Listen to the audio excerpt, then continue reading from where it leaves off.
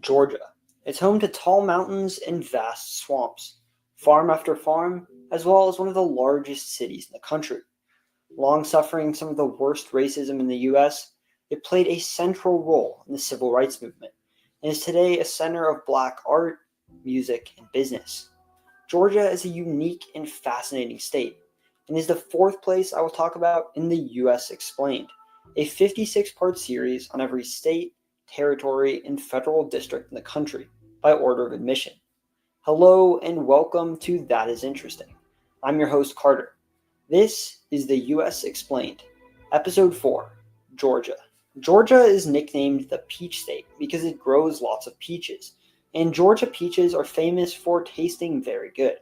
They've become a symbol of the state, so much that there's even a county in Georgia called Peach County. A neighborhood in downtown Atlanta is named Peachtree Center, and Peachtree Street is one of the city's most prominent roads. There's a suburb of Atlanta called Peachtree Corners and another called Peachtree City, where most of the residents actually get around using golf carts, as the city is filled with golf cart paths, and most people have a golf cart in their garage. A lot of the Peachtree names come from a city called Standing Peachtree, built by the Muskogee people on the site of Atlanta. There are simply way too many things named after peaches in Georgia for me to list, but you should be able to tell how much of a symbol of the state the fruit has become. The state is also known for growing Vidalia onions, pecans, and peanuts. Georgia's governor and the only president from the state, Jimmy Carter, was a peanut farmer before beginning his political career. Georgia is named after King George II, the grandfather and predecessor of King George III. George II ruled Britain in 1733, when Georgia was founded as a colony, so it was named in his honor. The state's name can sometimes be confusing, as there is a country that also has the name Georgia. The country of Georgia sits in the Caucasus on the Black Sea, in between Turkey, Russia, Azerbaijan, and Armenia. It's unclear whether the name of the state and country have the same origin, the word George. The country's name comes from the word Persians used to refer to the country's inhabitants, but some people believe the term comes from the Farsi word for wolf, while others believe it originates from St. George. Those who live in the country of Georgia, though, call their country Sakartvelo, which the U.S. might want to consider using as well to avoid confusion when referring to either the country or the state of Georgia. Back to the state, Georgia's flag is modeled after the first Confederate national flag. Many people outside the state likely don't know that about Georgia's flag, as the Confederate flag most people are familiar with is the Confederate battle flag. But Georgia's flag is nearly identical to the Confederacy's official emblem, the only differences being the number of stars on it, as well as the presence of Georgia's state seal.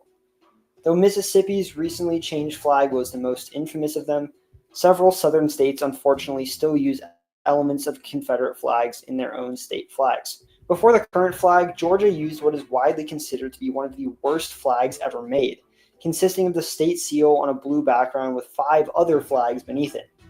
In the words of the North American Vexillological Association, it, quote, violates all the principles of good flag design. That flag was so despised that it only made it 2 years, and the governor who implemented it lost re-election in large part due to how much Georgians disliked it. Georgia sits around the middle of the 50 states in terms of land area, coming in at number 21, with a land area of 57,000 square miles, or 149 square kilometers, similar to Tunisia, Greece, or Bangladesh. Although by that metric it isn't among the country's largest states, most of the states that are larger than Georgia sit in the western US. In fact, believe it or not, Georgia takes up more land than any other state located fully to the east of the Mississippi. By population, the state is even larger. Home to 10.6 million people, it is the 8th most populous state in the entire country, with more people living in Georgia than states like North Carolina, Michigan, or New Jersey. It's located in the southern U.S., more specifically the Deep South, and borders 5 other states. Georgia's northern border, which it shares with North Carolina and Tennessee, appears to be a straight line, but in fact, one section of the border is located slightly to the north of the rest, creating something known as Montgomery's Corner. This seemingly meaningless anomaly is actually due to a border dispute between Georgia and Tennessee, and has had some pretty significant impacts on the state today. Unlike most border disputes between states, the Tennessee-Georgia border dispute is still happening. Georgia's northern border was supposed to sit on the 35th parallel. However, a surveying error in the early 1800s placed it too far to the south by about a mile. Another survey was held which gave a different line further to the north. Instead of switching to the new line, they used parts of both, connecting the two and creating Montgomery's Corner between North Carolina and Georgia. Because of this, Tennessee was given slightly more land than they were originally intended to have. This wouldn't have been much of a problem if it hadn't been for the Tennessee River. The Tennessee is one of the largest rivers in the U.S. and one of the South's major waterways. It cuts very close to Georgia, but doesn't actually cross into the state. The creation of a dam on the river brought the water even closer to Georgia, just 144 feet or 44 meters away. However, if the Georgia-Tennessee border had been correctly located on the 35th parallel, a small part of the river belonged to Georgia, allowing the state to use its water supply for its large and fast-growing population. Because of this, the two states are still arguing over this small section of land, and more importantly, water, to this day. Right at the section where the Tennessee River comes closest to Georgia, the state's western border with Alabama begins. About half of the border is a slightly diagonal line running north to south and ending in the towns of West Point, Georgia, and Lanett, Alabama, where it meets the Chattahoochee River. The border then follows the river south, passing through the city of Columbus, Georgia. Eventually, the border with Alabama changes to the border with Florida, and a small section of Florida actually sits to the west of Georgia. Just 21 miles to the south, the Chattahoochee River and another river in Georgia, the Flint River, flow together to form the Apalachicola River. At their confluence, the border between the two states begins to run east to west, with Florida to the south and Georgia to the north. It runs directly to the Okefenokee Swamp until it reaches the headwaters of the St. Mary's River, which it follows to its mouth in the Atlantic, not far north of the Florida city of Jacksonville. Georgia's coast in the Atlantic continues northeast to the mouth of the Savannah River in the city of Savannah. The river and its tributaries make up Georgia's entire border with South Carolina. The northern part of Georgia is very mountainous, with the Appalachian or Appalachian Mountains cutting through it. Though the mountains continue into Alabama, the Appalachian Trail either begins or ends, depends which way you're going, on Springer Mountain in Georgia, going the whole way to Mount Katahdin in Maine, and cutting through 14 states, making it the longest hiking trail on Earth. One of the most prominent ranges of the Appalachians, the Blue Ridge Mountains, ends in Georgia, and to its west sits the Appalachian Plateau, a hilly region to the west of the mountains called the Allegheny Plateau in the northern U.S. and the Cumberland Plateau in the south. Between these two sits a region of long ridges and valleys. Because of this, even though northern Georgia is very mountainous, different sections of the mountains act as different regions, with very different geography from one another. Some of the valleys are home to a pretty large population.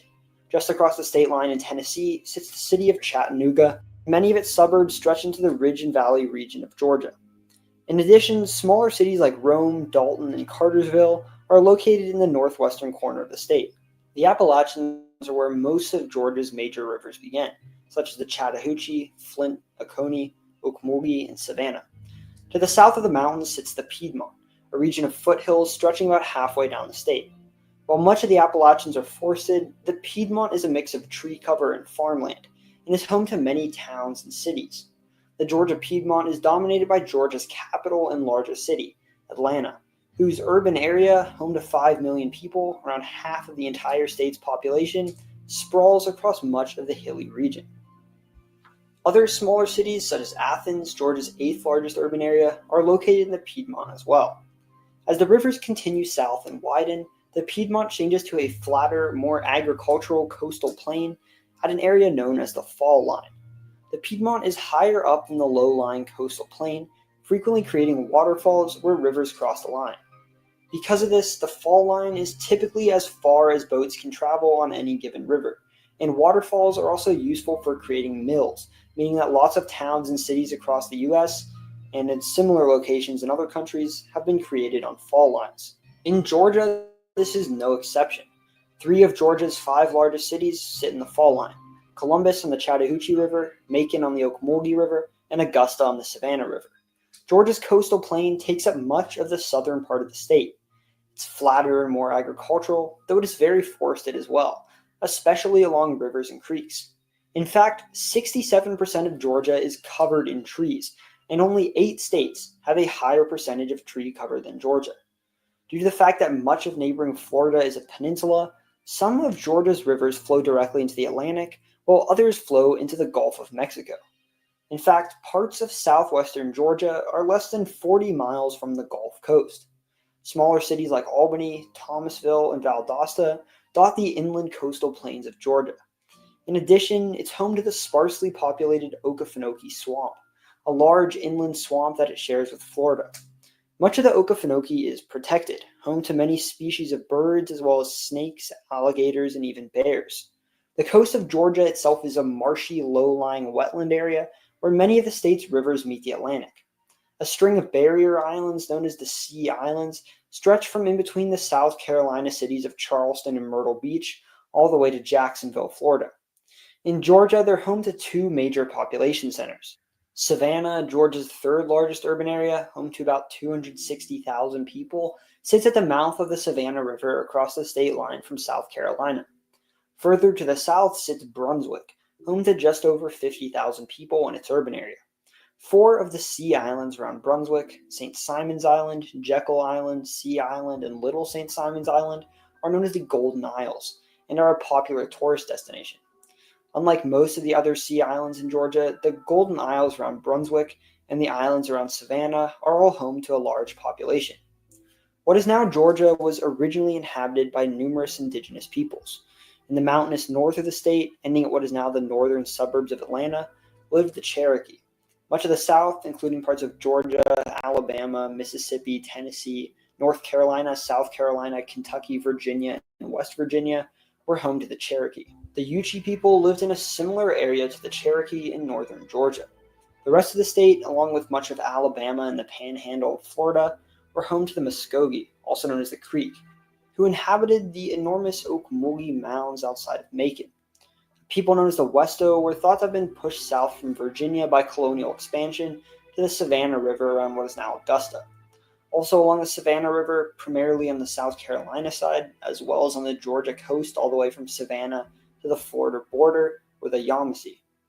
Finally, Timucua lived in much of southeastern Georgia and northeastern Florida. The Timucua were decimated by diseases brought from Europe, such as smallpox, and many that survived died at the hands of colonists and other native people. The British and Yamasee went to war in 1715, and in 1717 the Yamasee were pushed into Florida, which was under Spanish control. They were attacked again by the British just 10 years later, and most were killed. Many Yamasee that did survive joined local native tribes in Florida. The Westo were nearly wiped out in war with colonists from the Carolinas, and many that did survive joined the Muskogee. Pressured by colonists to abandon their traditional way of life, the Cherokee formed an agricultural society, created a central government in a written language, and built a capital city called New Echota in northwest Georgia. Georgia was actually the final of the 13 colonies to be founded, as it was created in 1732, just over 4 decades before the American Revolution. It was founded by a British member of Parliament named James Oglethorpe. Oglethorpe envisioned a place where British people who were in prison due to unpaid debts could resettle and work as farmers, and he banned slavery in the colony. However, not very many debtors actually ever settled in Georgia. It was seen as a buffer zone between more heavily populated British colonies like the Carolinas and the Spanish colonies of East and West Florida. After a British merchant named Robert Jenkins had his ear cut off by sailors from Spain, the 2 countries went to war, and Georgia's status as a buffer province between the 2 empires was put to the test as Spain invaded Georgia. The colony, however, was able to successfully push Spanish troops back to Florida. In 1752, Georgia came under direct control of the British monarchy. Just a few years earlier, Georgia's leaders had ended the ban on slavery, and the colony began bringing in thousands of enslaved people, primarily from the western coast of Africa, to toil away on Georgia plantations. During the Revolutionary War, Georgia was controlled for quite a while by British forces, and didn't fully wind up in American control until 1781. It became the 4th state to ratify the U.S. Constitution, doing so on January 2, 1788, a few weeks after the first 3 states, Delaware, Pennsylvania, and New Jersey, had ratified. and would be the first of many states to join the Union in 1788. Initially, Georgia stretched all the way to the Mississippi River, taking up most of what is today Alabama and Mississippi, except for the two states' coastal areas. However, an incident called the Yazoo Land Fraud resulted in Georgia losing a lot of territory. The state government sold much of its western lands, called the Yazoo lands, to other politicians for incredibly cheap prices. After Georgia later tried to undo the corrupt policy, the Supreme Court decided that it was too late, and the sold land could not be taken back, leading Georgia to then sell the entire western and central two-thirds of the state to the U.S. government, which eventually became Mississippi and Alabama, creating the state borders that Georgia has to this day. At the time of the Revolution, Georgia, having been a primarily agricultural colony meant to protect other colonies from possible invasion from Spain, had a very low population. It was home to fewer people than any of the other 13 colonies, just 23,000 in the 1770s, even fewer than far smaller states like Delaware and Rhode Island. This changed in 1829, when gold was discovered in the mountains of northern Georgia, starting off a gold rush that brought thousands of settlers into the state, and even a branch of the U.S. Mint. By the 1800s, many native people in Georgia and much of the southern U.S. had either been killed by disease or forced west. The Cherokee and Muskogee, however, still inhabited much of the state, although many Muskogee lands had been taken by the U.S. during the Creek War, waged by Andrew Jackson, and the few Yuchi that were still alive formed an alliance with the Muskogee. But the Cherokee and Muskogee's adoption of a lifestyle similar to that of the American settlers, including becoming involved in the horrible practice of slavery, still wasn't enough to protect them or their land, as the gold rush led to a massive increase in the state's population. Under the direction of Presidents Andrew Jackson and Martin Van Buren, despite the Supreme Court ruling the action unconstitutional, the Cherokee, Muskogee, Seminole, Choctaw, Chickasaw, and many other native tribes of the Southeast, as well as the black people that enslaved, were sent on a long forced march, called the Trail of Tears, to a place known as the Indian Territory, what is now Oklahoma. 46,000 people were sent on this forced mass migration. 4,000 Cherokee people alone died on the Trail of Tears, and estimates vary, but thousands more Native people died in total. Today, the Cherokee and Muskogee are mostly in Oklahoma. Only 623 Yuchi people are alive today, and many are officially members of the Muskogee Nation. Today, around 88,332 Americans are Muskogee, giving them the 9th highest population of any Native people in the U.S. The Cherokee have by far the highest population of any indigenous people in the country, as 819,105 Americans are Cherokee. Today, much of the city of Tulsa, Oklahoma, is divided between Muskogee and Cherokee lands, and 9.2% of Tulsans are Native people, the second highest proportion of any major city in the U.S. after Anchorage, Alaska. Slavery dominated Georgia before the Civil War. In some counties in the state, well over 70% of the population was enslaved. Though it existed across the early United States, as the 1800s progressed, northern states began prohibiting the horrible practice. States in the agricultural South, however, would not abolish slavery, and as the U.S. expanded to the West, whether or not the practice would be permitted in new states became a major source of contention. In months after Abraham Lincoln was elected president in 1860, Georgia, along with 10 other southern states, seceded from the Union and formed the Confederacy in an attempt to hold on to slavery, beginning the Civil War. Several major battles occurred in the state, such as the Battle of Chickamauga, which was fought in the northwest corner of Georgia near Chattanooga, Tennessee. Southwestern Georgia was the site of the Andersonville prison camp, where Confederate troops imprisoned 46,000 Union soldiers, nearly a third of whom perished in the prison's brutal conditions.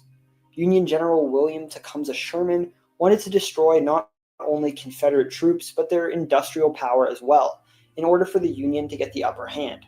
Sherman set fire to Atlanta, destroying much of the city before heading to Savannah in his march to the sea, the goal of which was to deal a major blow to the Confederate economy by leveling nearly everything in his path. In 1870, nearly 5 years after the Confederacy's defeat, and after every other state that had seceded rejoined, Georgia was readmitted to the Union. Even after the end of the Civil War and the abolition of slavery, racism was still very prevalent in Georgia. Many black Georgians, while no longer enslaved, had no land or money and worked as sharecroppers for little pay for the plantation owners they'd just been emancipated from. Racist Jim Crow laws restricted the rights of Black Americans across the South, and legal segregation endured for decades. White supremacist groups terrorized Black people, and in the century after the Civil War, hundreds of Black Georgians were lynched, more than almost any other state. In Forsyth County in 1912, a racist mob drove thousands of Black residents out of the county, until only 2% of the county's Black citizens had stayed. Even today, very few Black people live in Forsyth County. Around the time of the Civil War, nearly half of Georgia's population was Black. But finding little opportunity in the Jim Crow South, over several decades, 6 million Black Southerners fled north as jobs opened up during the World Wars in what is known as the Great Migration, bringing Georgia's Black population down to 26%, nearly half of what it had been before. Today, racism is far from over, but in the 1960s, significant progress towards equality was achieved during the Civil Rights Movement, which Georgia played a central role in. The movement's most prominent figure was Martin Luther King Jr., perhaps the most famous and well-respected figure in American history who never held the presidency or indeed any political office. MLK, the most prominent leader of the Civil Rights Movement, was born and raised in Atlanta and began his career as a minister at the city's Ebenezer Baptist Church. He, of course, delivered "I Have a Dream," potentially the most famous speech in U.S. history, and organized massive protests such as the Montgomery bus boycott and the March on Washington. King and other Atlanta civil rights leaders, such as Ralph David Abernathy and John Lewis, who went on to represent Georgia in Congress, pushed to end segregation and won over many Americans to their message of equality, and in doing so, fundamentally transformed Georgia, the South, the United States, and the world. Today, Black Georgians have a large influence in the state and make up around 32.6% of its population, a percentage surpassed by only two other states in the country, Mississippi and Louisiana. In the Sea Islands and coastal parts of the state live an ethnic group known as the Gullah or Geechee, descendants of former enslaved people who, isolated geographically, developed a unique culture and Creole dialect of English. Today, Georgia is dominated by the city of Atlanta, which sits in the Piedmont on the upper reaches of the Chattahoochee River. Not only is it the state's capital and largest city, but it's the 9th largest urban area in the entire country, home to 5 million people in its urban area, about half of Georgia's entire population. It is a sprawling metropolis, with Atlanta and its suburbs stretching over many different counties, such as Fulton, DeKalb, Gwinnett, Cobb, and Clayton, just to name a few. A look at a population map of Georgia will give you a good idea of just how huge Atlanta is compared to some of the state's other major cities. If you then inflate each county by population, you can see just how many Georgians live in the Atlanta area. Like I mentioned earlier, it is a major center of civil rights history. The King Center is located there, home to the resting place of MLK and Coretta Scott King, as well as the National Center for Civil and Human Rights. The Georgia Aquarium, also in Atlanta, is the largest aquarium in the Western Hemisphere and the 3rd largest on Earth. Even more impressive considering the city is over 200 miles from the coast, and the Atlanta Botanical Garden contains some spectacular outdoor exhibitions. The Jimmy Carter Presidential Library is located there along with the Carter Center, a major nonprofit focused on human rights, democracy, and eradication of disease. In addition, Atlanta is home to the CDC, the Centers for Disease Control. It hosted the Olympics in 1996, and the city's main airport, the Hartsfield-Jackson Atlanta International Airport, is the busiest on Earth. It has been for the past 2 decades, with over 110 million passengers passing through in 2019, more so than far larger cities like Beijing, Los Angeles, Tokyo, or London. Many large companies are located in Atlanta, such as Coca-Cola, which was first sold there in 1886, Home Depot, Delta, and UPS. While most people think of LA when they think of the film industry, many major film studios are located in Atlanta, and the city has been used as a film location for countless movies and shows. The city has also played a major role in the American music scene. Many different genres of music have thrived in Atlanta, such as rock, gospel, soul, and country, and today it's a center of hip-hop, home to many successful rappers. Downtown Atlanta is long and spread out, and is home to many towering skyscrapers, such as the Bank of America Plaza, which at 1,023 feet or 312 meters is the tallest building in the entire South. Only 9 cities in the entire country have more skyscrapers than Atlanta, and only 3 other U.S. cities besides New York and Chicago contain a building taller than the Bank of America Plaza. The Federal Reserve Bank is split into 12 regional districts, each served by a bank headquartered in a different city. Atlanta is one of the 12 U.S. cities home to a Federal Reserve Bank, and it serves much of the South. In fact, the Federal Reserve System was created at a secretive meeting of prominent bankers on Jekyll Island, one of Georgia's Golden Isles. Because so many people move to Atlanta from around the country and the world, it is a rare part of the Deep South that doesn't have as much of the Southern culture that is prevalent in the rest of Georgia, where traditional Southern foods like grits, cornbread, seafood, dumplings, and barbecue are popular. In addition, Southern accents and dialects, though very different across the state, are also less common in Atlanta. Besides Atlanta, Georgia is home to several other cities that, while not as large, still play an important role in the state. Georgia's second most populous city is Augusta, with over 386,000 people sitting in its urban area. It sits on the fall line on the Savannah River, with many of its suburbs sitting across the river in South Carolina. While it doesn't have anything the size of some of Atlanta's skyscrapers, Augusta's downtown does have some decently tall buildings. Music legend James Brown grew up in the city, and in the early 1900s it was home to many resorts. Today, hundreds of thousands of people visit Augusta every year to watch the Masters golf tournament. Georgia's third largest urban area, Savannah, is home to 260,000 people in it and its suburbs. It sits, like Augusta, on the Savannah River, where the river meets the Atlantic. Despite sitting across from South Carolina, there really aren't any suburbs directly across the river from the city. It's home to the busiest port in Georgia and the 23rd busiest in the country. An old and historic coastal city, Savannah is famous for its beautiful architecture and is frequently voted as one of the best cities in the U.S. Savannah was Georgia's original capital city. It was then moved to Augusta, then Louisville, Milledgeville, and Atlanta, which is of course still the capital city today. Only slightly smaller than Savannah, at 253,000 people, is Columbus, which sits on the Chattahoochee River, downstream from Atlanta and on the fall line. At this point, the river is the border between Georgia and Alabama, and the Alabama town of Phoenix City sits directly across from downtown Columbus. The city has an industrial feel to it, as it was an important center of the textile industry, with mills surrounding the river rapids formed by the fall line. Due to the rapids formed on the Chattahoochee, Columbus is also home to a whitewater rafting course, the longest one in the world that's located in the city. Nearby sits Fort Benning, a major military base, as well as a spectacular Providence Canyon. Franklin Delano Roosevelt vacationed regularly in nearby Warm Springs, where he constructed a polio treatment center, and it was at Warm Springs where he died in office in 1945. Macon, home to 153,000 people, sits in the middle of the state, sitting on the fall line on the Ocmulgee River. Home to beautiful architecture and a large downtown for a city of its size, the Ocmulgee Mounds, a spectacular Native American earthen pyramid, sit just outside the city. Not far to the south sits the city of Warner Robins, home to Robins Air Force Base. The last 2 cities I'm going to talk about are Athens and Albany.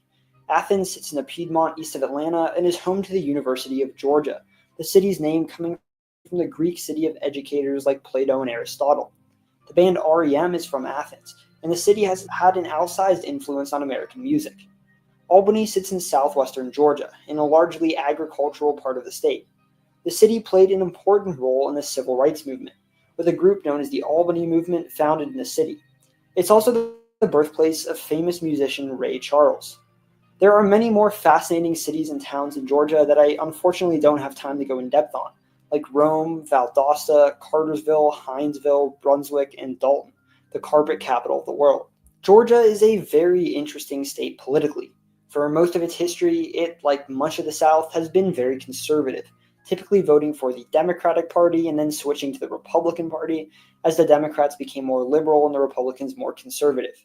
By the 1960s and 1970s, following the Democratic Party's support for the Civil Rights Act, Georgia began consistently voting Republican, with 3 exceptions, each a time when the Democratic Party nominated a Southern candidate. In 1972, every county in Georgia had voted Republican, for Richard Nixon, but the following election, every county voted Democrat for Georgia's former governor, Jimmy Carter, despite Carter's liberal views on civil rights. Carter easily won the state in his 1980 bid for re-election, despite losing much of the country. In 1992, Georgia voted blue once more for another Southerner, Arkansas Governor Bill Clinton.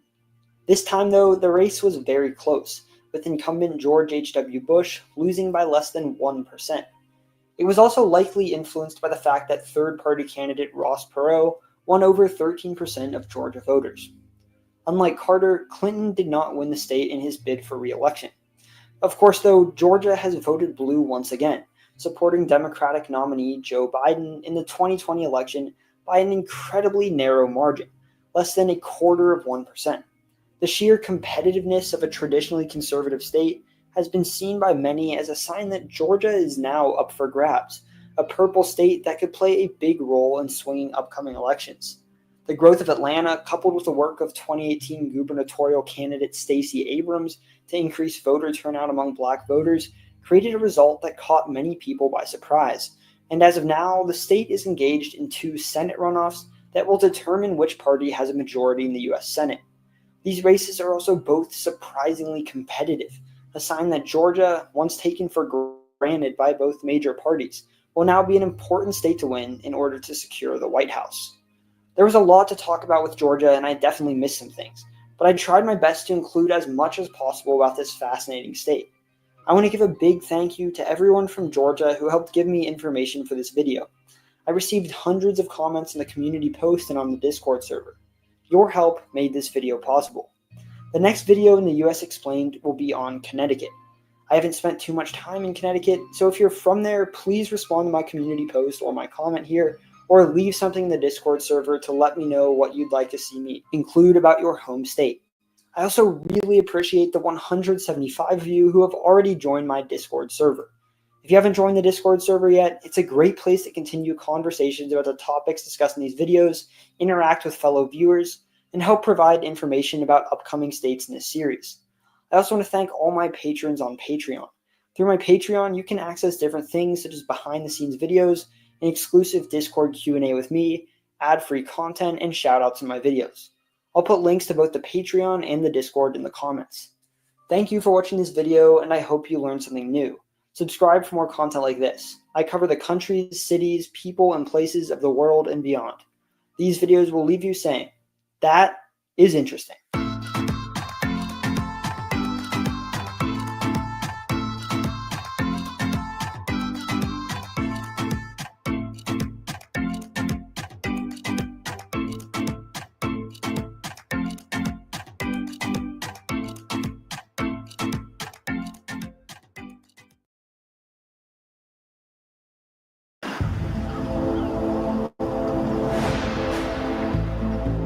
There's a new inmate at the federal prison in Otisville, New York. A 42-year-old convicted Chinese spy named Xu Yanjun. In October 2021, Xu sat across a federal courtroom in Cincinnati from another career spy, a retired CIA officer named Jim Olson, who was testifying for the U.S. government. When I looked at Xu in the court, it crossed my mind. He and I are alike. We both were serving our country. Honorably, we thought. We both were schooled in tradecraft. But there's a big difference between the two of us. What's that? You got caught, and I didn't. The story of how Olson and Xu came to face each other is a tale of modern espionage. It's a saga that revealed Xu was just a small piece in what U.S. officials say is a vast enterprise orchestrated from Beijing with one goal in mind. China ultimately wants to surpass the U.S. as the dominant global superpower. In this global shadow war, it can be difficult to tell just who has the upper hand. But the story of Xu Yanjun demonstrates just how this game is played today. And it's a game with millions of American jobs on the line. What's the way for the United States to win this espionage war? We have to be more aggressive. We have to wake up. What torments me is that we haven't caught them all.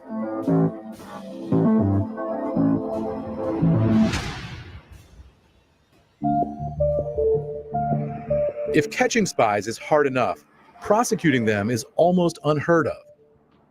In Cincinnati, Ohio, there are two U.S. attorneys who've done it, Tim Mangan and Emily Gladfelter.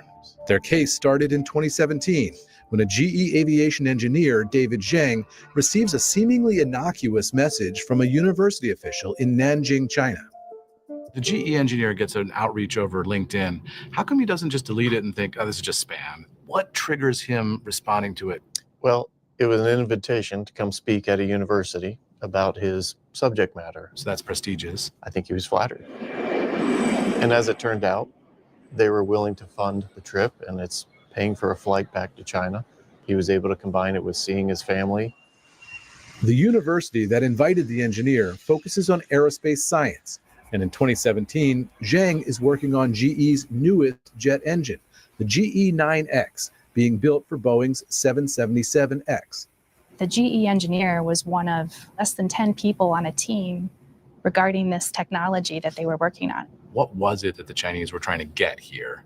GE's engine fan blades are made of a composite material, which makes it very light, very strong. That gives it a tremendous advantage over competitors with respect to weight, fuel efficiency, and so forth. Other competitors have tried to develop this on their own, and some are getting close. But as far as engines that are up in the air right now, the only ones with a composite fan blade and a fan blade case are from GE. David Zhang declined our interview request, but prosecutors say that when he visits the university in Nanjing in June 2017, he's being assessed. During his trip, Zhang is introduced to a man who claims to be part of a local science and tech association. The alias he uses is Chu Wei, but it's Zhu Yanjun, who works for the Ministry of State Security. It's essentially the main intelligence operation within the Republic of China. Xu Yanjun is a spy at the Ministry of State Security, or MSS. In the spring of 2017, Xu is 36 years old and a mid-level officer in one of its provincial bureaus. He attempts to recruit the GE engineer as an agent using techniques known as tradecraft. Jim Olson is a former chief of counterintelligence at the CIA. You have to pretend to be someone else. That's your cover. A decorated spy who was undercover in Paris, Vienna, and Moscow, Olson made the difficult decision to come in from the cold to teach the country's next generation of intelligence officers at the Bush School at Texas A&M University. As the prosecutor's expert witness on tradecraft, Olson says Xu Yanjun's wooing of the GE engineer was textbook. In LinkedIn, you're soliciting responses from prospective employers. And what the Chinese do is they respond. And they do it under the guise of something that is innocent sounding. Would you be available to come to China at our expense to do a guest lecture? It's above board, it's unclassified, all expenses paid. They wine them and dine them. They flatter them. So far, none of that sounds like spying. It's That not sounds spying like yet. networking. It's spying from the Chinese standpoint because they're sizing this person up. They've got designs on that person. They're not satisfied with an unclassified lecture. They want to get their hands on the goods. They want to get into the classified realm, into the trade secret realm. Prosecutors say that while the GE engineer tells his bosses he's going to visit his family, he leaves out one crucial bit, which is against company policy. He went on the trip and didn't tell the bosses that he was going to give this presentation. And that's what initially we were investigating. GE and law enforcement discovered the engineer had taken company material to China to help him prepare for the presentation. It was material so sensitive that you need a license to take it out of the country. After the FBI confronts him in GE's offices, the employee begins to cooperate. So what the FBI does is they take control of the operation. They begin to respond as the employee to the emails and the phone calls that are coming in from the Chinese side. And it is a classic double agent operation. The FBI uses the GE engineer to connect with the man he met in China. Xu, sitting over in China, is encouraged because the communications that are coming back from the FBI, posing as the employee, are encouraging. So Xu thinks the GE engineer is a spy for China, He's moving in that direction. but he's actually a double agent working for the FBI. That's right. Xu begins testing the boundaries, sending detailed requests to the engineer to see what he'd be willing to fork over. One of the things that Zhu sent to the GE engineer was a shopping list of things that he was looking for. This was a list of things that he obviously had gotten from talking to other people in China, companies and government officials. So this is the wish list. This is the wish list. So the top version is the Chinese version and then the translation underneath. And so this is the actual ask. He's asking for the types of software programs they're using. He's asking design and structure questions about the composite material for fans and the fan casing. Was there a moment where you said, we're over the hump here, we have plenty of evidence, we're going to be able to prosecute this case? To me, it was the request for the laptop directory. A laptop directory would list all the files that the engineer had access to, files filled with GE's proprietary information and possibly the secret sauce for its engine bleeds. He attaches instructions on exactly how. Here's how he you wants do to it. Yes. Step 1, create a notepad document. Step 2, open it and entering the following content. So he's giving him literally step-by-step instructions on how to send him GE information. Yeah, and this is the type of document that should make U.S. companies nervous. This is exactly the steps that you go through if you want to copy your company computer and give it to China. China is one of the world's biggest markets for new commercial aircraft, and it's relied on Boeing and Airbus for most of its airplanes. The country has a commercial airplane manufacturer, COMAC, but it hasn't exactly done well. The Chinese have, since the late 70s, tried to develop their own aircraft, first on their own and then in collaboration with Western companies. Almost all of those have failed. Scott Kennedy of the Center for Strategic and International Studies has been researching China since he was a college student there 35 years ago. The C919, which is supposed to compete with Boeing 737, everything that's in that plane that keeps it in the air is American or European. So explain, if you could, how this Chinese spy, Xu Yanjun, stealing this piece of technology from GE Aviation, fit into the larger goal of what China's trying to do. The Chinese have been trying to develop engine technology on their own. There have been people in China who have been looking for alternative means, so to speak, to obtain this technology that they couldn't develop regularly and legitimately. And those are the spies. Yes. Creating their own commercial aircraft is perhaps Xi Jinping's top commercial priority. He has associated himself personally with achieving this mission. The political incentive for anyone in China in this sector is sky high. And it's part of a larger plan called Made in China 2025. Unveiled in 2015 by the Beijing government, it listed 10 high-tech or advanced industries that China wanted to develop fast, first to supply their own domestic market, and then the global one. What areas do the Chinese want to dominate? Computers, phones, telecom equipment, new energy vehicles, autonomous vehicles, commercial aircraft, biotech. Their wish list actually looks a lot like our wish list. That's a plan to dominate the global economy. Certainly, the Chinese, I think, believe that if they are not at the top, they're going to be victim to somebody else. But commerce is also part of national power. When China first opened up to the US and the West in the 1970s, the country became the destination for low-cost manufacturing, clothing, toys, and other consumer goods, to the benefit of the American shopper's wallet. But as China's economy boomed, its middle class did too. China has started to experience the same transition that all countries eventually experience. Wages start to rise and industries start to move. Timothy Heath is a senior international and defense researcher with the Rand Corporation. The current path that China is on is unsustainable. They cannot keep making these low-wage products. They are subsidizing them currently at such a heavy rate that the losses are growing and growing, and the debt is growing. If it fails to move up the value-added chain, China will be faced with a massive unemployment problem, and its prospects will be very bleak. So if you can't develop it yourself, the strategy in China is go out and steal it or go out and buy it. Correct. And they have directed all elements of state power, from the commercial to the academic, to the government, to the military, to do their part in acquiring the technology needed for China to succeed. Senator Mark Warner, a Democrat, and Senator Marco Rubio, a Republican, are the leaders of the Senate Intelligence Committee. They've been briefing U.S. business leaders about the threat from China since 2018. Today, the world we live in, the world we've all benefited from, the world we still benefit from to some extent, was a world framed by an American-led order. Now, if they are dominant in these fields in the 21st century, the entire world will be responding to Chinese standards, which is leverage in and of itself over geopolitics, over decisions that policymakers can make over society. The old notion of 20 years ago what national security was and who's got the most planes, tanks, ships, and guns is no longer the case. Who controls these data flows? Who has the most advanced wireless communications? Who controls overhead satellites? Who is going to make the most advances in synthetic biology or controls next generation energy?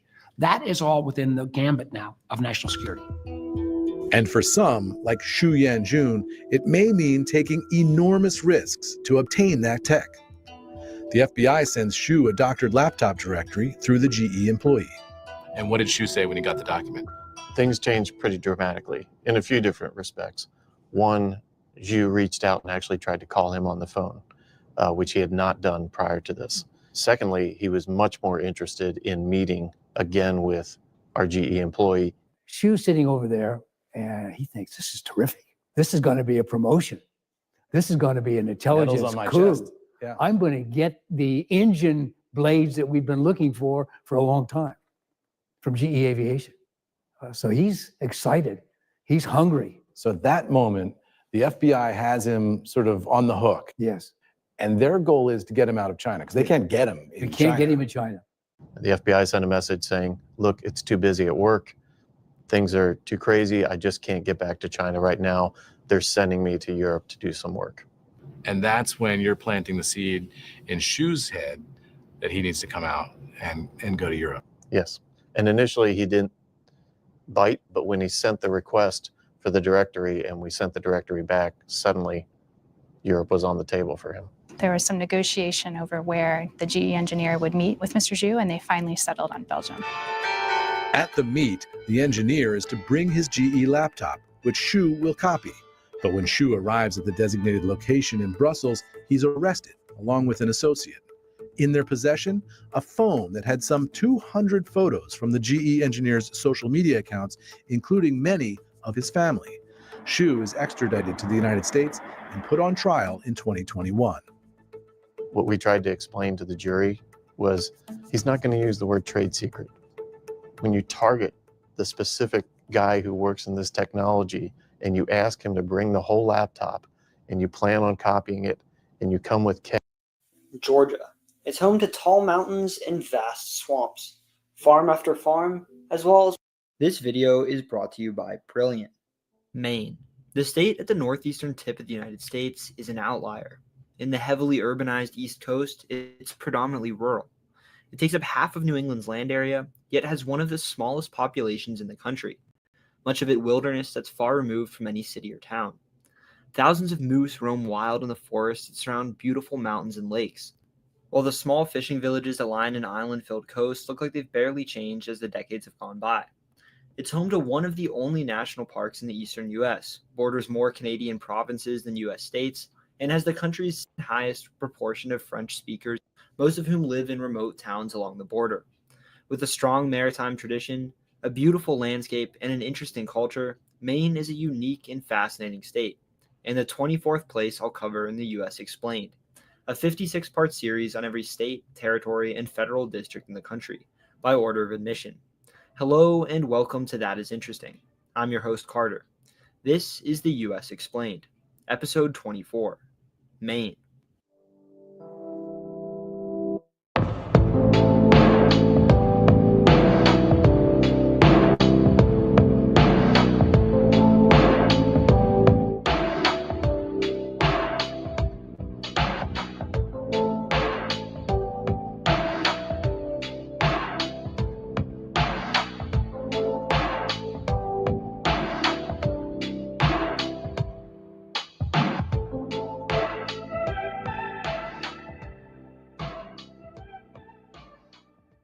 According to the Köppen climate classification, Maine sits almost entirely in the warm summer humid continental climate zone, with high humidity, 4 distinct seasons, warm summers, and very cold, snowy winters.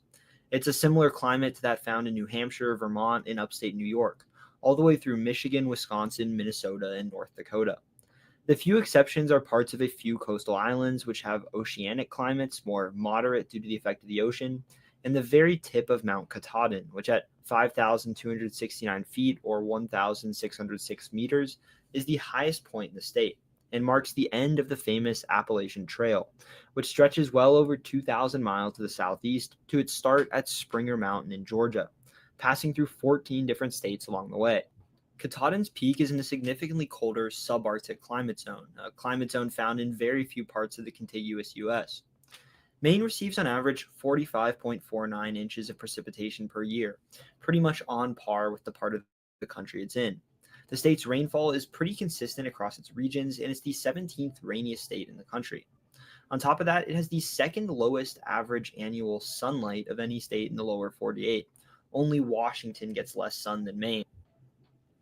And with an average temperature of 43 degrees Fahrenheit, it's the country's fourth coldest state on average, surpassed by only Alaska, North Dakota, and Minnesota. The entire state is located in the Eastern time zone, but the neighboring Canadian province of New Brunswick is an hour ahead in Atlantic time. Maine and New Brunswick have a lot of border communities, especially along the St. Johns River in the north, so I'm sure that can be a bit of a hassle. The state has even considered switching to Atlantic time in the past. Though by their location across the international dateline, Guam and the Northern Marianas see the start of the new day first, and by direction of travel, Puerto Rico and the Virgin Islands are further east. Maine is the easternmost point in the contiguous U.S., so far east that, interestingly, despite being significantly further to the north, it's actually the closest point in the lower 48 to the continent of Africa, as well as, unsurprisingly, to Europe, though each of these points are in different parts of the state. The honor of the contiguous U.S.'s easternmost point goes to Sail Rock, a tiny rock just off the coast of West Quoddy Head, a point guarding the entrance of Passamaquoddy Bay near the town of Lubec, and the mainland of the country's easternmost point. For a few weeks each year, the West Quoddy Head Lighthouse is the site of the continental U.S.'s first sunrise. For about half the year, that spot is Mars Hill, a hill in northern Maine along the border with New Brunswick, and most famously, for the rest of the year, the first sunrise is at Cadillac Mountain, a peak on Maine's Mount Desert Island in Acadia National Park that at 1,530 feet or 466 meters is by far the highest coastal point on the Atlantic coast of the lower 48. Maine is nicknamed the Pine Tree State. It's filled with trees, including many pines, and in fact is the most forested state in the entire country. With over 89% of the entire state covered in trees, no state or territory surpasses it. Forest takes up nearly all of the state, the one major exception being the agricultural potato-growing part of Aroostook County along the Canadian border. You also hear Maine referred to as vacation land. The state actually ranks pretty low as the country goes in terms of tourism numbers at 44th out of the 50 states in DC, but this stat alone can be pretty misleading. First off, the 15 million people recorded as visiting Maine each year is still huge in comparison to the state's roughly 1 million residents. On top of that, tourism numbers are pretty hard to track in general. The best tourism agencies can usually do is look at hotel and other lodging reservations. But in Maine, this overlooks a major element of local tourism that has a huge impact on the state: second homes. Maine has the highest proportion of vacation homes in the entire country. 19%, or nearly a fifth, of all houses in the state are second homes, a staggering.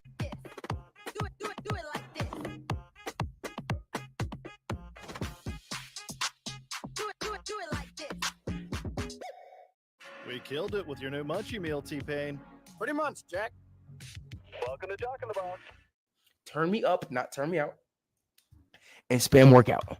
Let's go. Let's go. We're going to switch in about 5.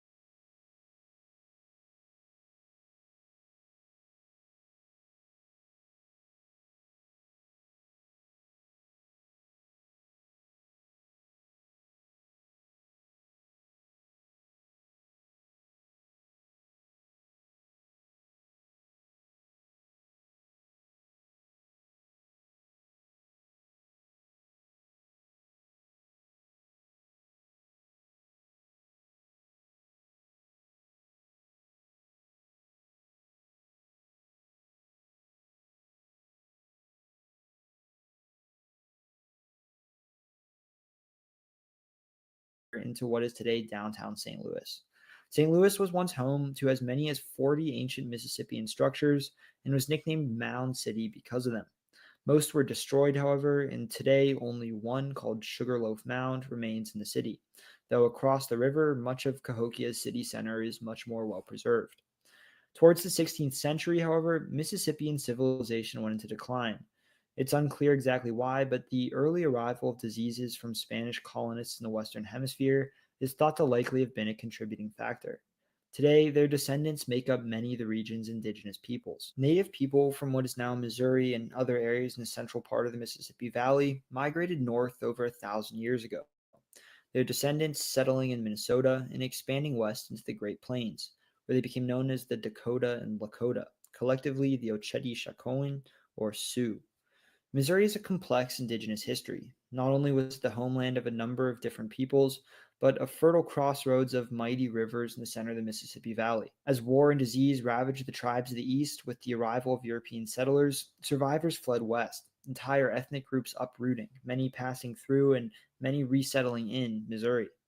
The Caddo lived in the very southwest of the state. A confederation of peoples called the Illiniwek or Illinois, whose descendants today call themselves the Peoria and the Miamia, lived along the Mississippi River across the entire length of the state.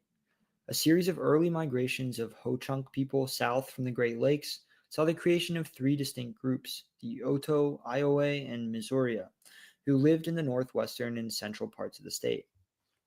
Another early migration brought speakers of a Siouan dialect called Dejiha from the Ohio Valley, perhaps as far east as Pennsylvania. Upon reaching the confluence of the Ohio and Mississippi, a group of the tribe's members split off, heading downstream to Arkansas, where they became known as the Quapaw, their homeland stretching in part into southern Missouri. The rest continued upstream, then following the Missouri. In the Ozarks, a group split off and would become known as the Osage, a powerful tribe that would control much of the region. Those that continued upstream would split into three other peoples. The Kaw or Kansa would live in northwestern Missouri and spread across much of their namesake Kansas, and further north the rest would settle in Nebraska as the Ponca and Omaha peoples. As European colonial powers and later the United States expanded westward, groups like the Meskwaki or Fox and Sauk peoples were pushed south into northeastern Missouri from Wisconsin, and the Kickapoo fled west from Indiana. Deadly diseases like smallpox, which first arrived with the Spanish, decimated the continent's indigenous people, killing 90% of them, and many survivors often were killed at the hands of settlers. The infamous and deadly Trail of Tears from the southeast to Oklahoma passed through southern Missouri, and eventually most of the region's surviving native people were pushed further west, mostly to neighboring Indian Territory, today Oklahoma, though some migrated even further away, some Kickapoo, for example, settling in Mexico. The first Europeans to reach the region were the French. An expedition by a Jesuit missionary named Jacques Marquette and a French-Canadian explorer named Louis Joliet explored the region in 1673, traveling down the Mississippi. A few years later, in 1682, a French explorer named René Robert Cavelier, Sieur de la Salle, led a voyage down the river, claiming the river valley for France and naming it La Louisiane, or Louisiana, for King Louis XIV. It was initially governed, though, as part of Canada, the French colony centered on the St. Lawrence River and extending southwest to the Great Lakes. The region along the middle section of the Mississippi was referred to as the Illinois Country for the Illinois Confederation of Native people who lived there. In 1700, they built a mission near where the River des Peres meets the Mississippi, though it was soon abandoned. Most colonial settlement in the Illinois Country was at that time on the other side of the river. 19 years later, France established a number of lead and silver mines in a spot in the Ozarks they called Mine La Motte, bringing over enslaved black people to work the mines from their colony of Saint-Domingue, what is today Haiti, the beginning of slavery in Missouri. 2 years prior, control of the Illinois Country was transferred from the French colony of Canada to the French colony of Louisiana. Most of the colony's settlements were on the Gulf Coast further south, and to distinguish the two, the newly added region became known as Upper Louisiana. Still, most of the French settlers in Upper Louisiana had come from the colony of Canada. They founded the first permanent colonial settlement in the state, St. Genevieve, in 1735 on the banks of the Mississippi River. Most of the settlers in the town had lived across the river in what is today Illinois for generations. By that time, France controlled much of the North American interior in a large and powerful empire. Most of their settlements, though, were either at the mouth of the Mississippi in the nearby Gulf Coast in lower Louisiana, along the St. Lawrence River in the colony of Canada, or surrounding the Gulf of St. Lawrence and Bay of Fundy in the colony of Acadia. In the mid 1700s, Acadia was home to 15,000 colonists, Canada 44,000, and Louisiana 20,000. But Upper Louisiana was only home to around 2,500 of them. The interior was a large fur trading empire, mostly inhabited by native people in trade alliances with France. These trade partnerships, along with a system of well-placed forts on strategic waterways, created an arc between the Mississippi and St. Lawrence, connecting the two French colonies and keeping British settlement hemmed in on the other side of the Appalachians. Most of the settlers in Upper Louisiana were fur traders, many of whom married and raised families with native people from the region.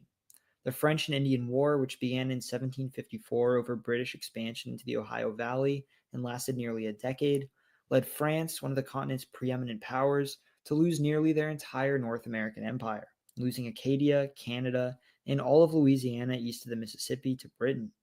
Meanwhile, their ally Spain had joined the war, but in response, Britain captured and laid siege to two of their important colonial port cities, Manila and Havana, returning the cities in exchange for the Spanish colony of Florida. To keep them on their side in negotiations and compensate them for their losses, France secretly sold Louisiana to Spain, but it took a few years for the new rulers to actually have administrative control of the colony.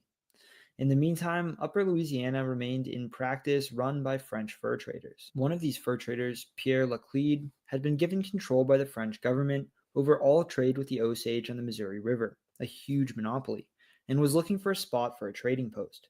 Though the confluence of the Missouri and Mississippi rivers would be a strong strategic location, the actual site itself was low-lying and swampy, difficult to build on. Instead, Laclede chose a site just a few miles downstream on higher ground, just across the river from the site of the ancient city of Cahokia. His stepson, Auguste Chouteau, who was just 14 years old at the time, led a group of French settlers to the site and began construction of a town, which Laclede named Saint Louis for King Louis XIV of France, a pronunciation that would change over time to St. Louis. It was a French-speaking city founded by French settlers, though technically still under the jurisdiction of France. The transition to Spanish control was inevitable, and by 1770, all of Louisiana west of the Mississippi was a Spanish colony. The territory was large and difficult to govern, and soon after, Spain divided it into Upper and Lower Louisiana. Though still part of the same colony, the old Illinois country was governed as the District of Illinois, given a local government based in St. Louis.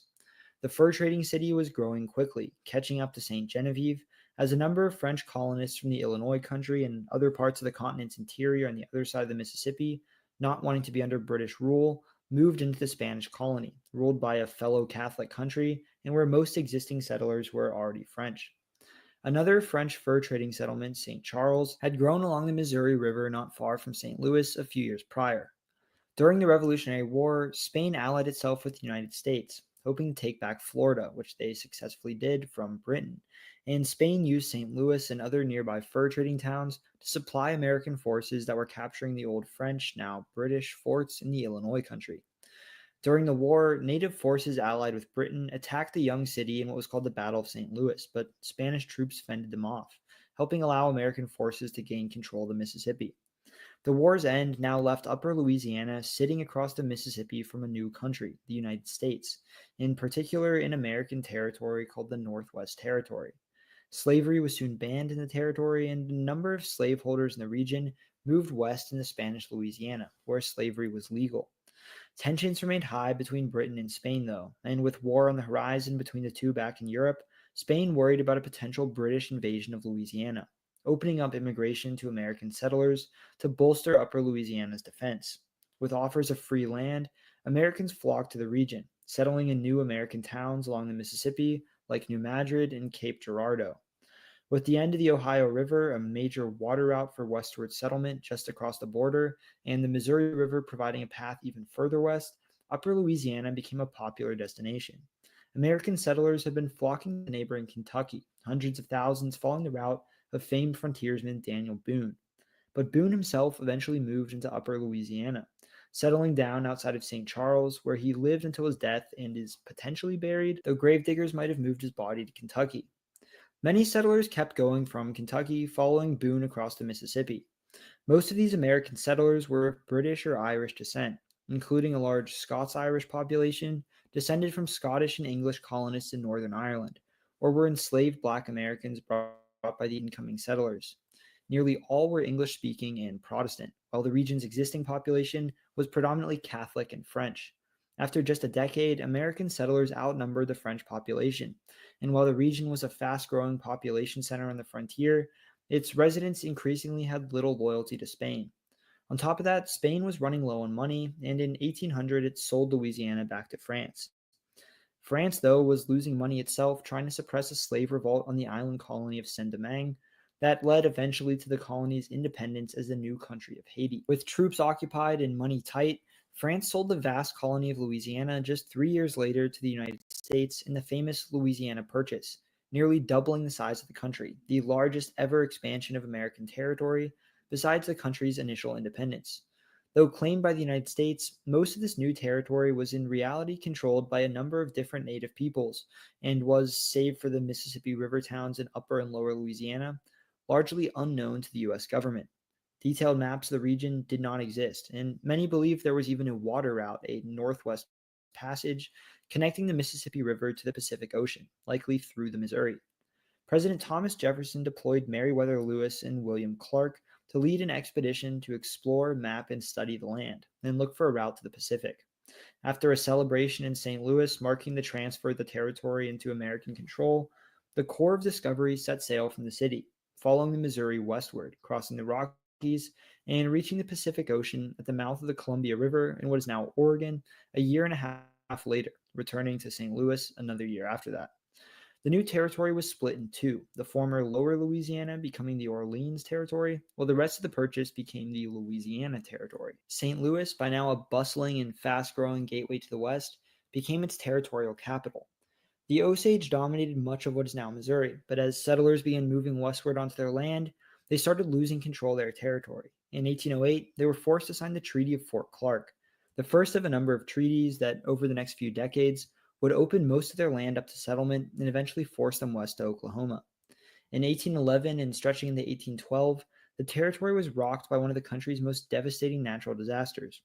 An earthquake measuring somewhere between 7.2 to 8.2 on the Richter scale struck the New Madrid fault zone, the strongest earthquake ever to strike the country anywhere besides the earthquake-prone West Coast, and a number of serious aftershocks, some possibly even stronger, continued in the following months. The impact of the quakes were massive. 1,000 miles away in Boston, it caused church bells to ring. And in D.C., President James Madison reported it felt the ground shake. For the settlers, slaves, and Native Americans living in this frontier territory, it was a truly terrifying ordeal. Blasts of liquid sand sprayed into the air. Houses crumbled. Cracks opened in the earth. The Mississippi River, running by the fault, flowed backwards for several hours as the ground beneath it shifted. Parts of the river changed course and new lakes were formed. New Madrid was destroyed, and a nearby Native American town was swallowed by river waters rushing to fill a new lake. Large sections of forest were pushed downward, transforming into sunken swampland. Many fled the once thriving region, and it's thought that as many as 500 people were killed, which would make it the deadliest earthquake to strike the U.S., other than the San Francisco earthquake of 1906. In 1812, the Orleans Territory to the south was admitted as a state, but it took the unusual step of doing so under a different name, the name of the territory it used to be a part of, Louisiana. The Louisiana Territory took the name instead of the river that ran through the which its capital city sat just below the mouth of, Missouri. The Missouri Territory was still a sparsely populated frontier territory, but as it grew, its residents began to push for statehood. In 1819, a southern section of the territory was split off into the new Arkansas Territory, and in the previous few years, discussion had ramped up about admitting the more populated section of the territory as a state. It would not be so easy, and would become wrapped up in one of the most controversial and consequential. With the Louisiana Purchase and further expansion, clear that in the coming decades the country could be home to dozens of new states. Slaveholding states in the South hoped that if new states could be admitted as slave states, where the brutal practice was legal, they could have a Senate majority who supported keeping slavery legal. Meanwhile, abolitionists in the North hoped that by only allowing new states to enter as free states where slavery was outlawed, they could eventually build a Senate majority who opposed slavery, opening the door to emancipation nationwide. At the same time, neither free nor slave states had a clear majority, making the status of the issue in newly admitted states essential to the fate of slavery going forward. In Missouri, roughly a sixth of the territory's population lived in chains, laboring on slave plantations primarily in the Missouri Valley upstream of St. Louis. Many slaveholders in the state wanted slavery to remain legal in Missouri, as did Southern politicians opposing the addition of a new free state, while many Northern politicians opposed it. As Congress debated the state constitution that would admit Missouri, Congressman James Talmadge added an amendment banning slavery in the state, and after a long debate, Congress was unable to agree on the state's status, stalling its admission, and for months it remained in limbo. Potential for compromise came when a large section of Massachusetts that was physically disconnected from the rest of the state, called the District of Maine, requested statehood as well. Slavery had been outlawed in Maine for decades, and there was no question that the majority of its residents opposed the institution and its expansion. More than a year after Congress had first started voting on Missouri's admission, a compromise was crafted that passed both houses. Missouri would be admitted as a slave state and Maine as a free state, keeping the balance of power the same. As for any new states in the future, slavery would be permitted in states sitting south of the 36th parallel, Missouri's southern border, and outlawed in states north of the line. For another year, statehood remained delayed as Missouri's constitution banned free black settlers from moving to the state. After another compromise, promising that U.S. citizens would be exempt from this clause, Missouri was given the green light. On August 10, 1821, 4 years after first applying for statehood, the southeastern corner of the Missouri Territory was admitted as the 24th state, Missouri. Though Missouri had finally gained statehood, for the tens of thousands of black Missourians living in bondage, a chance for freedom had been lost, and the can had been kicked down the road on the issue of slavery. A controversy not solved but pushed off, and a human tragedy allowed to continue for 4 more decades. The Missouri Compromise, as it was known, solidified the country's north-south divisions and allowed the political deadlock around slavery to continue, keeping the Senate roughly evenly split. The stage had been set for civil war. The state's borders initially differed from what they are today. In 1837, Missouri purchased a section of land east of the Missouri River, known as the Platte Purchase, from a number of native tribes, and a border dispute known as the Honey War with the Iowa Territory over the state's northern border was resolved in 1849, placing it a little further to the north. For the first time, a U.S. state sat fully west of the Mississippi River. Westward expansion in America had begun, fitting for the starting point of the first American expedition, exploring and documenting much of what would become the American West. Though its territorial government had met in St. Louis, Missouri's state government initially met in St. Charles, but quickly moved the capital to a new site, a small town on the Missouri in roughly the center of the state called Loman's Landing, which they renamed Jefferson City. The new state had become the destination of a new religious movement founded in upstate New York by a man named Joseph Smith, the Church of Jesus Christ of Latter-day Saints.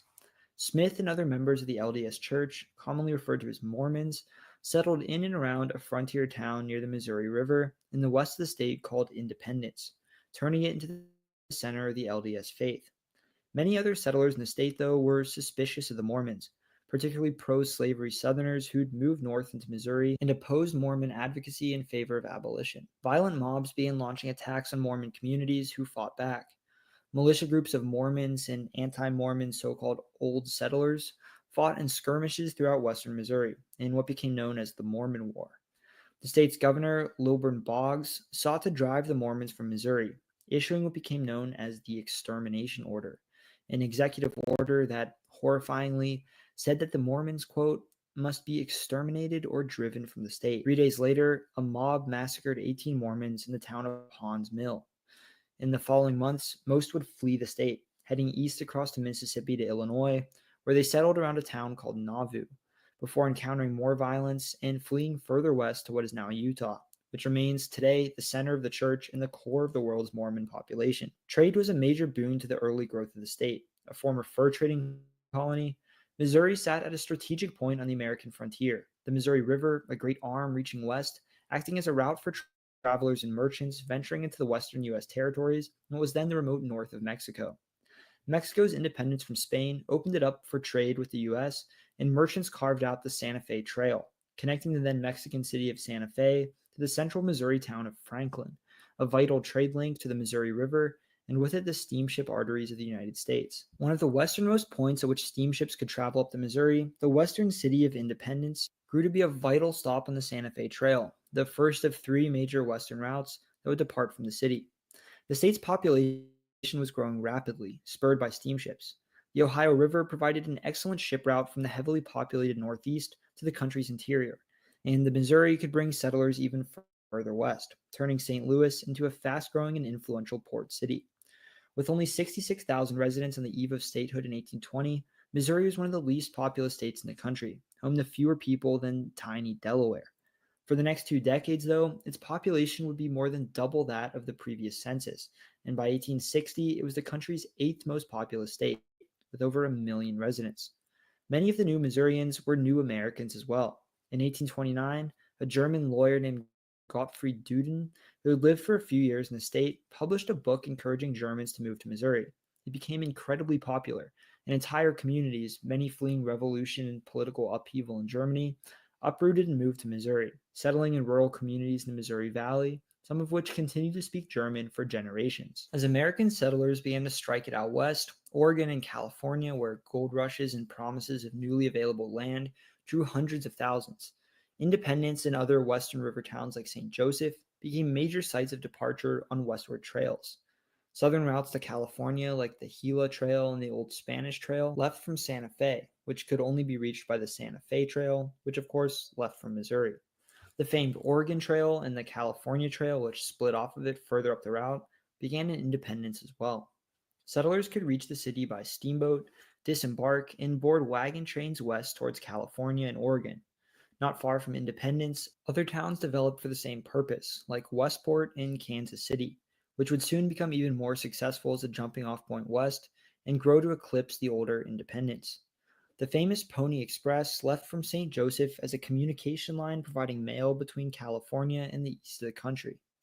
Slavery became a flashpoint in the state once more with the Supreme Court's infamous Dred Scott decision, determining that Dred Scott, an enslaved black Missourian who sued for his freedom after being brought into a free state, could not be free, ruling that black Americans could not even be citizens. Often considered the court's worst ever ruling, it further inflamed tensions that would soon lead to conflict. The outbreak of the Civil War put Missouri in an unusual spot. It was a slave state, but not nearly as dependent on slavery as many other states further to the south.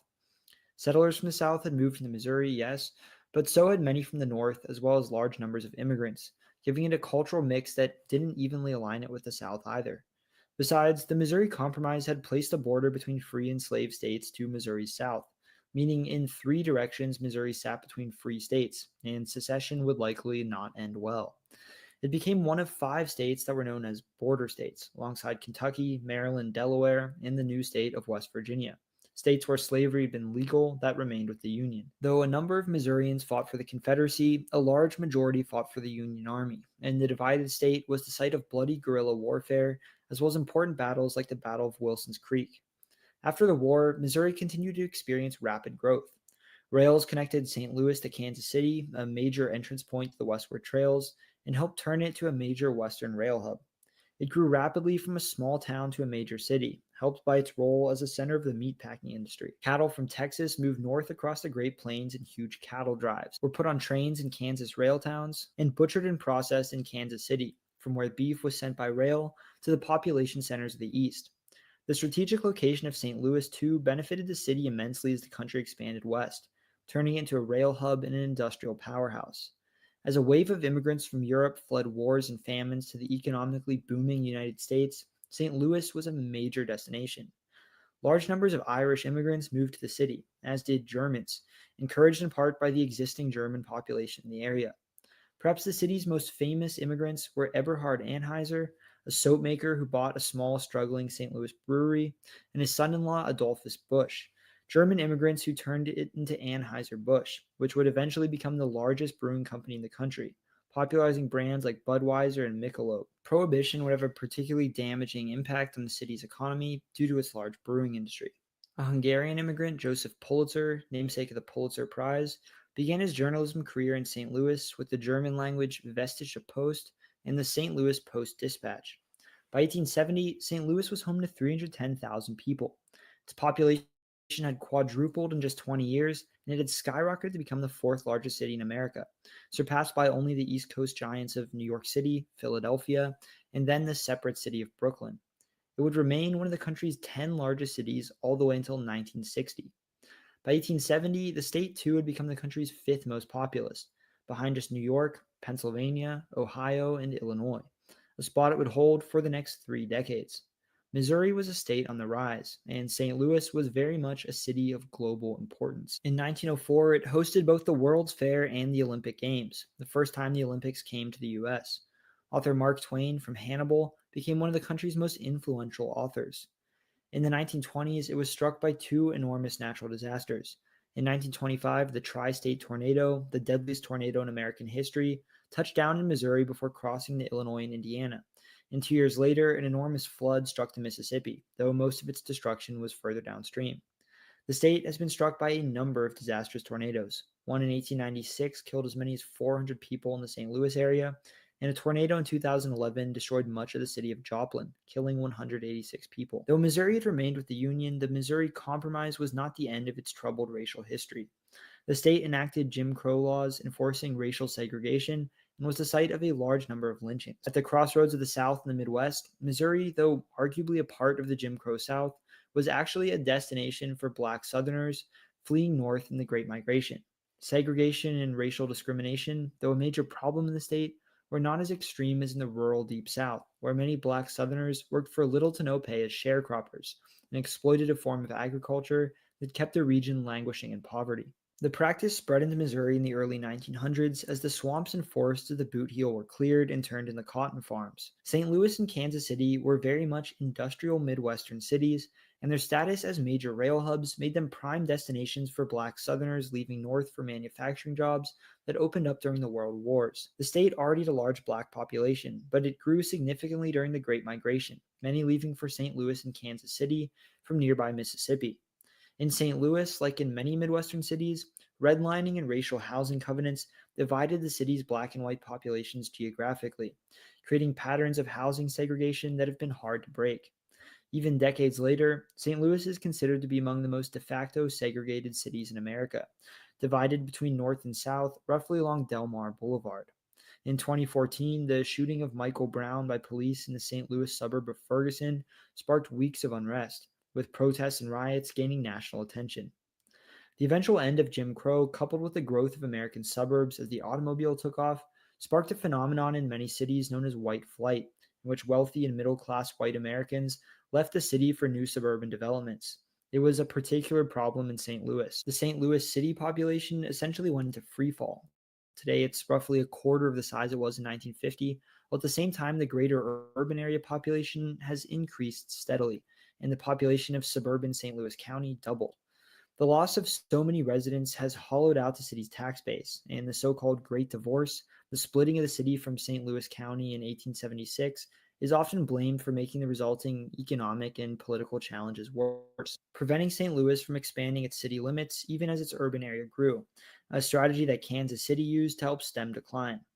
A city with a strong manufacturing history, St. Louis is sometimes considered to be the western edge of the Rust Belt, and the area experienced significant manufacturing job loss alongside the rest of the region throughout the second half of the 20th century.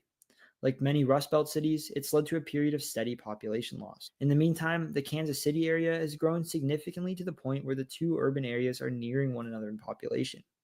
As the state's population plateaued, Sunbelt states grew, and Missouri fell in the last century from the 5th to the 18th most populous state in the U.S. Just below the confluence of the country's 2 longest rivers, St. Louis is the largest urban area in the state, though the population within the city limits itself is no longer the state's largest. With 2.16 million people in it and its suburbs, a number of which are across the Mississippi and Illinois, it's the 22nd largest urban area in the United States and one of the largest in the Midwest. It's a quintessentially American city, old and historic, long one of the largest in the country. The Gateway Arch, which rises over downtown beside the Mississippi, is one of the most iconic landmarks in the United States and a symbol of the city. If considered a building, it's the tallest in the state, rising 632 feet, or 192 meters, and incredibly, it's the tallest monument on the entire planet. Designed by architect Aro Saarinen, it symbolizes the role of the city in the state as the gateway to the west, and a tram inside can take you to an observation deck on the top. It sits in a nice riverfront city park, which in 2018 was actually designated a national park. It's one of the newest national parks in the country, by far the smallest, and the only one which really was designated for its historical, not natural significance. Unfortunately, much of the city's historic riverfront neighborhoods were razed for the construction of the arch, although one section, Laclede's Landing, still stands. The city has a great baseball culture. Busch Stadium, right downtown, is a beautiful ballpark with great views of the city. It remains a center of the global brewing industry. Anheuser-Busch has a huge brewery in the city. A string of parks and plazas run downtown, ending at the Arch, and include the city's beautiful old courthouse. Forest Park is a beautiful city park, and the historic Eads Bridge connects downtown to East St. Louis, Illinois. It's been influenced by its French founders, symbolized in its really nice city flag, later German immigrants, black Southerners from the Great Migration, and more recently Bosnian immigrants. In the 90s, the city took in tens of thousands of Bosnians fleeing the Bosnian War, and today it's home to the largest Bosnian population outside Bosnia. One of America's great rail cities, it's the third busiest freight rail hub in the country and is home to a beautiful Union Station, on top of being a busy river port city. Unfortunately, the city has gained a reputation as having a pretty serious crime problem. Stats like the third highest crime rate and highest murder rate in the country are certainly alarming. While I'm not saying to throw caution to the wind, you should be careful and keep your wits about you anywhere you visit. It's worth remembering that these are not exactly apples to apples comparisons. Crime tends to be concentrated in the densely populated urban hearts of the city. Because of the Great Divorce, this urban core makes up essentially the entirety of its city limits. If we look instead at crime rates by metro area, St. Louis is pretty much the middle of the pack, lower than Kansas City, although the murder rate is still on the higher side. Though like all cities, it has its share of issues, St. Louis is a great and historic American city with a lot to offer. On the other side of the state, Missouri's second largest urban area and largest city by population in the city limits, Kansas City is a westward-facing metropolis that's played an essential role in American history and is one of the fastest growing parts of the state. Home to 1.67 million people in the city and its suburbs, it's the second largest urban area in the state and the 34th largest in the country. While a number of other urban areas cross state borders, perhaps no other cross-state urban area is as closely connected as Kansas City. It shares its name with one of the largest cities on the Kansas side, and downtown Kansas City, Kansas is only about a 7-minute drive from downtown Kansas City, Missouri. Though the main city is in Missouri, residents of both states really view themselves as one city to an extent that's difficult to find elsewhere in the country. Its strategic location at the point the Missouri and Kansas rivers meet and the Missouri River turns north made the area the starting point for a number of routes west, the center of shipping and an essential rail hub. St. Louis is the country's third busiest freight rail center. Kansas City is the second. Its Union Station is beautiful and is one of the most iconic train stations in the country. Though sharing its name with a neighboring state can be confusing, Kansas City was founded and named 4 years before the state of Kansas was, both named for the Kansas River, although the river reaches its end at Caw Point, just across the state line from Missouri. Testament to its decades of growth, it's actually home to slightly more skyscrapers than its larger counterpart, and if you don't count the Gateway Arch, the city's One Kansas City Place is the tallest building in the state. Neighborhoods like Westport and suburbs like Independence are historic cities in their own right. And downtown KC itself is home to a great combination of parks with beautiful sculptures, public art, and monuments like the National World War I Museum and Memorial, historic red brick buildings, modern steel and glass skyscrapers, and spectacular Art Deco buildings like the Kansas City Power and Light Building. It's one of the country's best barbecue cities, a rare example outside the South, known for a thick wheat barbecue sauce and for popularizing burnt ends. In terms of race, 78% of Missourians are white, 11% are black, 4% Latino, 3% multiracial, and 2% Asian American. Most Missourians trace their ancestry back to Germany, Ireland, England, or enslaved people from Africa. In terms of religion, 77% of Missourians are Christian, 3% practice other faiths, and the remaining 20% are unaffiliated. Most are Protestant, predominantly evangelical, although the state is home to a large Catholic population as well. Of course, when it comes to food, the state is known for Kansas City-style barbecue, but St. Louis holds its own in the barbecue scene as well, with St. Louis-style spare ribs. Other classic Missouri dishes include gooey butter cake, toasted ravioli, and St. Louis-style pizza, a thin crust pizza with local staple Prevel cheese. Most of the state speaks in the so-called Midland dialect, which is common in the Midwest, though further south you'll hear Southern accents, and the Ozarks have their own distinct dialect, heavily influenced by Scots-Irish settlers from Appalachia. It's had a large influence on music. St. Louis is famed for its influence on blues. Both St. Louis and Kansas City have major jazz scenes, and country, bluegrass, ragtime, and folk music has been big in rural Missouri. The Ozarks, in particular, have had a strong musical history with a long tradition of use of the banjo and fiddle. Missouri is home to 5 Major League sports teams. The NFL's Kansas City Chiefs, who've played in 4 of the last 5 Super Bowls and won 3 of them, play in Kansas City's Arrowhead Stadium, and the MLB's Kansas City Royals play right next door at the Kauffman Stadium. St. Louis is home to 3 teams, all of which play downtown. The MLB's St. Louis Cardinals at Busch Stadium, the NHL's St. Louis Blues at Enterprise Center, and the MLS's St. Louis City SC at City Park. A Kansas City MLS team, Sporting Kansas City, plays across the state line in Kansas, but represents both cities and has a large fan base in Missouri as well. The state's largest newspapers are the St. Louis Post-Dispatch and the Kansas City Star. Its busiest airports are the St. Louis Lambert International Airport and the Kansas City International Airport. Major universities include the University of Missouri, or Mizzou, in Columbia, Missouri State in Springfield, and Washington University in St. Louis. Major companies include the Health Insurance Corporation Centene, Emerson Electric, Reinsurance Group of America, and O'Reilly Automotive. Panera Bread, founded in St. Louis, still goes by its original name, the St. Louis Bread Company, in the area. Anheuser-Busch has since been bought out and is now headquartered in Belgium, but still maintains major operations in St. Louis. A number of famous and influential people were born in or lived in Missouri, including Mark Twain, George Washington Carver, T.S. Eliot, Josephine Baker, Kevin Kline, Yogi Berra, Joseph Pulitzer, J.C. Penney, Nellie, Tennessee Williams, Don Cheadle, Jason Tatum, Eminem, who was born in St. Joseph but lived most of his life in Detroit, Ed Asner, Chuck Berry, Jenna Fisher, Tech Nine, Brad Pitt, Akon, Phyllis Schlafly, Walt Disney, Walter Cronkite, Ginger Rogers, Rush Limbaugh, John J. Pershing, Dick Van Dyke, and Jesse James, to name a few. Ulysses S. Grant lived for several years at Whitehaven, his wife's family's plantation, and was now suburban St. Louis, but only one president was really from the state. Harry Truman was born in Lamar, a small town in southwest Missouri, grew up in Independence, where his presidential library is today, and died in Kansas City. He began his political career as a judge in Jackson County, home to Kansas City, before representing Missouri for 10 years in the Senate. In the 1944 election, Truman was picked to be FDR's 3rd vice president as he ran for a 4th term and won, but had been the vice president for less than 3 months when Roosevelt died and he became president. He would finish Roosevelt's term and win election to a full term in his own right in 1948. In 1946, he invited Winston Churchill to the state, where, speaking at Westminster College in the small town of Fulton, Churchill delivered his famous speech warning of a developing Cold War, describing an iron curtain descending across Europe.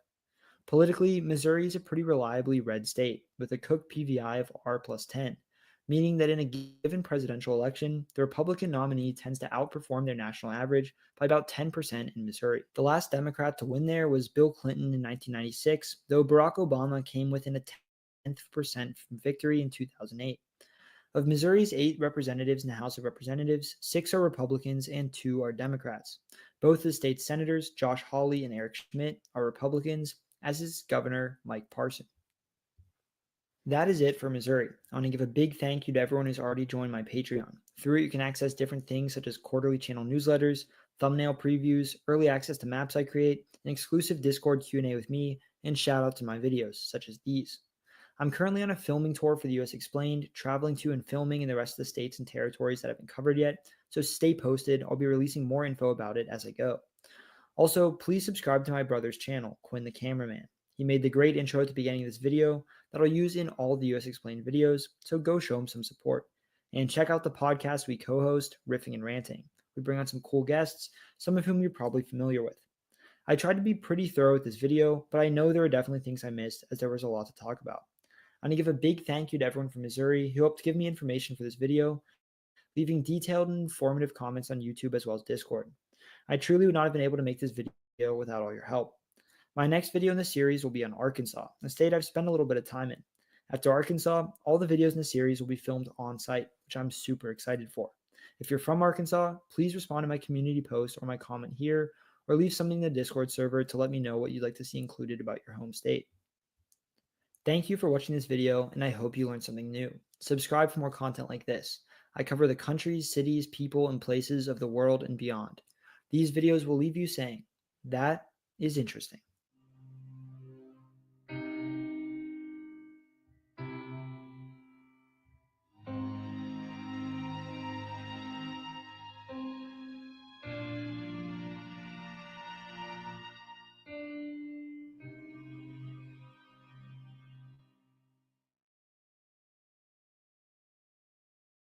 This video is brought to you by Ground News. Arkansas. Here, the swamps and bayous of the fertile Mississippi Delta meet the country's largest cluster of mountains between the Rockies and Appalachians. A mostly rural state, it's home to a number of small cities, some of which have become economically vibrant boomtowns. The natural state is an all too often overlooked corner of the country, packing a beautiful landscape, important history, kind people, and some really fascinating cities and towns into the lower 48's smallest state completely west of the Mississippi. Hello and welcome to That Is Interesting. I'm your host, Carter. This is the U.S. Explained, episode 26, Arkansas.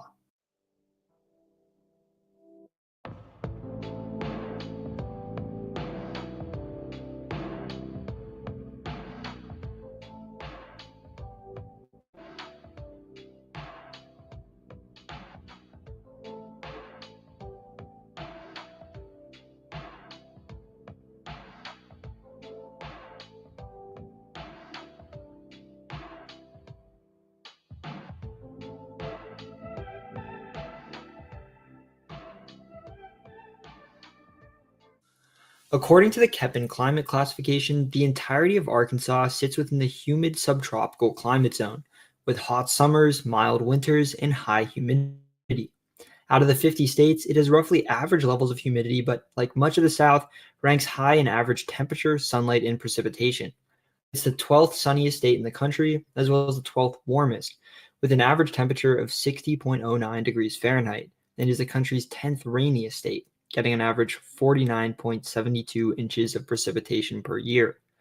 Temperatures and rainfall are spread fairly evenly throughout the state, though northern Arkansas tends to be slightly drier and cooler than the south, while snowfall is most common in the state's north, especially around the Boston Mountains.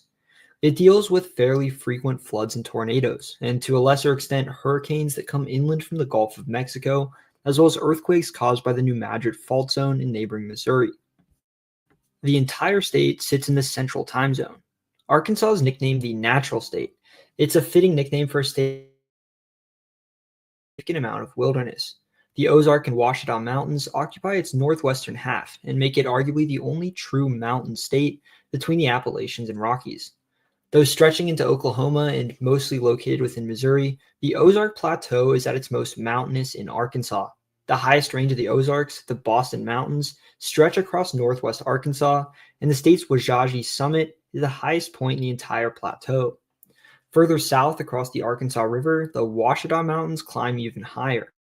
At 2,753 feet, or 839 meters, the Ouachita's Mount Magazine is the highest point in the state. More than half of Arkansas is covered in forests, and beautiful rivers and lakes wind through the mountain ranges to the valleys and bayous of the southeast. The nickname takes up the bottom of Arkansas's license plate, which depicts its name on the top along with a depiction of a diamond on a blue background. The diamond has become a symbol of the state, thanks to what is one of the coolest and most unusual state parks in the country. In the middle of the forest in southwestern Arkansas, not far from the town of Murfreesboro, is a large patch of dirt looking almost like a farm that hasn't yet been planted. Indeed, it used to be one until the farmers kept finding diamonds in the dirt. The top of an ancient volcano that had since eroded away, the soil there is filled with diamonds. Called Crater of Diamonds State Park, it's the only diamond mine in the world that's open to the public for mining. People come out with shovels, dig in the dirt, and often do end up finding diamonds. It was opened to the public in 1972, and since then, visitors have found 35,000, on average close to 700 a year. The largest ever found in the U.S., a 40-carat diamond called Uncle Sam, was discovered there in 1924. The diamond serves as the centerpiece of Arkansas's flag. The flag shows a white diamond with a blue outline on a red field. Within the blue sit 25 white stars, representing Arkansas's status as the 25th state admitted to the Union, while inside the white diamond, the word Arkansas is displayed in blue, alongside 4 blue stars, 1 above and 3 in a triangular formation below the state's name.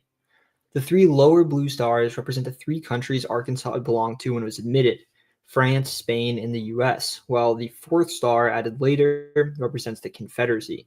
There have been a few attempts to change the official meaning of that 4th star, but so far they've been unsuccessful. The three also represent 1803, the year the Louisiana Purchase made Arkansas part of the United States, and the fact that it was the third state created from the Purchase.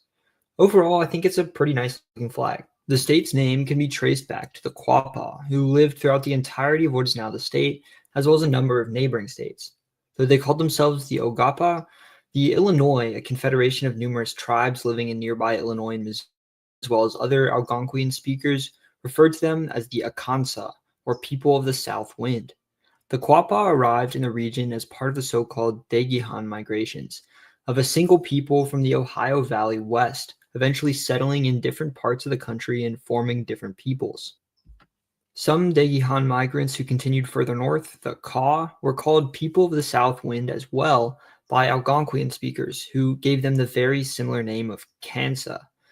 The area they lived in would eventually be named Kansas after them, so the fact that the two states have names that are spelled so similarly to one another isn't a coincidence at all. They come from the same root word.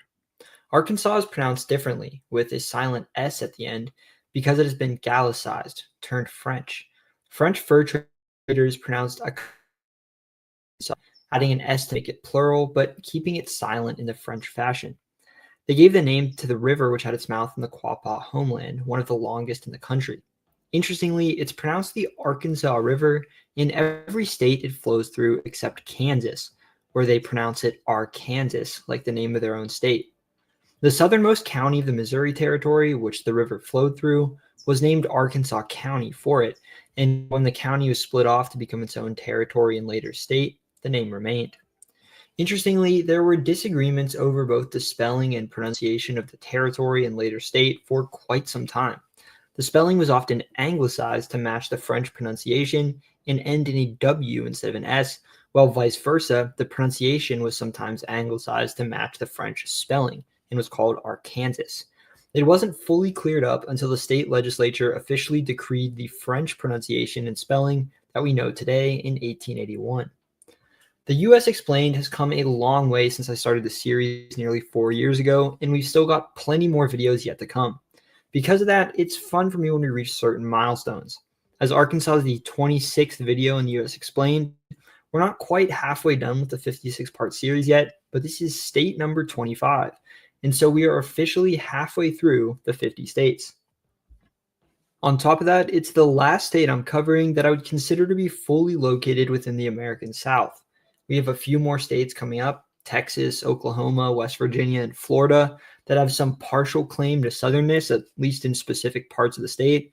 But Arkansas is the last state that I'd say is indisputably completely southern across the board. My uploads have definitely slowed down in recent months, but I have a pretty good excuse, at least I think so. I've spent the last 6 months on the road, traveling across America and filming for this series. So far, it's taken me to 34 different states, 2 US territories, 2 Mexican states, and 2 Canadian provinces. I've visited Arkansas in the past, so hopefully I'll still be able to share some of my own observations and speak a bit to what it feels like to actually spend time in the state. But what this means is that starting with the next episode in the series, Michigan, every video going forward in the US Explained, all 25 state and 5 territorial episodes, will feature on-site clips and interviews. As much of the footage as makes sense, though not all, will have been taken by me or my brother Quinn, including all the thumbnails. I've currently taken nearly 10,000 photos and videos throughout this trip alone for the series. Perhaps most importantly, it allows me to write and speak much more authoritatively to not just the history and geography of each upcoming state and territory, but really get a feel for the culture and just the feeling of being there. All the little things that really make a place what it is, but that you can't find online or speak to as well without actually having seen it for yourself. Throughout the course of this trip, I've collected 91 pages on the places I've visited that I'll go back and go through as I write each episode. I'll get back to this episode, but I thought you'd be excited to hear where we'll be taking the series next. Arkansas takes up 52,035 square miles, or 134,771 square kilometers, placing it pretty much right in the middle of the 50 states in terms of land area at number 27. It's slightly smaller than Florida and slightly larger than Alabama, roughly similar in size to the countries of Greece or Tajikistan. Size-wise, it doesn't look too out of place compared to its neighbors to the east, but it's significantly smaller than most of America's large western states. For the third time, we've moved west of the Mississippi River, this traditional east-west dividing line. In looking at these 24 states west of the river, only 2 are smaller than Arkansas. Louisiana, as Louisiana is only partially west of the river, with a significant section, including the cities of New Orleans and Baton Rouge, lying to its east. Arkansas holds, to some degree, the distinction of being the smallest state in the West, at least if we're looking at states in the lower 48 that sit completely west of the Mississippi.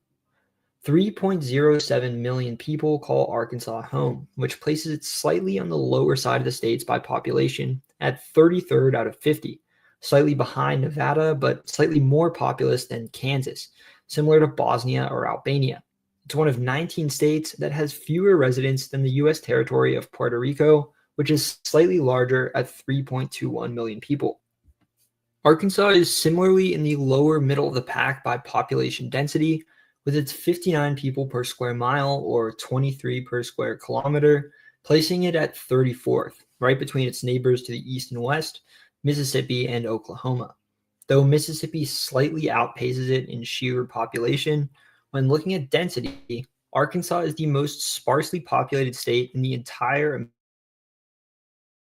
relatively rural state in a part of the country nearly a quarter of Americans call home. Arkansas sits in the south-central part of the country on the western edge of the region known as the South and borders 6 other states. Missouri sits to its north, Tennessee and Mississippi to its east, Louisiana to the south, Texas to the southwest, and Oklahoma to its west. The eastern border with Tennessee begins at an oxbow separating the creatively named Island Number 20 from the western bank of the Mississippi River, and from there follows the Mississippi downstream. Especially in the low-lying south, the Mississippi River winds and bends as it follows the path of least resistance to the Gulf of Mexico. As everything from natural causes like floods and earthquakes to man-made diversions cause the river to bypass these bends and take a more direct route to the Gulf, the original borders remain in place, following the oxbow lakes and streams that remain where the river once flowed. These oxbows define much of Arkansas's eastern border with both Tennessee and Mississippi. Memphis, Tennessee's second largest city, sits on the river right across from the state. Suburbs like West Memphis and Marion located on the Arkansas side. Just downstream of Memphis, it changes to a border with Mississippi, following the river south to a spot on just outside the town of Eudora, where it leaves the river and turns west, becoming a straight east-west border with Louisiana lying to the south. The Arkansas-Louisiana border runs for nearly 167 miles or 268 kilometers to a spot near the small community of Doddridge. It moves north from there for nearly 37 miles or 59 kilometers, with Texas sitting to the west until it reaches the Red River. Just south of the river, it passes through one of the most interesting state border cities in the country, Texarkana. Texarkana is particularly unusual not just because of its name, made by combining parts of the names of Texas, Arkansas, and Louisiana, which is close by but doesn't encompass any of the city. State borders in the U.S. often follow rivers, and major cities and towns often develop along rivers, so plenty of American towns and cities have suburbs or secondary urban cores located in different states. Even in cases where a city develops along a straight line boundary, rarely is the city center split right down the middle. Kansas is centered in Missouri, while Kansas City, Kansas has a smaller downtown a few miles away. Though the Texas side has a slightly larger population, the border slices right through downtown Texarkana, following one of the main streets in town, State Line Avenue, and even splitting individual buildings like the train station, police station, jail, courthouse, and post office directly in two. Because of this, Texarkana is functionally a single city. Though split between 2 states with 2 different state and local governments, collectively its urban area is the 4th largest in Arkansas, home to 79,000 people in it and its suburbs, though about half live in Texas. In order to avoid local government being an absolute logistical nightmare, the city governments have made significant changes in order to work together as much as possible. The 2 police departments use the same building, even the same room, with a state more information about cases, while 2 separate district courts, the Western District of Arkansas and the Eastern District of Texas, both use the same federal courthouse, running right through the center of the building, all the way down to the judge's chair, which sits right on the state line, so while presiding over cases, they'll always be in both Texas and Arkansas. It's the only federal building in the entire country located within 2 separate states.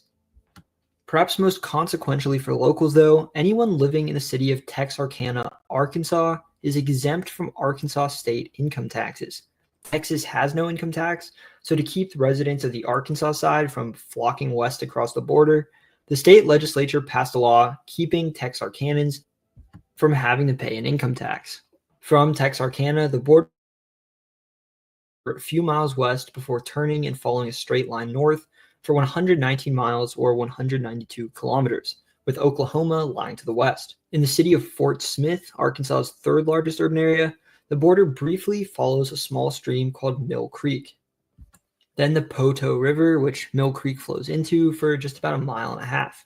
The Poteau flows into the Arkansas River, and for just about 2,000 feet, right along downtown Fort Smith, the Arkansas River serves as the state's border with Oklahoma.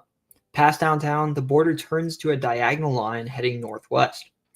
A few Fort Smith suburbs like West Fort Smith, Moffett, and Arcoma. Arkansas really loves its portmanteaus. They've also got a town called Arkadelphia, sitting on the Oklahoma side. West of the town of Sulphur Springs, the border turns east, and Missouri sits to the north. The border between the two runs for 248 miles, or 399 kilometers, to the St. Francis River, follows it southwest for a little, then runs briefly east once more until it meets the Mississippi, forming Missouri's Boot Heel region and carving out that little notch in northeastern Arkansas. The entirety of Arkansas sits within the watershed of the Mississippi River, one of just a few states in the country where all the rain that falls there flows out to the ocean through the same river. Tributaries like the White, Black, and St. Francis flow into the Mississippi in the flat Delta region in the state's northeast. In the south, the Washita flows out of the mountains that share its name and across the border with Louisiana. The Red River of the South, one of the largest tributaries of the Mississippi and the 8th longest river in the country, briefly passes through the state, flowing in from the Oklahoma-Texas border and forming part of the Arkansas-Texas border before entering the state completely just north of Texarkana and curving briefly through southwestern Arkansas before entering Louisiana. Most important to the state itself, though, is the river it takes its name from. The Arkansas River is the third largest in the Mississippi-Missouri system, surpassed in length by only the Missouri and Mississippi itself, and the 6th longest river in the country overall, behind only the Missouri, Mississippi, Yukon, Rio Grande, and Colorado rivers. By the amount of water flow itself, it's the 5th largest tributary of the Mississippi, behind the Ohio, Missouri, Tennessee, and Red. Over 1,400 miles from its mouth, in the high peaks of the Rockies just outside the old silver mining town of Leadville, Colorado, 2 streams fed on snowmelt from the surrounding mountains meet and form the Arkansas. From under the shadow of Mount Elbert, the second tallest peak in the lower 48, the river runs east and cuts through the Rockies, forming Colorado's stunning Royal Gorge, passing through downtown Pueblo, and running east across the Great Plains. From there, it runs through much of the length of Kansas, where most locals call it the Arkansas River. 2 of sparsely populated western Kansas's larger towns, Dodge City and Garden City, sit on its banks, as does the largest Kansas city, Wichita. From there, it cuts through northeastern Oklahoma and the state's second largest city, Tulsa, before entering Arkansas at Fort Smith. With the Washitas to the south and the Ozarks to the north, Arkansas forms a fertile valley in the middle of the state. Towards the very center of Arkansas, the river cuts through the Washitas before leaving the mountains, passing through Little Rock, the state's capital and largest city, and weaving through the delta until feeding into the Mississippi near Kelso. A major divide splits the state in two, running roughly in a diagonal line from its northeastern to southwestern corners. There are, of course, differences within various parts of these two halves of the state, which I'll break down further, but roughly speaking, the north and west is a very different Arkansas from the south and east. At the root of the divide is geography. The Ozarks and Washitas rise up in the north and west, creating a landscape of forested mountains and rolling hills, preventing the development of much agriculture besides in the Arkansas Valley. In the south and east, the landscape is flat and fertile, low-lying enough that it's even the habitat of some 2,000 alligators. The Atlantic Ocean's coastal plain pressing deep into the interior of the U.S., all the way into southern Missouri and western Kentucky. As such, for much of the state's history, Arkansas's southeast had an economy dominated by slave labor, mostly on cotton plantations, whereas the northwest of the state had a significantly smaller enslaved population. This has had a few long-term impacts on the differences between these two halves of the state. In much of southeastern Arkansas, the plurality of the population is black, while the Northwest is mostly white. After emancipation, descendants of American slavery often had very little money or possessions to their name, and another century of racial segregation made it incredibly difficult for many Black Americans to build generational wealth, especially in the South. On top of that, a dependence on agriculture in general left many parts of the South where slavery was prevalent completely deindustrialized, with poor infrastructure, an economy completely reliant on crop production, and a population that earned very low wages, typically through sharecropping, the exploitative form of labor that followed slavery in much of the South. In more recent decades, the growth of a recreation economy in the mountains bypassed the Southeast as well. Maps of poverty and perhaps most starkly population growth correlate with a topographic map of the state. Since the 2020 census, only 4 northwestern mountain counties have lost population, whereas in the same time frame, only 4 southeastern lowland counties have seen any population growth. Overall, though, poverty is a problem across the state. Today, 16% of Arkansas lives in poverty, the 6th highest poverty rate of any state, and it is the 3rd lowest GDP per capita in the country, surpassed by only Mississippi and West Virginia. The south of the state is mostly flat coastal plain and low rolling hills, a mix of farms and timberlands like much of the rural South. Most of lower Arkansas's residents live on farms or in small towns. Besides Texarkana, the only larger town is Pine Bluff, a small city at the edge of the forest near the Arkansas River. Save for thick wooded areas along rivers, the east of the state is predominantly farmland. It's a massive alluvial plain of the Mississippi, an area where the river has deposited soils and sediments through spillways along its banks and changed course, fanning out across the valley over time. Like the part of the alluvial plain across the border in Mississippi, this section of the state is known as the Delta, although some consider it part of the Mississippi Delta, while others use the name specifically to just refer to the section of the alluvial plain within Mississippi. But the Arkansas Delta shares a lot in common with its Mississippi counterpart, such as high rates of poverty, an agricultural economy, a large black population, and a history of slavery on cotton plantations, followed by sharecropping by both black and white farm workers. Though Arkansas is not usually considered a part of the Deep South, the Delta shares a lot in common with its Mississippi counterpart, which is often described as the heart of the Deep South and the most culturally southern part of the country. Today, while cotton is still big, soybeans and rice have eclipsed it as the state's top crops. Though it's the natural state's largest crop, Arkansas is the country's 10th largest soy producer, but the largest outside of the Midwest.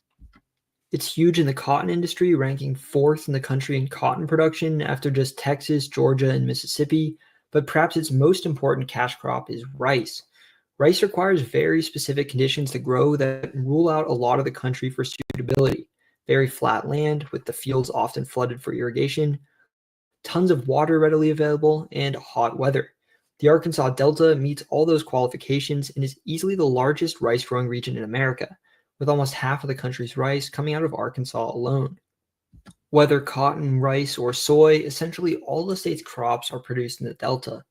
There's one major exception to the flat plains that take up most of the Delta. Arcing down the northern half of the region is a range of low forested up above the flat surroundings. Called Crowley's Ridge, this thin rise in the landscape is a remnant of the Mississippi's changes in course over time. An ancient island formed from the Mississippi, which flowed to its west, and the Ohio, which once ran parallel to the ridge's east. Today, the forests of Crowley's Ridge have more in common with the flora of the Appalachians than with woodlands in other parts of Arkansas. At the base of the ridge in the state's northeast, Jonesboro is the Delta's main town, a small city of around 73,000 and in its suburbs that makes it the 4th largest urban area in the state. In the Delta on the border with Tennessee, Arkansas's Memphis suburbs, such as the city of West Memphis, are fairly small. Fewer than 50,000 people live on the Arkansas side of the Memphis area. Though nowhere near the heights of America's Mountain West, or even some of the Appalachians to the east, the mountains of northwestern Arkansas still stand out distinctly from surrounding parts of the South and Midwest. They're split by the Arkansas Valley into 2 distinct regions. The Ozarks north of the valley stretch west into Oklahoma, north into Missouri, and even include a tiny corner of Kansas near the town of Baxter Springs, while the Washtenaws south of the valley fold west into Oklahoma. Because of this, the landscapes of eastern Oklahoma, southern Missouri, and northwestern Arkansas really have more in common with one another than with the rest of their respective states. Besides their division by the Arkansas River, the Ozarks and Washtenaws differ in how they were formed and therefore how they look. Like many mountain ranges, the Washtenaws have been created by movement of the Earth's crust, land folding atop itself and creating long, thin ridges and valleys that stretch dozens of miles in length. The Ozarks, meanwhile, are less of a mountain range and more of an ancient plateau that's since eroded away, leaving behind knobs and domes as small mountain peaks. In many cases, these mountains are more like hills, but some sections do get pretty tall, with steep cliffs and rock outcroppings located across both ranges, like the famed Hawksbill Crag in the Arkansas Ozarks. The Washtenaws are generally taller, home to the highest point in the state and in the Washtenaws overall, Mount Magazine, while the highest range of the Ozarks, the Boston Mountains, are also located within Arkansas. The state's Wajaji Summit is the highest the Ozarks reach. Large-scale farming, these mountain regions of Arkansas were a part of the South with relatively little slavery, besides a presence in the Arkansas Valley. It was mostly settled by white Americans, typically of English, German, Irish descent, as well as from the Scots-Irish, an ethnic group descended from Scottish and English Protestants who settled in Northern Ireland during a period of colonization known as the Plantation of Ulster.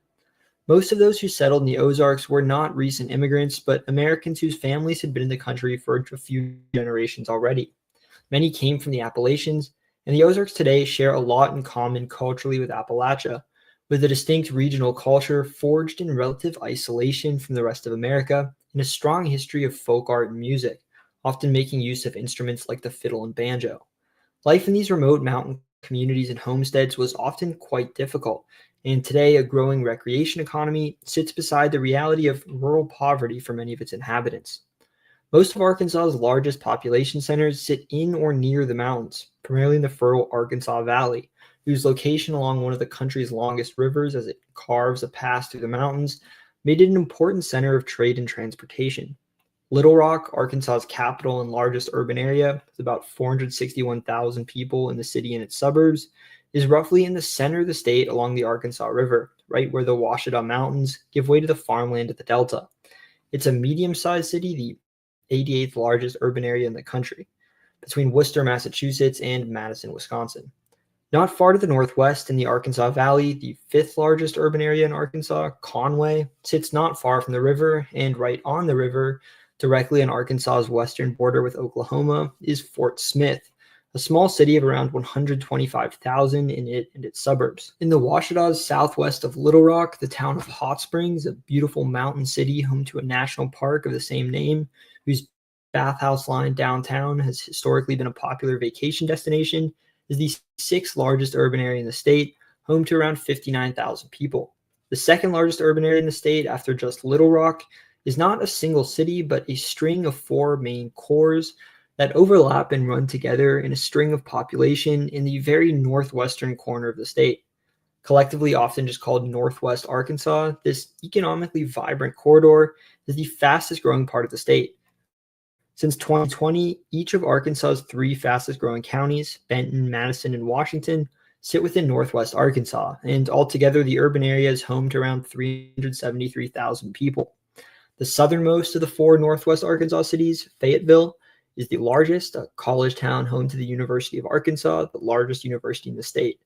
North of it, Springdale is a major poultry production center, home to the headquarters of Tyson Foods and a huge Marshallese American community, home to thousands of Marshall Islanders drawn there to work for Tyson. So many that the area is often nicknamed the Springdale Atoll. Rogers sits north of it, followed by the town of Bentonville, whose location as the headquarters of commerce giant Walmart, the largest company in the world by revenue, as well as the world's 4th largest employer, after just the Indian, American, and Chinese defense ministries, has helped usher in a period of economic growth to this small region nestled in a relatively flat corner of the Ozarks. Nearby, recreation has been a big draw for the mountains and reservoirs of the Ozarks, And towns like Eureka Springs have become popular vacation destinations. Through this channel, I've tried to build a community of people who want to think critically, to learn more about the world and the places we call home, to appreciate our history, both the good and the bad. Sometimes, though, it's easy to become disheartened. Ideological beliefs, unfortunately, have been pushing us into our own corners and driving a wedge between people who really would be better off getting along, making far too many of us lose sight of the most important thing about us, our common humanity. Part of the problem is the news. It's absolutely essential to understand what's going on in the world around us, but all too often, a fragmented media landscape allows us to pick biased sources that reinforce what we already believe, while algorithms drive us to echo chambers that only make us more ideological instead of more informed. It doesn't have to be so bleak, though, because there is a solution. Today's sponsor, Ground News. Ground News was founded by a former NASA engineer to put the bias of the articles we read front and center.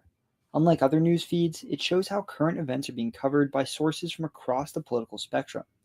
Let's look, for example, at this recent news about an abortion ballot measure in Arizona. Ground News aggregated 111 articles on it. As you can see, coverage on the topic is coming mostly from left-leaning or centrist news sources, with fewer articles written on the topic by right-leaning publications. We can also see that most of the sources covering the topic are rated as being highly credible and factual. These ratings are a combination of 3 independent news monitoring organizations that analyze things like each publication's printed language. We can even explore the ownership structure of the sources, whether they're independent publications, part of larger media conglomerates, or privately owned.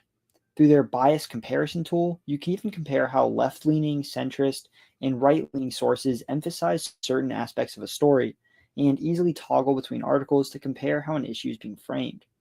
If you want to expand your news consumption beyond your own bias and get a sense for the sensationalized nature of some media, their blind spot feature allows you to explore topics that are overwhelmingly being covered by outlets from one side of the political spectrum. Ground News provides essential context that otherwise is missing from the media on stories and perspectives from around the world. I'm really excited to work with them because for curious people, they provide a great way to stay informed without driving yourself into a toxic echo chamber of biased information. With Ground News, rise above the chaos and take the bias out of the headlines. Check them out at ground.news/interesting and use my link to save 40% on the same Vantage plan I use for unlimited access to all their features. Anywhere from 13,000 to 30,000 years ago, massive ice sheets stretched north and south from the planet's polar extremes. With more water frozen on the surface, the Earth's oceans were shallower, and land was exposed that today sits beneath the seas. Under what is today the Bering Strait, a land bridge we call Beringia connected Alaska to the eastern tip of Asia, Russia's Chukchi Peninsula. Scientists generally believe that through this land bridge joining North America to Asia, either across an overland route or by taking boats along the shoreline, the first people to set foot in the Western Hemisphere reached their new homeland. There isn't a complete consensus on the Bering Land Bridge theory, including among scientists or Native American tribes themselves. Several tribal traditions, though, do speak of an ancient journey eastward from across an ocean. Some, too, tell the story of an Old North Trail, a path following the eastern slope of the Rockies from Yukon all the way to New Mexico, thought to have followed a gap in the ice sheet allowing for passage south. From the Arctic, these first Americans may have taken this pass in the ice, following the routes of game. Over the course of generations, they would have eventually emerged into a warmer land beyond the ice.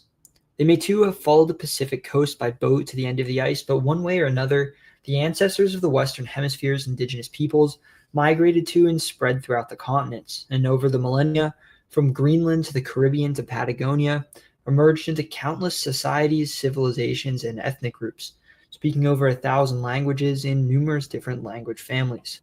Further back from the arrival of Europeans, we mostly rely on the archaeological record to paint a picture of indigenous American civilization. In Arkansas and throughout much of what is today the southern and midwestern U.S., lived a people we today call the Mississippians. They inhabited massive cities, built enormous earthen pyramids and temples, and controlled trade routes stretching across much of the continent. Following the expedition of Christopher Columbus, the Spanish cemented themselves from a base in the Caribbean as the dominant colonial power in the Americas. Eager to find sources of gold and silver to enrich their empire, in 1539 they sent an expedition led by the colonial governor of Cuba, Hernando de Soto, north from the island into Florida.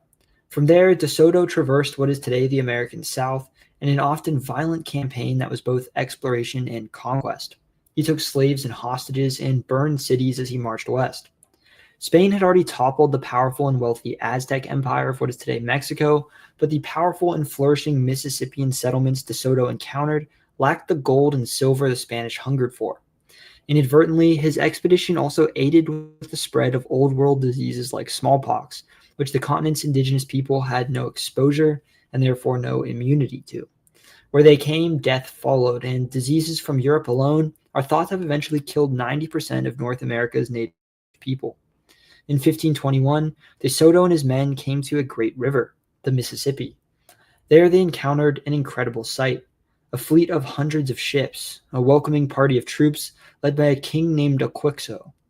Instead of trying to build relationships, De Soto's men fired on them. On June 28th, the Spanish crossed the river.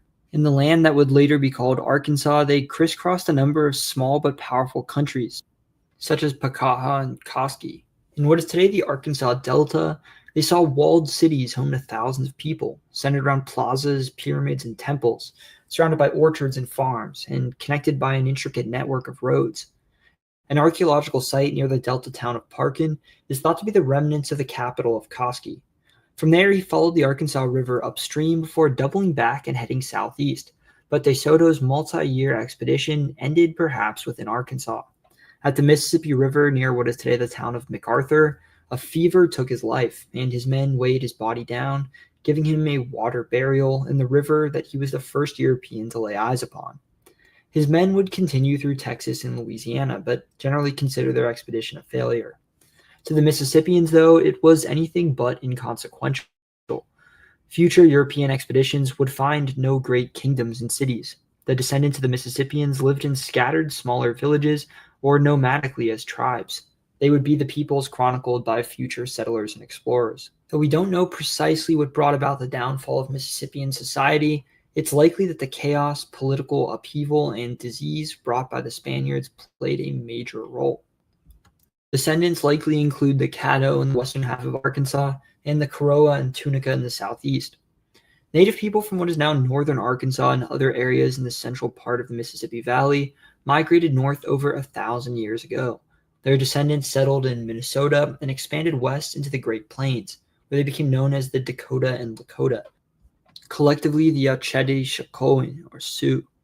Sometime after De Soto's expedition, a tribe known as the Hoga left the Ohio Valley, from perhaps as far east as western Pennsylvania. Upon reaching the confluence of the Ohio and Mississippi rivers, a group of the tribes split off and headed down the Mississippi, while the rest continued upstream. This group that headed south would call themselves the downstream people, Ogapa, or Quapaw, and they would come to inhabit most of the state, perhaps intermarrying with local descendants of old Mississippian chiefdoms like Koski and Pakaha, and pushing groups like the Tunica and Koroa further south. The remainder of the migrants heading upstream would continue to settle in various parts of the Mississippi and Missouri valleys, branching off into the Osage and the Ozarks of Arkansas and Missouri, the Kaw in Kansas, and the Ponca and Omaha in Nebraska. All speaking languages descended from Dagiha, a Siouan dialect. Their journey west would be called the Dagihan Migration. Two Dagihan peoples, the Quapaw and Osage, would dominate the east and northwest of the state, respectively, while the Mississippian descended Caddo would control the southwest. It would be more than a century after De Soto's death before Europeans would arrive in an Arkansas very different from the one he had explored. This time it was the French. In 1673, Jesuit missionary Jacques Marquette and a French-Canadian explorer named Louis Joliet traveled south from the Great Lakes, hoping to map the Mississippi River and perhaps extend Jesuit missions into the region. They called the Quapaw they met Arkansas, a Gallicized version of an Illinois name for the tribe, but at the meeting point of the Mississippi and the river Marquette named for the tribe, they would turn back and head upstream, worried the Spanish were nearby. Just 5 years later, a French explorer named René Robert Cavelier, Sieur de la Salle, led another voyage down the river, claiming the river valley for France and naming it La Louisiane, or Louisiana, for King Louis XIV. LaSalle had built a fort, Fort St. Louis, in what is now Illinois. He left one of his men, an Italian named Enrico Tonti, whom the French would call Henri de Tonti, to hold the fort, while he went back to France to share word of the good news. But LaSalle would be all out of luck. Coming back to America to continue colonization of the Mississippi Valley and Gulf of Mexico, he was unable to locate the river's mouth. His ship wrecked in Texas, his men mutinied, and he was killed. De Tonti left Illinois to search for LaSalle, building a base of operations on the Arkansas River. It would be called Poste de Arkansas, Arkansas Post.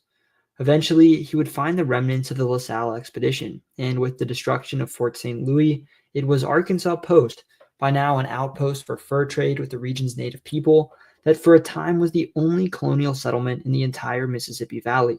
At times abandoned and moved to various locations in the region, it was part of a failed scheme by Scotsman John Law to build a French colony at the post populated by German settlers. Law would go bankrupt, the Germans would bail, but some French expeditions did settle in the area he intended to colonize around the post, although it would eventually be abandoned as anything but a military and trading post, from where France and their allies, the Quapaw, would battle the British allied Chickasaw. France continued to chart and explore the region around Arkansas Post. On an expedition up the river, they took note of an outcropping of stones by the water, calling it simply Le Petit Rocher, the Little Rock. In 1754, disputes with Britain over the contested Ohio Valley led to the 7 Years' War, the North American theater of which is often called the French and Indian War. France lost, but a year prior to their defeat, seeing the writing on the wall, they secretly gave all their colony of Louisiana west of the Mississippi, including the area around Arkansas Post, to Spain. Though now under Spanish rule, the region would remain primarily home to Quapaw, Osage, and Caddo, as well as French fur traders, their families, and slaves. Not long after, the American Revolution pitted 13 of Britain's North American colonies in the Atlantic seaboard against the mother country. France and Spain would ally themselves with the upstart colonies. In 1783, a regiment of British and Chickasaw soldiers attacked Arkansas Post, but Spain successfully defeated the invading forces. Now bordering the new United States of America, Spanish Louisiana began to become a destination for American settlers crossing the river from what was then the country's frontier west. Some moved to Arkansas Post, and a few to a town that grew up around a Spanish river fort called Campo de la Esperanza, which the Americans called by its English translation, Hopefield. For the most part, though, save for these new English-speaking American settlers and a few French fur traders and Spanish colonists, the area that would become Arkansas was mostly home to native people. European settlers to Louisiana mostly moved either further south to an area around the bustling port city of New Orleans or further upstream to the fur trading center of St. Louis. Spain had never sent many colonists to Louisiana and was having trouble ruling over a population increasingly dominated by Anglo-American immigrants from east of the Mississippi. Besides, they were running low on money, and in 1800 sold Louisiana back to their previous owner, France. France, though, was losing both money and troops trying to suppress a massive slave revolt on one of the main economic engines of their empire, the Caribbean sugar and coffee colony of Saint-Domingue, that eventually led to the colony's independence as the new country of Haiti. With troops occupied and money tight, France sold the vast colony of Louisiana just 3 years later to the United States in the famous Louisiana Purchase, nearly doubling the size of the country and the largest ever expansion of American territory besides the country's initial independence. By the next year, the Stars and Stripes had been raised over Arkansas Post, and the massive purchase had been split into two separate entities. South of the 33rd parallel, the more populous region that had been known as Lower Louisiana by the mouth of the Mississippi became the Orleans Territory, governed out of New Orleans. The rest of the purchase north of the parallel was known as the District of Louisiana and would become a territory in its own right, the Louisiana Territory, just 1 year later, with its capital in St. Louis. In 1812, the Orleans Territory was admitted to the Union as a new state, Louisiana. With its name taken, the territory to the north was renamed Missouri. The territory was split into various districts, essentially counties, for local government. As more settlers moved into the territory, one of these districts, New Madrid, was divided up, and its southern section, home to Arkansas Post, was named the District of Arkansas for its main town. By 1813, it had become Arkansas County. In 1818, the Missouri Territory applied for statehood, the discussions revolving around the more populous region around the Missouri Valley and the city of St. Louis. Most of the territory including Missouri's 5 southernmost counties, Lawrence, Pulaski, Clark, Hempstead, and Arkansas, were not in consideration for this new state. Wanting support from the government, the few thousand white settlers in these southern counties pushed to become their own territory. And in 1819, still a few years before Missouri would successfully achieve statehood, its 5 southern counties split off, and taking the name of one of their counties and the town that would serve as the first capital city, became the territory of Arkansas, spelled for the first year ending with a W before it was changed to its current spelling ending in an S. Initially, it stretched as far south as the southern limit of the Mississippi River watershed in what is today Texas, and as far west as the Rocky Mountains in what is now New Mexico. But with the signing of the Adams-Onis Treaty with Spain in 1821, clarifying the two countries' borders, it was shrunk to the Red River in the south and the 100th meridian to the west, today's Oklahoma-Texas border. The new territory changed rapidly in a few decades following the Louisiana Purchase. Though named for a town in Missouri, the 1811 New Madrid earthquakes resulted in significant shaking in the territory, especially along the fault zone in the northeast, where overland forests dropped as the ground shifted and flooded with river water, from then on known as the Sunken Lands. Many Native Americans and settlers in the region fled to other parts of the territory.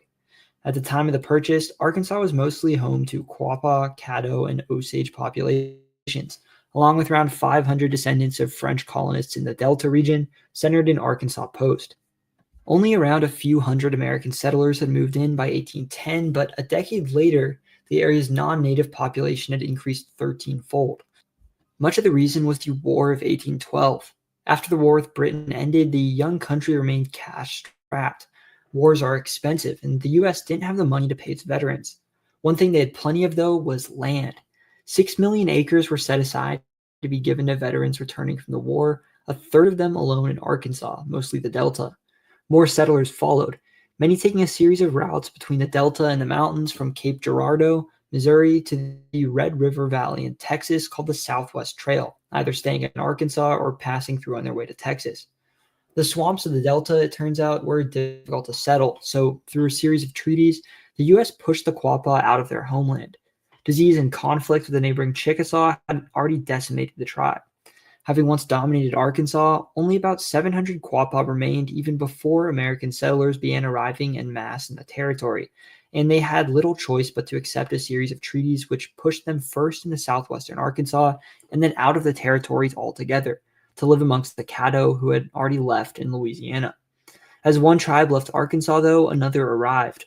The Cherokee, hailing from a vast homeland in the southern Appalachians, were one of 5 tribes in the southeastern U.S. that had maintained a hold on some of their land by adopting European styles of dress and customs, land ownership, government, and religion.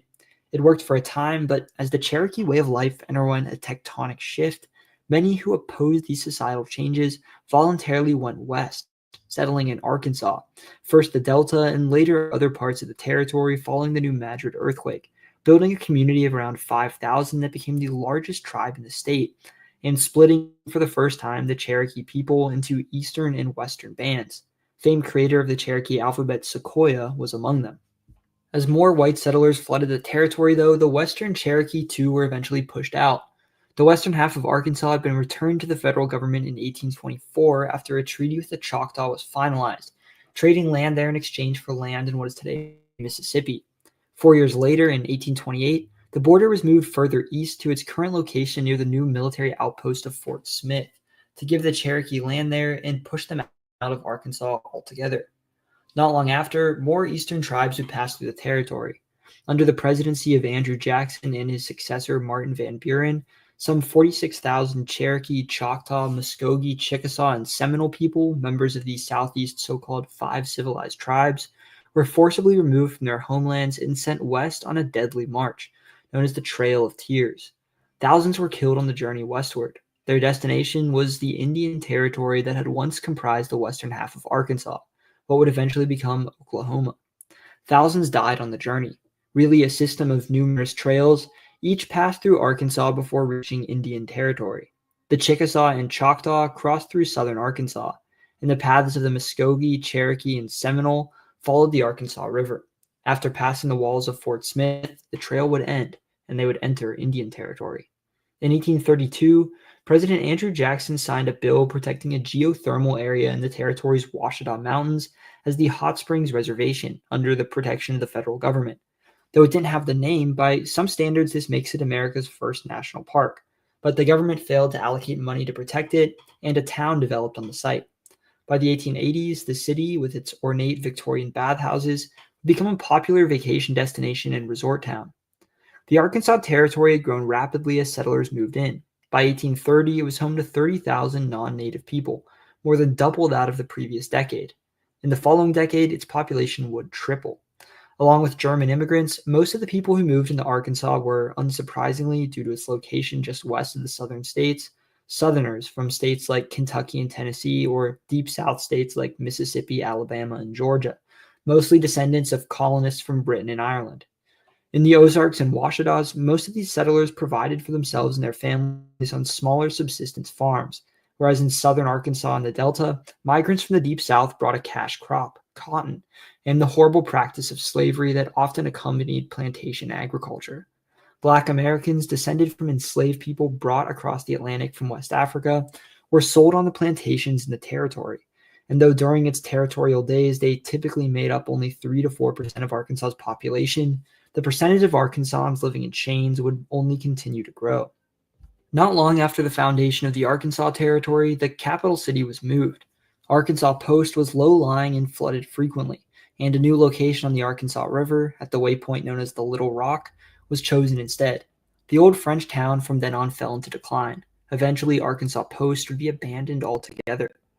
By the 1830s, Arkansas was among the country's more populous territories, and its residents began the push for statehood.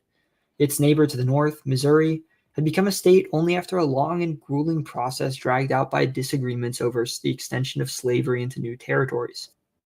The resulting Missouri Compromise essentially pushed the coming conflict off, banning slavery, with the exception of Missouri, in states north of Arkansas, and pairing Missouri's entry with that of a free state, Maine.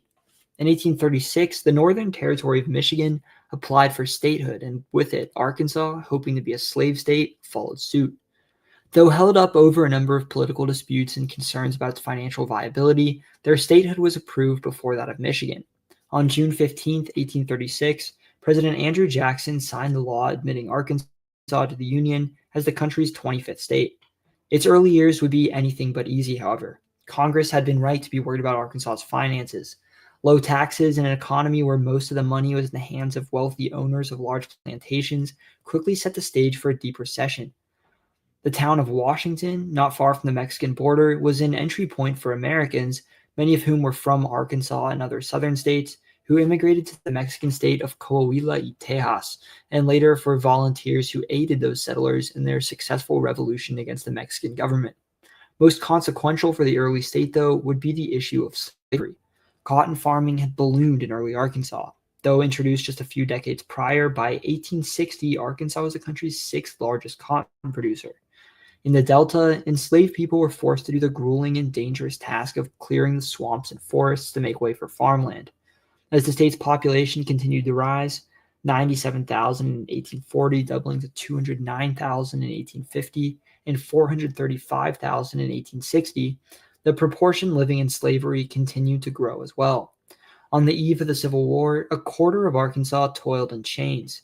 When the Civil War broke out, Arkansas was one of the last states to secede from the Union and join the Confederacy. Some Arkansans, particularly in the Northwest where it was less prevalent, opposed slavery, and many more opposed secession. As a number of southern states left and joined the Confederacy following the election of Abraham Lincoln as president, Arkansas held a convention to decide whether to secede or remain, and delegates voted to stay with the Union. Even after the Confederate attack on Fort Sumter sparked an open conflict, Arkansas had not yet left. But the start of the war itself and Lincoln's call for troops to take back the secessionist states changed public opinion in the state, and in May of 1861, Arkansas became the ninth state to secede from the Union and join the Confederacy. In the Ozarks and Ouachitas, many resisted Confederate rule. An underground resistance group called the Arkansas Peace Society operated in the region, and around 15,000 Arkansans left to join the Union Army, while 50,000 fought for the Confederacy. One of the most consequential Western battles in the Civil War was fought at the northwestern town of Pea Ridge, where a Union victory helped bring Missouri and northern Arkansas under Union control. In September of 1863, the Union Army took Little Rock and a Loyalist government was implemented, while the Confederate state government fled to the town of Washington. By the middle of the next year, Arkansas, thanks to victories at Pine Bluff and a failed Confederate raid into Missouri, was squarely back in control of the Union. Following the war, it and all secessionist states were placed under military government, but by 1868, Arkansas, after just Tennessee, became the second Southern state to ratify the Reconstruction Amendments and be admitted to the Union. In the following years, martial law was implemented in much of the state by Governor Powell Clayton to fight the Klan's terrorist violence in a conflict known as the Militia War. A particularly dark chapter in the state was the Brooks-Baxter War. In a close election for the governorship, the losing candidate, Joseph Brooks, mustered a militia to force out the declared winner, Elisha Baxter.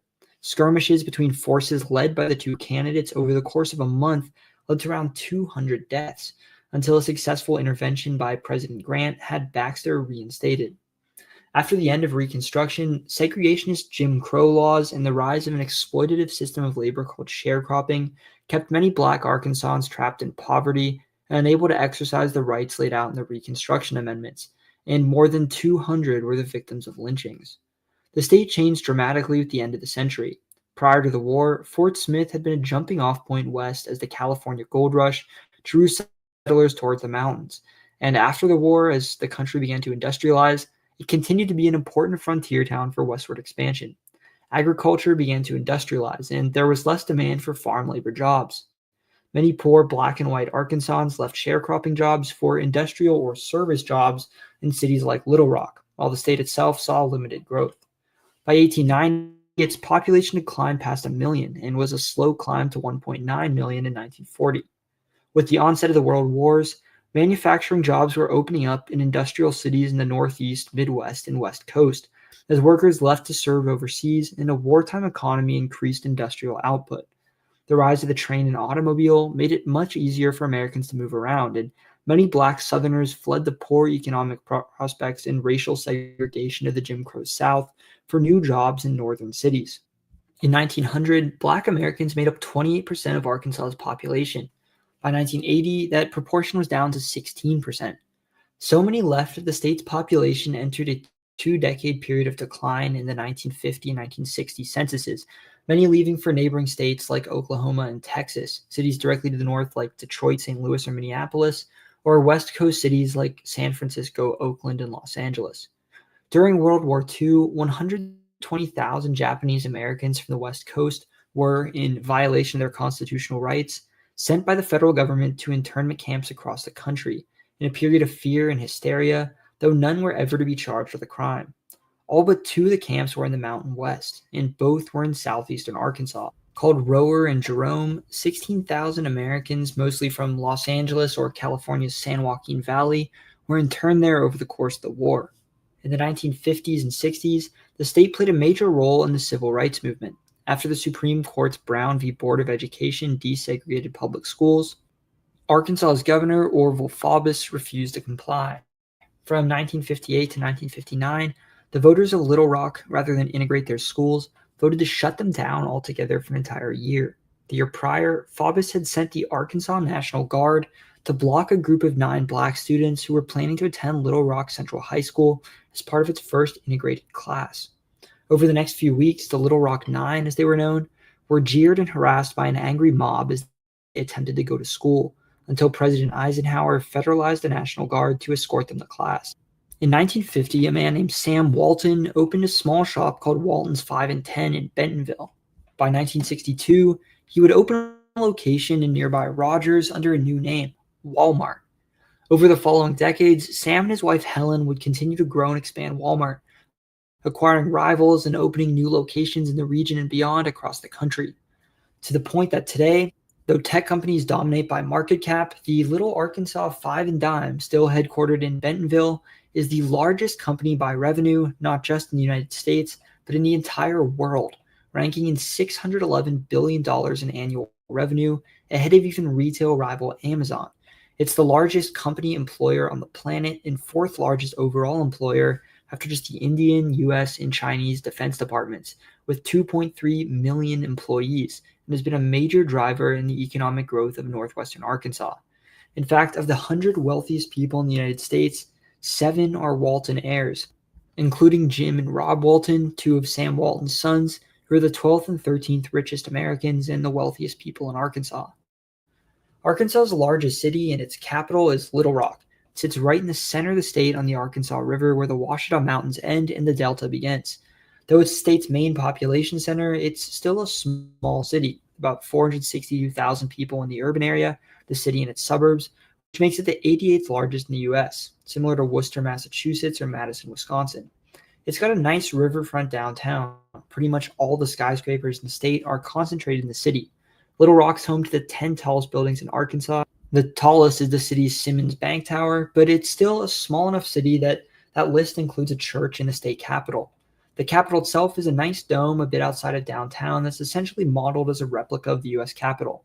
The buildings look similar enough that it's actually been used a number of times as a stand-in in movies. It's the urban heart of Arkansas and a nice southern river town not too far from the mountains. In terms of race, 71% of Arkansans are white, 15% are black, 8% are Latino, 4% multiracial, and 1.5% Asian American. It's a small population, under 1%, but Arkansas, interestingly, is the largest Pacific Islander population outside the western U.S. Most are Marshallese. It is the largest population of Marshall Islanders outside of Hawaii. The Marshall Islands are an associated state of the U.S., a former territory that maintains a special relationship with the country. As part of it, Marshall Islanders are able to live and work freely in the U.S. without a visa and are not considered either U.S. citizens or immigrants. The mass migration of Marshallese to northwest Arkansas is largely thanks to a Marshallese man named John Moody, who, working at a Tyson Foods factory in Springdale, encouraged other Marshall Islanders to join him at the factory and successfully set in motion the migration of thousands of Marshall Islanders to the state. Most Arkansans, though, trace their ancestry back to enslaved people from Africa or immigrants and settlers from Ireland, Germany, England, and Mexico. In terms of religion, 79% of Arkansans are Christian, 3% practice other faiths, and the remaining 18% are non-religious. Most are Protestant, predominantly evangelical. Arkansas is a southern state, so of course it's home to a ton of great food, things like hush puppies, fried pickle chips, pulled pork, and catfish, and more localized dishes like biscuits with chocolate gravy, and something called possum pie, whose name seems a bit concerning, but what's essentially a delicious pie made of chocolate, cream cheese, and a pecan shortbread crust. Like in Mississippi, it's got Delta tamales, a fusion of Southern and Mexican cuisine born in the Delta, and cheese dip, like the sauce you get with chips or soft pretzels, was actually invented in a Mexican restaurant in North Little Rock in 1930. Most people speak with a variety of a Southern accent, although the Ozarks have their own distinct regional dialect similar to that of Appalachia.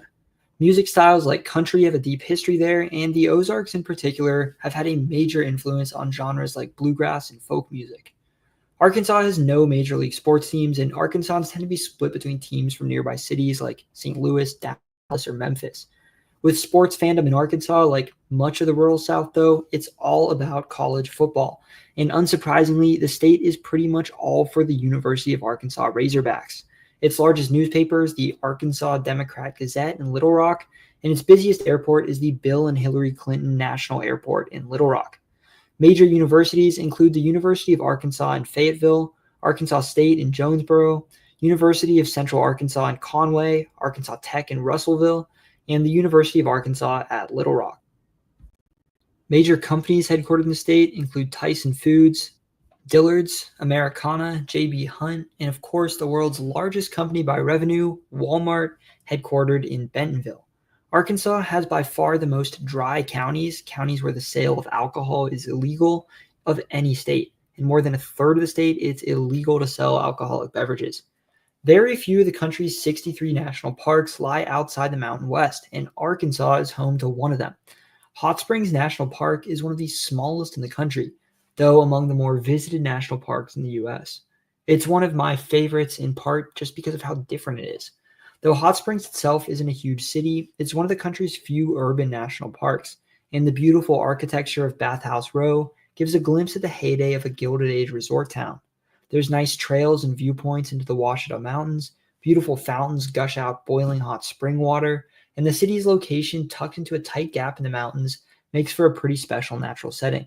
It's a city and national park that flies a bit under the radar, but really transports you back into a different era, and is honestly among my favorite towns I've visited in the US. Famous people from Arkansas include Glenn Campbell, John Grisham, Roger Bumpus, Johnny Cash, Douglas MacArthur, Al Green, Conway Twitty, Scottie Pippen, and Maya Angelou, who wrote about growing up in rural Jim Crow Arkansas in her book I Know What a Caged Bird Sings. For a small rural state, Arkansas has produced a number of prominent political figures in recent decades. A member of the Rockefeller business and political family, Winthrop Rockefeller, served as governor in the late 60s. Republican Governor Mike Huckabee ran for president in 2008 and won the Iowa caucus as well as a number of other state primaries, but lost the nomination to John McCain. His daughter, Sarah Huckabee Sanders, was President Trump's press secretary before her election to the governorship, and her predecessor, Governor Asa Hutchinson, ran for president in the 2004 Republican primaries but lost the nomination to Donald Trump. Easily the most famous politicians to come out of Arkansas, though, are, interestingly enough, considering the state's strong conservative lean, one of the most prominent Democratic political families in recent decades, the Clintons. The only president so far from Arkansas, Bill Clinton, was born in a small town in southwestern Arkansas called Hope and grew up in Hot Springs.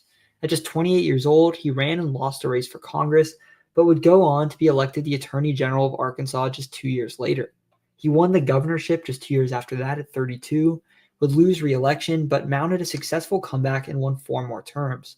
Essentially unknown nationally, he emerged onto the national stage, winning the 1992 Democratic nomination, defeated incumbent President George H.W. Bush, and served 2 terms in office. His presidential library is housed right on the river in Little Rock. His wife Hillary was from suburban Chicago and based her runs for national office out of New York, but began her career in political life as First Lady of Arkansas. After her time as First Lady of the U.S., she's elected senator from New York. She lost a close primary campaign in 2008 to Barack Obama, but would go on to serve as his Secretary of State, winning the 2016 Democratic nomination, the first woman ever to secure a major party nomination, but her political career would end with her loss to Donald Trump. Bill Clinton won nearly every county in Arkansas in his 2 presidential runs, but in the decades since, the state has moved rightward politically, and today the Clintons are pretty unpopular there. Case in point, Hillary lost the state in 2016 by a margin of nearly 27%. Politically, Arkansas is a deep red state with a Cook PVI of R plus 16, meaning that in a given presidential election, the Republican nominee tends to outperform their national average by about 16% there. This makes it the 6th reddest state in America and the most Republican-leaning state I've covered so far in this series. Each of its 4 members of the House of Representatives are Republicans, as are both of its senators, Tom Cotton and John Boozman, and its governor, Sarah Huckabee Sanders. That is it for Arkansas. I want to give a big thank you to everyone who's already joined my Patreon. Through it, you can access different things such as quarterly channel newsletters, thumbnail previews, early access to maps I create, an exclusive Discord Q&A with me, and shoutouts in my videos, such as these. Also, please subscribe to my brother's channel, Quinn the Cameraman. He makes the great intro at the beginning of this video that I use in all the US Explained videos, so go show him some support. I tried to be pretty thorough with this video, but I know there were definitely things I missed as there's a lot to talk about. I want to give a big thank you to everyone from Arkansas who helped give me information for this video, leaving detailed and informative comments on YouTube as well as Discord. I truly would not have been able to make this video without all your help. My next video in this series will be on Michigan, a state I just visited for the first time as part of a 6-month-long filmmaking trip across the country. From here on out, every single video in the US Explained will feature on-site clips and footage I filmed in that state. I'm super excited and I hope you are too. If you're from Michigan, please respond to my community post or my comment here, or leave something in the Discord server to let me know what you'd like to see included about your home state. Thank you for watching this video, and I hope you learned something new. Subscribe for more content like this. I cover the countries, cities, people, and places of the world and beyond. These videos will leave you saying, that is interesting.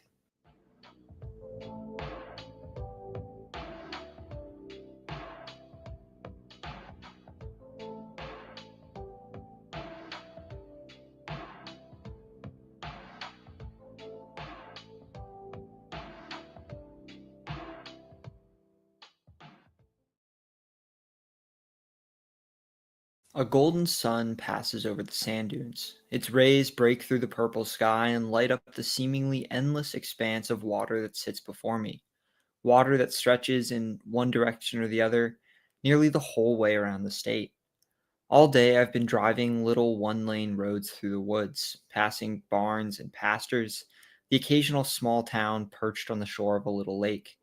But mostly it's been aspen, birch, maple. I'm one of the only people on that little beach, but I could have kept going, deeper into the woods. I could have driven across the bridge, over the water, into a land of mountains and mines, cliffs and islands, into one of the most sparsely populated places in the entire country, until 400 miles and 7.5 hours later, I would leave the state. But I'd traveled far enough that day. Already I was a world apart from the great towers of stone and steel, ornately carved, decorated with tile mosaics and grand statues, victorious figures atop a chariot, a remnant from a time when this city strode atop the world, when this hive of innovation and industry called out an enticing promise, one heard from the cotton fields of Mississippi to the cobbled streets of Warsaw, a call to not just achieve the American dream, but to do so in the wealthiest city on earth. Of course, it would not last. The contradictions of the city, the failure to achieve its promises, but more so than anything, economic decisions made by people who had never called it home would reduce it to a shell of its former self. But this too would not last. Little by little, things are improving, and the glory days don't always have to be a thing of the past. This is that story, as best as I can tell it. I've been traveling around the country for the last 3 months, filming videos for the US Explained, and finally, I'm going to be able to share with you guys some of the stuff I've been working on with this episode. I'm actually here in Canada right now, in Windsor, Ontario, but I'm here for the views of Detroit, Michigan, right across the river.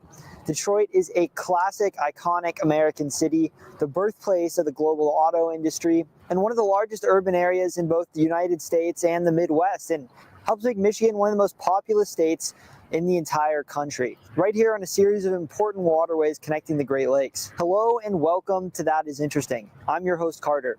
This is the US Explained, episode 27, Michigan.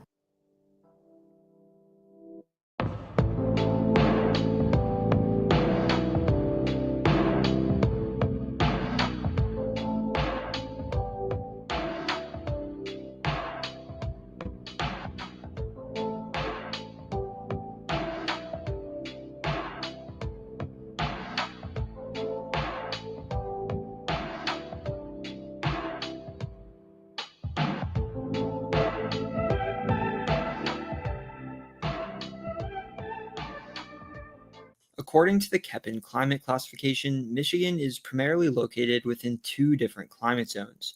The majority of the state is located in the warm summer humid continental climate zone with 4 distinct seasons and a wide range of temperatures between them, with winters that can get very cold, although the very southern part of the state, including the city of Detroit, is located in the slightly warmer hot summer humid continental climate zone. It's the 7th most humid state in the country with an average relative humidity of 72.1%. Perhaps unsurprisingly for a state along the Canadian border, it's on the colder side with the 13th lowest average temperature out of the 50 states, as well as the 14th lowest levels of sunlight. It's on the lower side, 35th when it comes to precipitation, getting on average just under 33 inches of rainfall each year. Although precipitation is spread fairly evenly throughout the state's upper peninsula gets a good bit colder than the lower peninsula. Only 5 states, Vermont, Maine, New Hampshire, Colorado, and Alaska, get more snow than Michigan, which averages 60.66 inches of snowfall annually. Michigan has the honor of being one of the states with among the lowest risks of natural disasters, whether we're talking tornadoes, hurricanes, earthquakes, or wildfires. This inland state with abundant fresh water typically is not affected as much as others by natural disasters, and often tops list of states with the lowest disaster risk, though this isn't an exact science. Most of the state sits in the eastern time zone, except for the 4 upper peninsula counties located along the border with Wisconsin: Dickinson, Gogebic, Iron, and Menominee. The whole state was once in central, but after Detroit switched time zones, most of Michigan eventually followed suit. The 4 border counties, though, chose to stay in central to avoid confusion between the number of towns, which straddle the rivers forming the Michigan-Wisconsin border. Parts of the Upper Peninsula, 800 miles from the eastern seaboard, are in Eastern Time, making Michigan's Ontonagon County the westernmost part of the time zone. Because of this, in parts of the state in the summertime, the sun doesn't actually set until nearly 10 p.m., which honestly sounds incredible. You'll typically hear two different nicknames for Michigan. The first, the Wolverine State, perhaps comes from the early fur trade, which included wolverine pelts in the region, or perhaps from a border dispute with Ohio called the Toledo War, which sparked the two states' famous rivalry.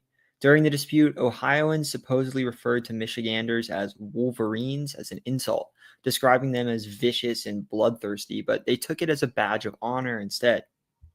The term Michigander is pretty unique as a term for residents from the state. It actually originated as an insult from future President Abraham Lincoln, who used it to call the state's Senator Lewis Cass a goose, although some people prefer the term Michiganian.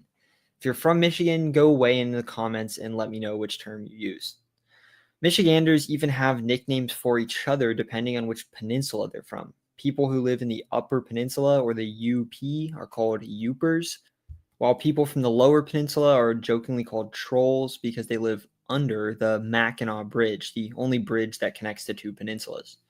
Its other nickname is the Great Lakes State. Michigan borders every Great Lake except Lake Ontario, as well as a border with Lake St. Clair, which, despite not being considered a Great Lake, is part of the Great Lakes system and the 15th largest lake in the entire country. Michigan has by far the longest shoreline of any state on the Great Lakes, over 3,000 miles, a freshwater coast longer than the ocean coastline of 15 different states. Water borders cutting through the lakes give Michigan a larger surface area in water alone than the total area, for example, of the entire state of Indiana.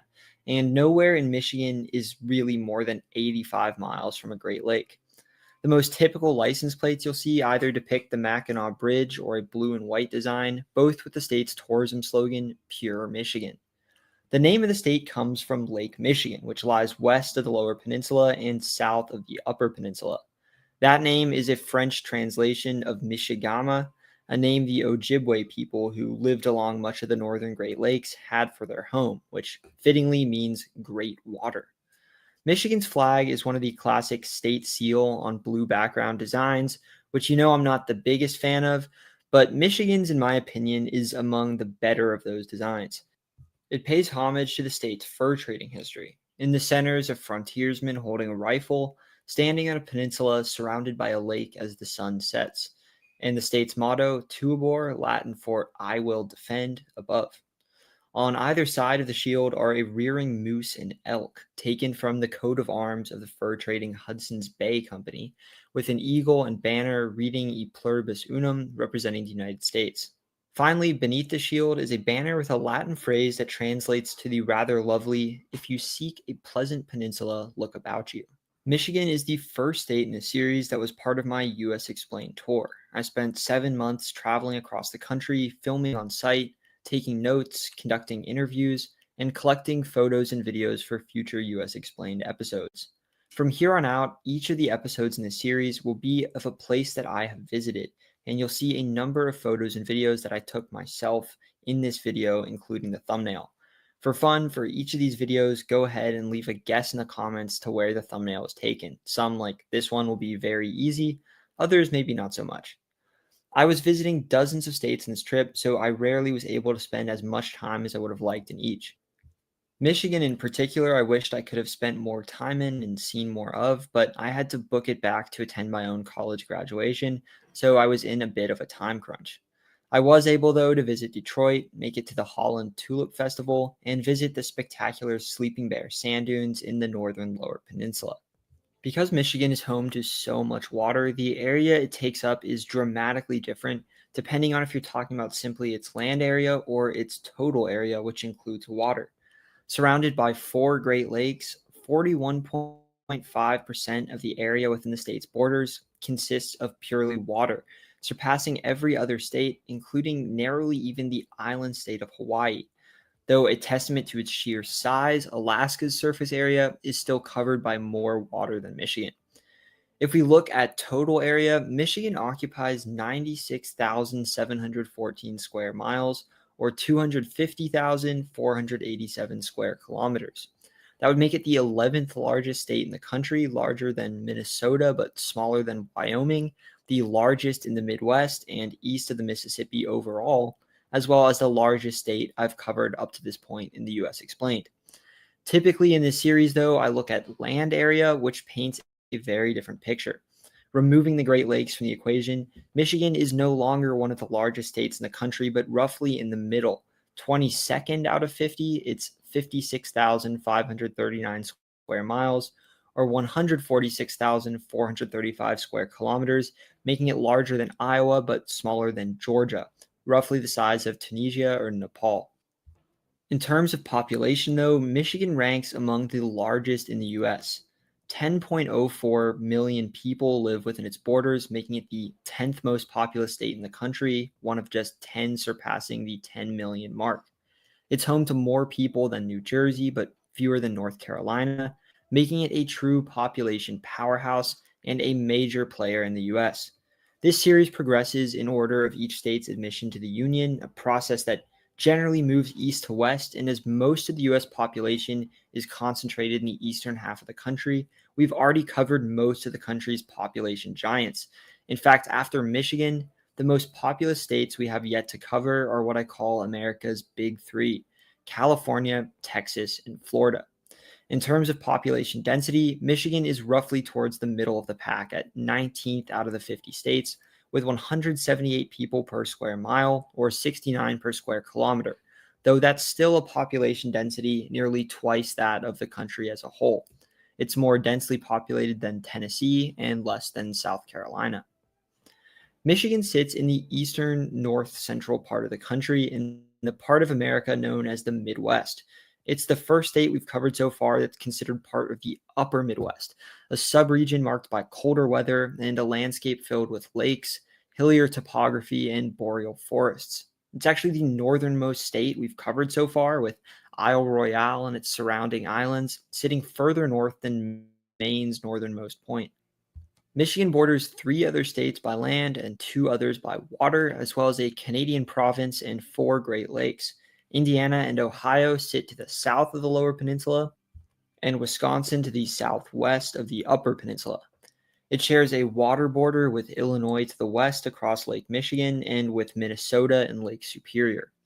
Ontario sits to the north and east, part of the province even lying south of Detroit, and borders both the Upper and Lower Peninsula on either side of Lake Huron. Lakes Michigan and Huron respective west and east of the Lower Peninsula and south of the Upper Peninsula. Lake Erie lies to the state's southeast, and Lake Superior sits north of the Upper Peninsula. Michigan's border with Wisconsin runs along the Upper Peninsula, beginning at the twin industrial port towns of Menominee, Michigan, and Marinette, Wisconsin, on Lake Michigan's Green Bay. The border then follows the Menominee River, along which sit historic iron mining and industrial towns like Iron Mountain and Kingsford. The border follows the Menominee and its tributary, the Brule, upstream to a spot near the town of Nelma, Wisconsin, where it then follows 2 diagonal lines northwest for 64 miles or 103 kilometers to the Montreal River. It follows the river, which divides the Michigan town of Ironwood from its Wisconsin counterpart Hurley to its mouth in Lake Superior. A water border between Michigan and Wisconsin continues halfway onto the lake, where it becomes a water border with Minnesota. Though the 2 states share no boundary on land, Minnesota's northeastern tip comes less than 700 feet from Michigan water. From there, the remainder of Michigan's Lake Superior water border is international, shared with the Canadian province of Ontario. At the eastern end of the lake, Superior's water flows out through the St. Mary's River, which splits into a number of other channels and waterways, and leaves behind large islands like Michigan's Drummond Island, some on the Michigan and others on the Ontario side. The industrial port town of Sault Ste. Marie sits across the river from its larger Canadian counterpart. From east of Drummond Island, the water border cuts down Lake Huron to its southern tip, where the waters of Huron and the further upstream lakes, Michigan and Superior, are funneled into the St. Clair River, dividing the Michigan city of Port Huron from its Canadian counterpart, Sarnia. The border follows the river until it spills out into the large Lake St. Clair, and then follows the river that the lake's water flows out of, the Detroit River. Along the entire 28-mile length of the river sit the city and suburbs of Detroit, an enormous urban area home to over a third of the state's residents, not only Michigan's largest, but one of the largest urban areas in the country, home to 3.78 million people. Downtown Detroit sits right on the river and as such lies directly on an international border. Across the river, interestingly enough, to the south sits Canada. The very tip of the Ontario Peninsula, upon which nearly a third of all Canadians live, ends at the Detroit River, and the city of Windsor, which sits directly across from downtown Detroit, is the end of an urban corridor stretching along the Great Lakes and St. Lawrence River all the way to Quebec City, home to nearly half of Canada's population. An urban area of about 422,000 and an industrial auto manufacturing center in its own right, these industrial twins together form the largest cross-border metropolis in the entire Western Hemisphere and the third largest on the planet, surpassed only by Kinshasa-Brazzaville and the Singapore-Johor Bahru area. It's not San Diego and Tijuana or El Paso and Juarez, but Detroit that serves as America's largest border metropolis. Just outside the city, the Detroit River empties into Lake Erie, where an international water border with Ontario turns to a water border with the state of Ohio. It enters the land at a tiny exclave of Michigan called Lost Peninsula, a small town on Lake Erie's Maumee Bay that is part of Michigan but only accessible by land via Ohio, probably every Michigander's worst nightmare. It's also a suburb of Toledo. The Ohio city sits directly south of the border, not far at all from Detroit, and a number of Toledo suburbs like Temperance and Lambertville sit on the Michigan side. From Lake Erie, the Michigan-Ohio border stretches 69 miles west until meeting up with the north-south border with Indiana. The border continues north for just 4.5 miles until turning west for 104 miles or 167 kilometers until meeting Lake Michigan at the town of Michiana. Along the way, some suburbs of South Bend, Indiana stretch across the state line into Michigan. Within Lake Michigan, the state shares a water border with Indiana, Illinois, and Wisconsin before cutting through Green Bay and meeting the land at Menominee. Unsurprisingly, nearly the entire state sits within the watershed of the Great Lakes. Rivers like the St. Joseph, Kalamazoo, Muskegon, and Manistee in the west, the Saginaw in the east, and the Menominee in the Upper Peninsula all flow into the Great Lakes and eventually out to sea via the St. Lawrence. Though none of the rivers within either peninsula are particularly long, its three far shorter rivers, the Detroit, St. Clair, and St. Mary's, the waterways connecting Lakes Erie, St. Clair, Huron, and Superior to one another, that are easily the state's most important. Not only are they major shipping lines essential for American and Canadian trade and transportation, but due to the sheer volume of water flowing out of the Great Lakes, they're among the largest rivers in the country by the amount of water discharged, the 8th, 9th, and 11th respectively. The Detroit and St. Clair rivers each release more water at their mouths than the Missouri River, the longest river in the country. The state can be divided into three pretty distinct regions. Of course, there are the upper and lower peninsulas, whose existence within the same state makes Michigan one of the only states I can think of that, not counting islands, has a significant portion of its land geographically separated from the rest. The only other that comes to mind is Virginia, but Virginia's physically disconnected eastern shore makes up just 5% of the state's land area, while the Upper Peninsula represents 29% of Michigan's land. Despite making up nearly a third of the state, only 3% of Michiganders call the Upper Peninsula home. The other 97% live south of the Mackinac Bridge. It isn't just that the state's population is overwhelmingly concentrated within the Lower Peninsula, but the vast majority live in the southern half of the peninsula. The Lower Peninsula north of Lake Huron's Saginaw Bay, which juts into it, giving it its distinct glove-like shape, is home to only an additional 7% of Michigan's population. The remainder, 90% of the state's residents, live within the southern Lower Peninsula. People from Michigan will sometimes do this thing where they introduce themselves, where they hold out their hand in the shape of the Lower Peninsula and point to a spot on it, representing where in the map they live. You could probably make some pretty good money just guessing anywhere below the knuckles. The southern Lower Peninsula has a landscape somewhat similar to neighboring parts of the Midwest, though with a good bit more forests and lakes.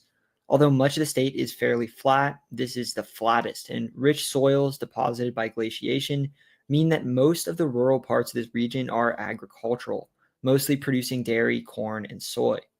With warmer weather and richer soil, this region was easier to settle and develop, and a strategic location on the essential waterways of the Great Lakes, not far from rich deposits of iron, lumber, and copper in the north, as well as coal and oil in nearby states like Indiana and Pennsylvania, Michigan's southern lower peninsula became a major industrial hub, a manufacturing center today considered part of the country's so-called Rust Belt, a region once marked by industrial prowess that has since suffered economic and population decline in recent decades. This is probably the part of the state you think of when you think of Michigan, home to each of the 15 largest urban areas in the state, 9 million people living in an area roughly the size of West Virginia. The region's and state's population center is, of course, Detroit, though the city itself has seen its population hollow out and today represents only a third of its 1950 population peak. Its urban area, a measurement that includes the city's American suburbs but not outlying rural areas, still ranks among the largest in the country. Its 3.78 million residents make the Detroit urban area the 12th largest in the nation, smaller than Phoenix but larger than Seattle. This measurement doesn't even include the 423,000 people who live across the border in Windsor, whose urban area is Canada's 14th largest. Detroit's sprawling suburbs stretch across 4 different counties, a massive suburban experiment designed for the automobile which it built that dominates the state's southeastern corner. While the city itself sits across from Canada on the Detroit River, its suburbs stretch as far as the northern tip of Lake St. Clair down to the mouth of the Detroit River at Lake Erie. Some suburbs like Dearborn, Hamtramck, and Pontiac are pretty urbanized in their own right. Over a third of Michigan's entire population lives in Greater Detroit, and it's the second largest urban area in the Midwest after just Chicago. Besides Detroit, much of Michigan's population is spread through a number of smaller and mid-sized cities in the southern lower peninsula. Ann Arbor, a college town home to the University of Michigan, sits just west of Detroit on the Huron River, and at 317,000 people is the state's 4th largest urban area. UMich, the state's largest university, is home to the biggest stadium in the United States and the 3rd largest on the planet. Its Michigan Stadium can house 107,000 people, more than double the school's total enrollment. Michigan's 5th largest urban area, home to 298,000 people, sits to Detroit's northwest, roughly halfway between Lake St. Clair and the Saginaw Bay. Flint is a former industrial city that, unfortunately, is known perhaps more than anything for a horrifying water crisis that saw lead from old pipes leach into its water supply over the course of 5 years. Further north, 3 cities sit in a triangle not far from one another near the tip of Saginaw Bay on the Saginaw River and its tributaries. The largest, Saginaw, is the 8th largest urban area in the state with around 115,000 people in it in its suburbs, while the smaller Bay City sits near the river's mouth at Saginaw Bay, and Midland is a company town home to the massive headquarters of the Dow Chemical Company. Other smaller cities in eastern Michigan include Monroe near the shores of Lake Erie between Detroit and Toledo, and Port Huron, which sits at the southern tip of Lake Huron, where its waters flow out into the St. Clair River across from the Canadian city of Sarnia. In the south central part of the state, Lansing, with its 318,000 residents, is the 3rd largest urban area in the state, barely surpassing Ann Arbor. It's Michigan's capital city, home to a beautiful Capitol building right downtown, as well as a college town. Michigan's 2nd largest college, Michigan State, is in the suburb of East Lansing. Other smaller cities in the area include Jackson, which, despite being smaller than Napa, California, or Muncie, Indiana, is home to a number of skyscrapers, relics of an important history as an automobile manufacturing center, and Battle Creek, a cereal manufacturing city, home to the headquarters of both Kellogg and formerly the headquarters of Post, 2 of the country's big 3 cereal companies. Jackson, Battle Creek, and a number of other small Michigan cities like the Detroit area Pontiac often seem larger than they really are, home to densely built up downtowns with taller buildings than would be expected for a town of their size. Markers of their heyday in an age when America's manufacturing prowess brought wealth and economic power to them and other Michigan industrial centers. West of Battle Creek in the southwestern part of the state, Kalamazoo is Michigan's sixth largest urban area with around 205,000 residents in it and its suburbs, a pharmaceutical manufacturing city on the Kalamazoo River. To its north is Michigan's second largest urban area, Grand Rapids. On the Grand River, just inland from Lake Michigan, the urban area of 605,000 is the largest in western Michigan, the second largest in the state, and the 70th in the country. It's a smaller city with a history as a furniture manufacturing center, home to a nice riverfront downtown, a brewery scene, and the beautiful Frederick Meyer Gardens and Sculpture Park, often ranked as one of the best sculpture parks in the world. Other cities in western Michigan include Muskegon, a lumber and port city on Lake Michigan, whose 166,000 residents make it Michigan's seventh largest urban area, Holland, the center of America's largest Dutch community, home to the famous Holland Tulip Festival, and the twin towns of Benton Harbor and St. Joseph at the St. Joseph River's mouth on Lake Michigan. Beyond Saginaw Bay, the northern half of the Lower Peninsula is a world apart from the densely populated industrial South. Farmland gives way to forest, and the flat land rises into rolling hills. As with southern Michigan, the landscape is punctured by lakes, but the lakes of the north are larger and more numerous. This northern stretch, along with the Upper Peninsula, is part of the North Woods, a region that includes much of the northern parts of neighboring Wisconsin and Minnesota as well.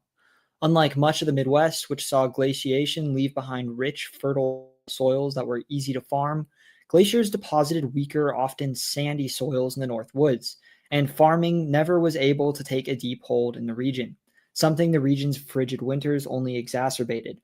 And as I mentioned earlier, the North Woods, including both the Upper Peninsula and the northern half of the Lower Peninsula, boasts a population far smaller than that of southern Michigan. Those same glaciers left thousands of lakes behind on the landscape, and the state can claim not only 4 Great Lakes, but more than 11,000 lakes in total, the fourth most of any state. Other than Alaska, which takes first place, Michigan is surpassed in number of lakes by only its 2 Northwoods neighbors, Wisconsin and Minnesota. With so much woodland, timber, and forestry plays a major role in the economy of northern Michigan. There's an agricultural presence in the region as well. 3/4 of all tart cherries grown in the U.S., different from the sweet cherries grown in states like Washington, come from Michigan, mostly from the area around Traverse City. The town on the tip of a major arm of Lake Michigan called Grand Traverse Bay is the largest urban area in all of northern Michigan, despite being home to just 56,000 people in and around the town. It's a major hub for tourism, which has come to dominate northern Michigan. The region has grown into a vacation destination for people from not just southern Michigan cities like Detroit, but other major Midwestern cities like Chicago as well. The forests and lakes of the North Woods are physically unlike anywhere else in the Midwest, and visitors flock to them in the summertime to splash in the lakes and relax in the shade. Many Michiganders have second homes and cabins up north that they spend the summers at. This map shows every county in the U.S. by proportion of houses that are second homes, and the North Woods are sharply visible. In many ways, it's the backyard of the Midwest. The whole state, but northern Michigan in particular, is home to a culture revolving around water. It's a popular place for fishing, boating, and small towns dotting the lakeshore are often always home to harbors and marinas. There are more lighthouses in Michigan than in any other state, around 130, many located in remote parts of the state, there for the sole purpose of keeping the rugged and often dangerous shoreline of the state's islands and peninsulas visible to the tens of thousands of ships that pass through the lakes annually. Take, for example, Charity Island, a little speck of land in Saginaw Bay, where a small harbor exists for the sole purpose of connecting the island to the outside world for the lighthouse keepers that would live there. There are more than 400 islands in the state with names, but likely many more in total. A string of large islands stretches north from Traverse City in Lake Michigan, the largest of which, Beaver Island, is populated but only accessible by boat or plane. Mackinac Island, one of Michigan's most famous vacation spots, is an old fur trading post and fort town along the Straits of Mackinac, which connect Lakes Michigan and Huron, and is maybe best known as one of the country's only car-free towns. Automobiles have been banned on the island since 1898 for scaring horses, and visitors typically use bikes or even horse-drawn carriages to get around. Northern Michigan's also home to one of my favorite places in the Midwest, the Sleeping Bear Dunes, a string of massive sand dunes along Lake Michigan, more than twice as tall as the Indiana Dunes, a national park in Michigan's southwestern neighbor. Along the Straits of Mackinac, connected by only the beautiful Mackinac Bridge, one of the longest suspension bridges in the country, sits the Upper Peninsula. Home to only 303,000 people, Yoopers, as they are jokingly referred to, make up only 3% of Michigan's population, while the Upper Peninsula makes up 29% of the state's land. In fact, the entire peninsula has a population density of just 18 people per square mile, a far cry from the state average of 178 per square mile. In fact, this pretty large region is arguably the most sparsely populated place, not just in Michigan, not just in the Midwest, but in the entire eastern half of the country. Nowhere east of the Mississippi comes anywhere near the remoteness of the Upper Peninsula. Only 6 states, the massive western states of Alaska, Wyoming, Montana, North and South Dakota, and New Mexico, have a lower population density than the UP. Everything that's true about the northern lower peninsula is more so for the upper peninsula. Its soil is also quite weak. It's colder and even more remote. Only a single major highway passes through it, Highway 75, which stretches for just 52 miles along the very tip of the peninsula before ending at the border town of Sault Ste. Marie. Considering anyone continuing north would be making their way into remote northern Ontario, it isn't a heavily traveled stretch of highway at all. The landscape is more rugged, flatter in the east, but rising in the west into small mountain ranges, like the Huron and Porcupine Mountains. These mountains don't reach the heights of the Rockies, Appalachians, or even parts of the Ozarks, but they're still unusual within the mostly flat Midwest, a vast stretch of true wilderness in a part of the country that's mostly been developed or converted into farmland. Michigan's highest point, Mount Arvon, sits at 1,979 feet or 603 meters above sea level, overlooking Lake Superior. Another peninsula, the Keweenaw Peninsula, juts out into Lake Superior, and a partially natural river, partially man-made canal, the Keweenaw Waterway, separates it from the rest of the Upper Peninsula, allowing ships to easily move copper from mines on the Keweenaw Peninsula throughout the Great Lakes. Mining, primarily copper and iron, historically dominated the industry of the UP. The peninsula's mines brought immigrants, many from Finland, to the region, and were an essential piece of the industrialization of the United States. Along with the timber industry, tourism is a huge aspect of the UP economy. While just 303,000 people call the peninsula home, there are likely millions who vacation there each year.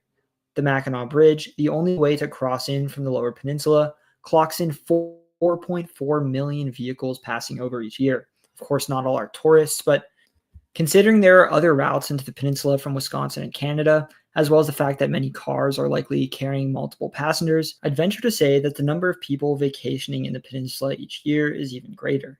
In fact, the part of the UP, including the towns of Menominee and Iron Mountain along the Wisconsin border, has the highest proportion of second homes of anywhere in the United States, 26%. More than a quarter of all houses in the region are vacation homes only occupied part-time. Most towns in the region are small and industrial, revolving around mining or shipping. The largest typically contain little more than 20,000 people and include Marquette in the middle of the UP on the shores of Lake Superior, Escanaba on the northern end of Green Bay, Houghton on the Keweenaw Waterway, and Sault Ste. Marie, whose Soo locks are the passage any ship entering or leaving Lake Superior must take. It's separated from a larger counterpart on the Canadian side of the same name. The peninsula is home to some truly beautiful natural areas. The Pictured Rocks National Lakeshore is a stretch of Superior Lakeshore boasting beautiful cliffs, arches, ice caves, and colorful rock formations, an incredible experience either in the summer or the winter. Beyond the peninsula, not far from the north shore of Minnesota and the Canadian city of Thunder Bay, sits the Lake Superior island of Isle Royale. This huge island, nearly the size of Guam, is the largest freshwater island in the United States and a national park. Only reachable by boat or seaplane, the island is like Mackinac, completely car-free, an uninhabited wilderness, home to moose and wolves that you can backpack or explore by boat. The beautiful national park is one of only a handful in the Midwest, and testament to just how remote and difficult it is to reach, it's the least visited national park in the lower 48, receiving just around 25,000 visitors per year, more than only 4 other national parks, 3 of which are in Alaska and 1 in American Samoa. That's fewer visitors than 5 Alaskan parks, a park in the territory of the U.S. Virgin Islands, as well as other parks that can only be reached by boat, like Dry Tortugas and the Channel Islands. Some 14,000 years ago, glaciers that had once stretched from the Arctic to Indiana began to retreat, carving out areas of land they had once covered, depressions that would fill with water as the ice melted. They would become the Great Lakes, and in the land between them, the Michigan we know today was born. Perhaps around the same time that the glaciers were beginning their slow retreat, people from the tundras of Siberia, perhaps seeking game to hunt, would make their way either via a land bridge that has since sunk beneath the waves as the ice sheets melted, or by boat across what is today the Bering Strait. They likely had no idea that they were settling a continent, indeed a hemisphere, as of yet unreached by humankind. Over time, their descendants would make their way south, following a gap in the glaciers along the eastern flank of the Rockies to warmer lands beyond the ice. From Alaska to Patagonia, later generations would people the Americas and develop into a diverse population of thousands of different ethnic groups speaking thousands of different languages. In Michigan, earlier societies known as the Hopewell and Woodland cultures lived within agricultural communities, constructed temples and burial mounds, and mined copper in the Upper Peninsula. The Hopewell were linked to trade routes across the continent, and Michigan copper has been found in archaeological sites across North America. They were ancestors of the native people that European settlers would encounter there later. Michigan was home to a number of different indigenous peoples, including the Miamia and Peoria who lived in the south, and the Sauk who lived near Saginaw Bay, the Menominee who inhabited the western portion of the UP. Most influential within the region, though, were the Anishinaabe. They were not one people, but a grouping of many, the Ojibwe or Chippewa in the north around Lake Superior, the Ottawa in the lower peninsula, the Potawatomi in the very south of the state, and the Mississauga who stretched in from Ontario. Altogether, Anishinaabe lands stretched as far east as near where Montreal is today, and as far west as what is now Saskatchewan in North Dakota. Though representing a number of different ethnic groups, the different Anishinaabe peoples had a number of cultural similarities to one another. They spoke closely related languages and held common religious views. Many Anishinaabe, along with a number of other indigenous groups from New England to the Great Plains, worshipped a deity called Gitche Manitou, or the Great Spirit. The Anishinaabe believed that Gitche Manitou lived on Mackinac Island, and it became the site of a religious pilgrimage. Perhaps most consequentially, three Anishinaabe groups, the Ojibwe, Ottawa, and Potawatomi, joined together in a political alliance they called the Council of Three Fires, meeting at Michilimackinac, the region around the Straits of Mackinac. French colonialism had really taken root in North America with the expeditions of Samuel de Champlain, who in the early 1600s founded the colonies of Acadia on the Bay of Fundy and Canada along the St. Lawrence River. From Quebec, Champlain and other French explorers, traders, merchants, and missionaries would explore the Great Lakes. Many believe that the lakes were part of a Northwest Passage that would eventually lead to Asia and its lucrative trade. One believer in the Northwest Passage was Champlain's interpreter, Etienne Brulé. Champlain sent Brulé beyond the St. Lawrence River, where he explored the Great Lakes. In 1618, he crossed the St. Mary's River into the Upper Peninsula near what is today Sault Ste. Marie, becoming the first European to set foot in what is now Michigan. He would return just 3 years later, going even further to the Keweenaw Peninsula, where he found copper. While the lower peninsula sat on excellent potential trade routes, the lower Great Lakes were in control of the Haudenosaunee, or Iroquois Confederacy, a powerful political union of tribes in upstate New York who had made enemies of the French and were being armed by the British. Wanting dominance of the fur trade with the Europeans, throughout the 1600s, the Iroquois waged a brutal conflict against the tribes of the Midwest, called the Beaver Wars, seizing control of significant amounts of land, including Michigan, to use as their exclusive hunting grounds. In doing so, they devastated tribes like the Huron, who lived in Ontario. Some refugees fleeing the war eventually made their way to Michilimackinac, where a number of Huron eventually settled, taking in other native people escaping the war. The Sauk, too, fled the Beaver Wars, leaving Michigan for Illinois and Wisconsin. Epidemic disease as well proved devastating for the native peoples of North America.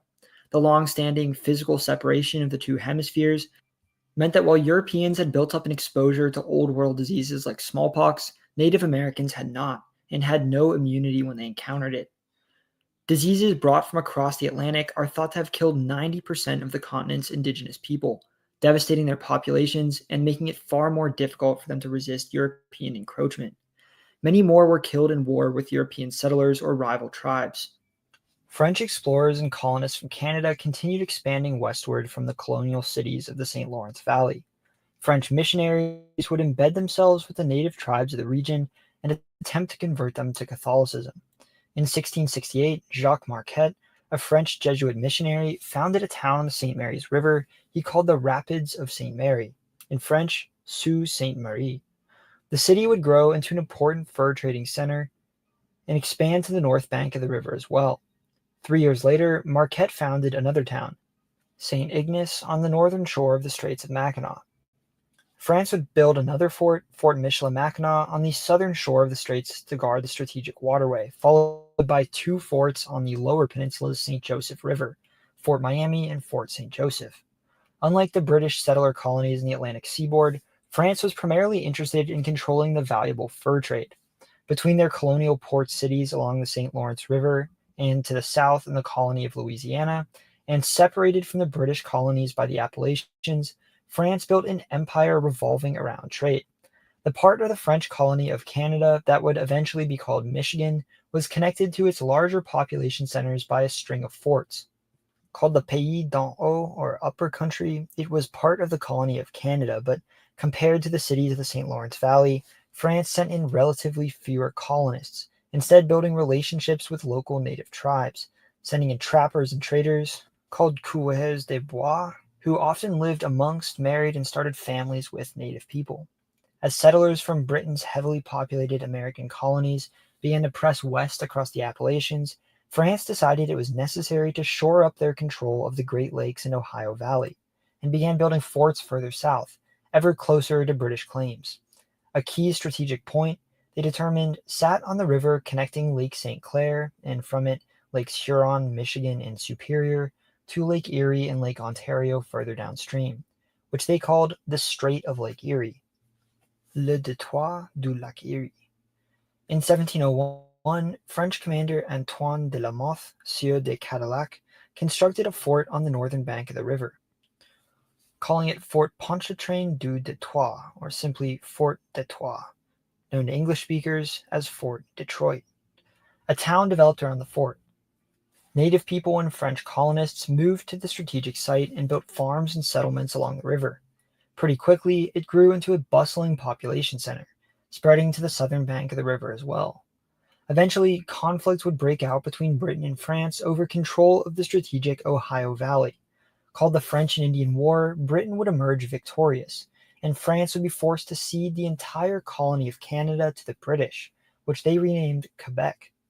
Some British settlers and trappers would move into the region, particularly the area around Fort Detroit, which the British called Fort Detroit, and the city of Detroit, which had developed around it. By this point, the strategic colonial city had grown into one of the largest in the region. It was the 3rd largest city in all of Quebec, surpassed by only Montreal and Quebec City, and was the largest all the way from Montreal to New Orleans. In 1763, Ottawa leader Pontiac led a massive uprising of 9 different indigenous nations against British rule in the Great Lakes region. Pontiac's rebellion toppled Fort Michilimackinac, Fort St. Joseph, and numerous other British settlements and fortifications, though Britain was able to hold Detroit. Ending in something of a stalemate, Britain created the Proclamation Line of 1763, forbidding further colonial settlement west of the Appalachians in order to try to keep a better relationship with their native neighbors. Though no conflict occurred within the region, the Revolutionary War and the Treaty of Paris, which ended it, officially handed all of Quebec that lay south of the Great Lakes over to the new United States. The French and British inhabitants of the region were mostly loyal to Britain and had little desire to be part of the new country.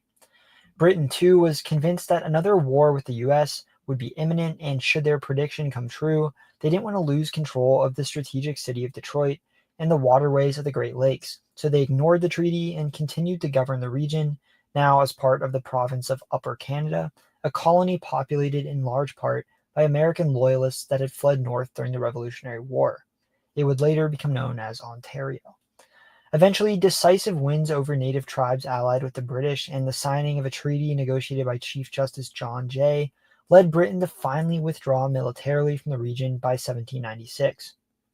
Under American control, the upper country of Quebec would become the Northwest Territory, a large forested wilderness, mostly home to Native Americans and a few scattered French settlements. Detroit, for its part, would become a town divided between two countries, its neighborhoods on the south bank of the river remaining under British control to eventually become the city of Windsor, while the remainder of the city became American. Detroit, which burned down and was rebuilt in 1805, was very much a territorial frontier town, a fur trading outpost that remained bilingual, home to both English and French speakers throughout its early years.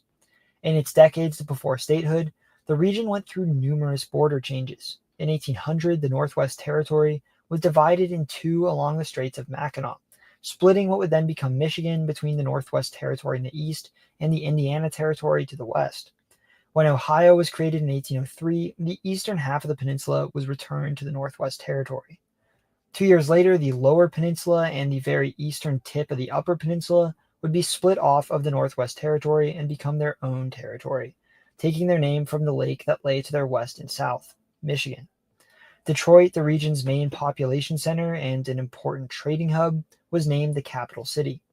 The rest of the UP would be part of the Indiana Territory, and a few years later, the Illinois Territory would control another third of it. Britain was reluctant to cede control of Detroit, in part because they believed another war might be on the horizon. In 1812, their prediction would come true. As part of the War of 1812, Britain invaded Michigan and actually took control of the territory. With Britain aided by Shawnee Chief Tecumseh in his rebellion against the United States, Fort Michilimackinac as well as the city of Detroit were surrendered to British forces, one of the only times in history in which an outside foreign power has ever invaded and seized an American city. Under British rule for a year, following a string of British losses elsewhere, they eventually abandoned Michigan. After the war, the territory's general, William Hull, was court-martialed and removed from office for surrendering the territory. The Upper Peninsula and land to the west, all the way to what is now Iowa and the Dakotas, would become part of the Michigan Territory in the following decades. The territory's new governor, Lewis Cass, was a huge proponent of statehood, but to get there, Michigan would first need a population of at least 60,000 white settlers. In 1820, it sat at just 7,000.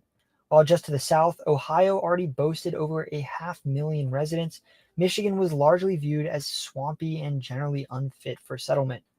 Besides that, most of its land was under the control of Anishinaabe tribes. During the war, most Anishinaabe sided with the British, which, after the war, Cass used as an excuse to push for their removal from the state. He pursued a number of treaties in which the Anishinaabe signed control over massive swaths of Michigan land and was responsible for the removal of many Anishinaabe to west of the Mississippi River. At the same time, Cass invested in infrastructure and roadways to help support a larger population. Most consequential for the growth of the territory, though, was the construction of the Erie Canal in New York. Completed in 1825, the canal linked the Hudson River near Albany to Lake Erie near Buffalo. It allowed shipping to bypass both Niagara Falls and British-controlled Canada, connecting the port town of New York City to the resource-rich waterways of the Great Lakes. Not only was the canal essential in helping turn New York into the major city it is today, but it made the Great Lakes part of a key system of trade routes from which resources like grain, timber, and minerals could be shipped to the ports of the East Coast. From there, railways, industry, and settlers would follow. Meanwhile, in New England, land to farm was beginning to run out. Tiny northeastern states like Massachusetts were among the most densely populated in the country, and it was a time when Americans had huge families. In 1800, the average woman in the United States had 7 children. That same year, Massachusetts was the country's 5th most populous state, home to more than 400,000 people, and 44% of them were under 16 years old. Many were farmers, descendants of English Puritan colonists, and their population ballooned to a point where there's beginning to be no farmland left to be passed on to each of their kids. Many of their children had set out just west to farm the land in upstate New York, but that region was beginning to face the same problem. With the creation of the Erie Canal, though, these New Englanders and New Yorkers now had easy access to fertile land far to the west along the Great Lakes. Michigan became a huge beneficiary of this exodus. In 1820, just 8,000 white settlers lived in Michigan. By 1840, its population had grown over 26-fold to 212,000. The following decade, it was recorded that just 35% of people living in Michigan had been born there. 7% had been born in New England and 33% in New York, many of whom were just first-generation New Yorkers themselves, children of New Englanders who'd moved upstate. This early migration gave Michigan a strong cultural connection to New England, New York, and the states of the northern U.S. Many moved to Detroit, but new cities and towns began to spring up throughout other parts of southern Michigan, like Flint, Ann Arbor, Ypsilanti, Jackson, Battle Creek, and Kalamazoo. These new settlers logged much of the southern half of the Lower Peninsula and replaced the forests with farmland. By 1835, Michigan was ready for statehood. It had a written constitution and a large enough population, but a border dispute with Ohio was holding it back. Both Michigan and Ohio claimed that a strip of land home to the strategic Lake Erie port town of Toledo was rightfully theirs. No one died in the so-called Toledo War, but Michigan's territorial governor, Stevens Mason, was removed from office by President Andrew Jackson after he raised a militia to march on Ohio. Congress gave the Toledo Strip to Ohio, but as compensation, awarded Michigan the Upper Peninsula, a much larger stretch of land that would end up proving quite valuable for its wealth of natural resources.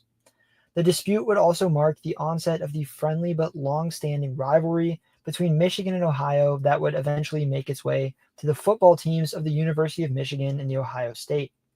With the Toledo War resolved, in 1836 the western portion of the territory was split off, becoming the Wisconsin Territory, and on January 26, 1837, President Andrew Jackson signed the law admitting Michigan into the Union as the 26th state.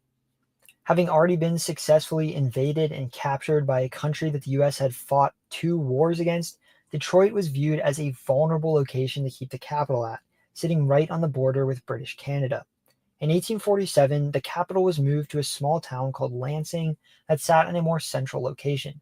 The year prior, the young state had become the first place in the English-speaking world to abolish capital punishment, doing so for every crime other than treason. A northern state settled primarily by Northerners, Michigan was fervently opposed to slavery and played a key role in the abolitionist movement. Abolitionist leader Sojourner Truth moved to the state from New York and conducted much of her activism from Battle Creek. Additionally, Michigan was a major destination for enslaved people escaping north via a network of safe houses and routes known as the Underground Railroad. While Michigan itself was a free state, the Fugitive Slave Act enabled slaveholders to capture and bring enslaved black people back south, even from states where slavery was illegal. That meant that many fled out of the country altogether to Canada, and one of the closest places to cross was Detroit. It's thought that perhaps as many as 40,000 black Americans fled slavery into Canada through Detroit in the years leading up to the Civil War. When the war itself broke out, Michigan remained with the Union, although a violent race riot broke out in Detroit in 1863 that left hundreds homeless. The country rapidly industrialized following the Civil War, a change from which Michigan benefited enormously. Not only could the railways and ports of the state ship crops and grains from southern Michigan across the country, but they could bring lumber from the forests of the north as well, and the state became the largest lumber producer in the country, producing a quarter of the country's wood, an essential resource at a time when the state was quickly growing and industrializing that made Michigan quite wealthy. At the same time, iron and copper mining took off in the Upper Peninsula, a practice made even easier by the construction of the Sioux Locks, which bypassed a series of rapids on the St. Mary's River and more easily connected Lake Superior to the shipping routes of the industrial Midwest. For decades, half of the country's copper came out of Michigan. Shipping could at times be quite dangerous. Over 6,000 ships have gone down in the Great Lakes, and a stretch of the UP on Lake Superior is even nicknamed the Shipwreck Coast. The iron freighter, the Edmund Fitzgerald, sank and took 29 lives with it in 1975, memorialized in a song that's become an anthem of sorts for the Great Lakes. In 1913, a terrible storm struck the lakes. Nicknamed the White Hurricane, it would sink 12 ships and take 250 lives. Most were in Lake Huron, many off the coast of Michigan. In agricultural Battle Creek, cereal production took off with the rise of the cereal giants Post and Kellogg, who popularized the product as a breakfast food and produced it en masse. In 1860, the state was home to 749,000 people, but its population shot to 1.18 million the following decade and would grow steadily in the decades since. By 1880, it had risen to become the ninth most populous state in the US and would remain in the top 10 ever since. Key to this growth was a massive wave of immigration from Europe that benefited industrial states like Michigan in particular. The state became a major destination for immigrants seeking jobs in the US. Dutch and German immigrants came to work in Michigan's farms, mines, and logging camps, as did Canadian immigrants. Dutch immigrants in particular settled in the western half of the state, founding Holland and flocking to Grand Rapids. Towns like the tourist hotspot of Frankenmuth were founded by Germans. Irish, Italian, Polish, and other Eastern Europeans typically settled in Detroit, while Cornish, Finnish, Swedish, Norwegian, and Italian immigrants moved to the UP to work mining and forestry jobs. Today, the Upper Peninsula has one of the largest Finnish American populations in the country, and Western Michigan one of the country's largest Dutch American populations. Michigan in the early 1900s was one of the fastest growing states in the country, and immigrants helped make it a highly urbanized industrial state, helping bring the population from just 400,000 in 1850 to 2.4 million in 1900. During Prohibition, Detroit's proximity to Canada made the city a liquor smuggling hotspot. 75% of all the alcohol illegally brought into the country during Prohibition came in through Detroit, Windsor. This was such a profitable enterprise that the second largest industry in the entire city at the time was rum running, smuggling alcohol. What was the largest industry? You can probably guess. There's probably one thing that jumps to mind when you think of Michigan, and it was this industry that really spurred the growth of the state and powered its immigration boom: cars.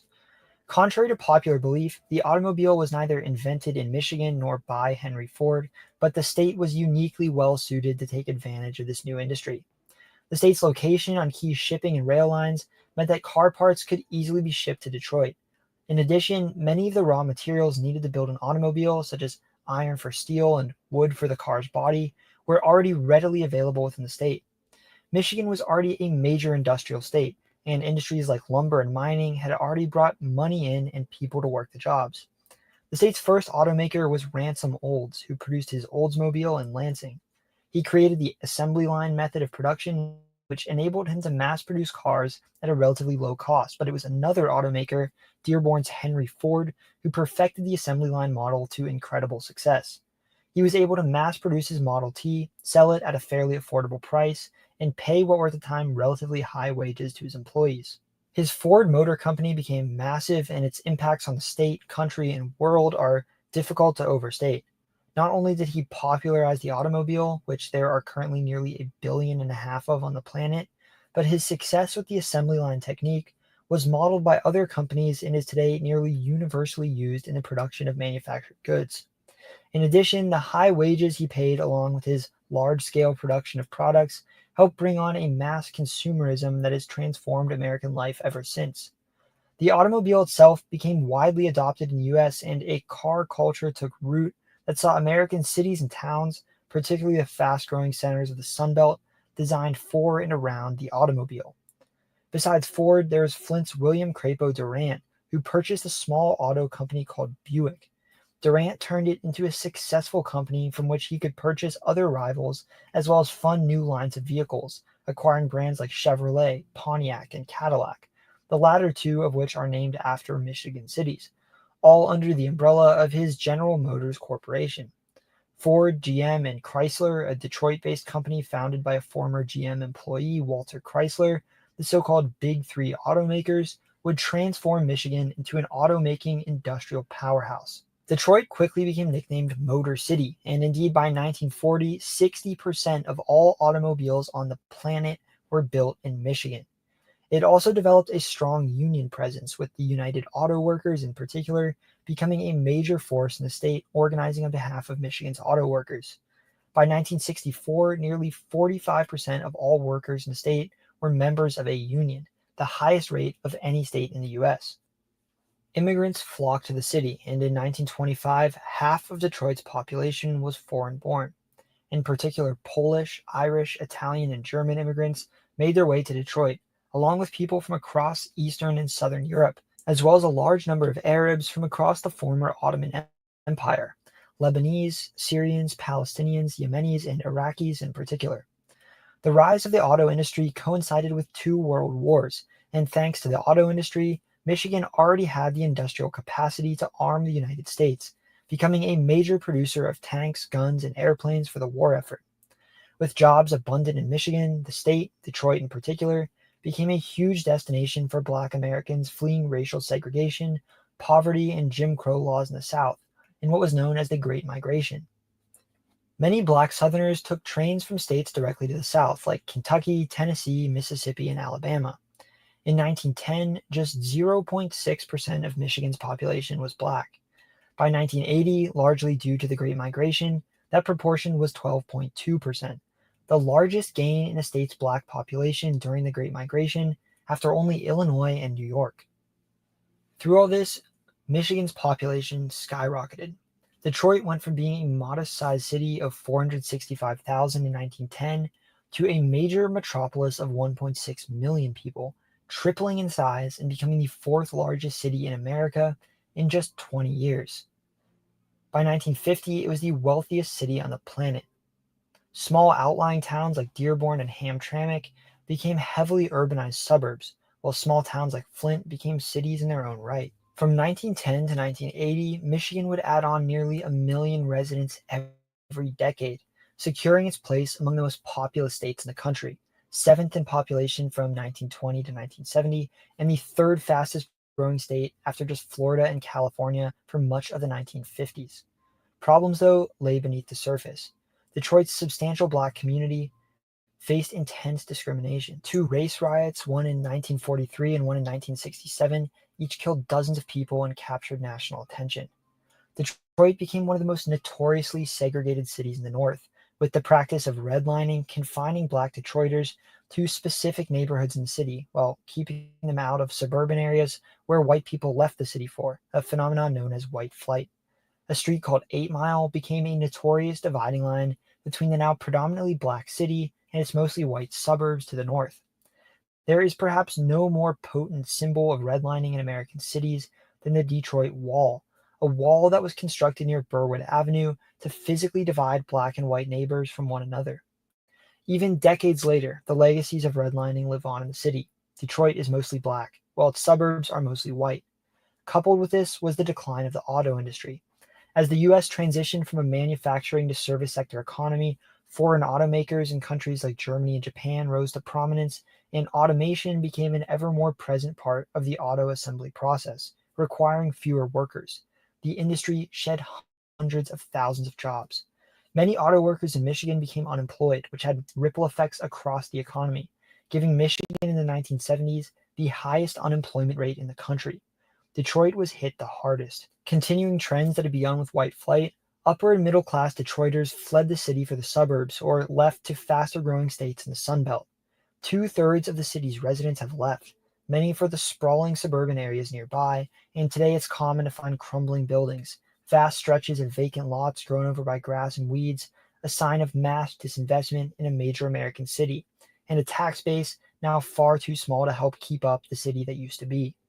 In 2013, the city infamously declared bankruptcy, and in 2010, the state marked its first ever decline in population. Then in 2014, there was the tragic Flint water crisis, where over the course of 4 years, thousands of people in Flint were exposed to lead in their water supply, and 12 people died from Legionnaire's disease. Things have since been looking better for Michigan, though. Detroit has been making a comeback, and with the city's revitalization, news is starting to look good again. It will probably take some time, though, to reverse a reputation that has been so baked into the public consciousness. Detroit, right across the river from me here in Windsor, Ontario, is the largest city in Michigan, the largest urban area in the state, and the 12th largest in the U.S. as a whole. And on the Great Lakes internationally, it's only surpassed by Chicago and Toronto. The city was the birthplace of the American auto industry, and for a long time was one of the largest cities in the country. While the suburbs have helped keep it one of the country's largest urban areas, the city itself lost population with the decline of the American auto industry, even infamously declaring bankruptcy. Though it's revitalized itself quite a bit since then, there's still a number of vacant lots and abandoned housing outside of the city center. This is the urban core of southeastern Michigan, where most of the state lives, and the population center of an important cross-border urban area stretching here into Canada. Michigan's largest city, Detroit, is the anchor of the state's population. Its greater area, with 3.78 million people, is home to 1/3 of Michigan. the 12th largest urban area in the country. This is a quintessential Rust Belt city. You can see the impact of its industrial past and present everywhere, from the vacant lots, many of which have been converted into community gardens. There are some 1,400 community gardens, likely among the most of any American city in Detroit, to the towering headquarters of General Motors, the Renaissance Center, a 7 skyscraper complex that boasts the tallest building in the state and looks like a skyline in its own right. Downtown Detroit is filled with beautiful Gilded Age skyscrapers, ornate towers made of brick and stone. A nice waterfront riverwalk and promenade lines the Detroit River, where you can see little fishing boats looking for a catch and huge barges making their way between the Great Lakes. Across the water is the smaller skyline of Windsor, the largest border metropolis in the Western Hemisphere, connected by the heavily traveled Ambassador Bridge and Detroit-Windsor Tunnel. Much of the city, as well as some suburbs like Dearborn and Hamtramck, are very working class, while others, particularly those along Lake St. Clair like Grosse Pointe, are quite wealthy. The city remains a major industrial hub. Ford's River Rouge complex, once the largest factory on the planet, produces their F-Series trucks. It's a major music city. The Motown and techno genres were both born in the city.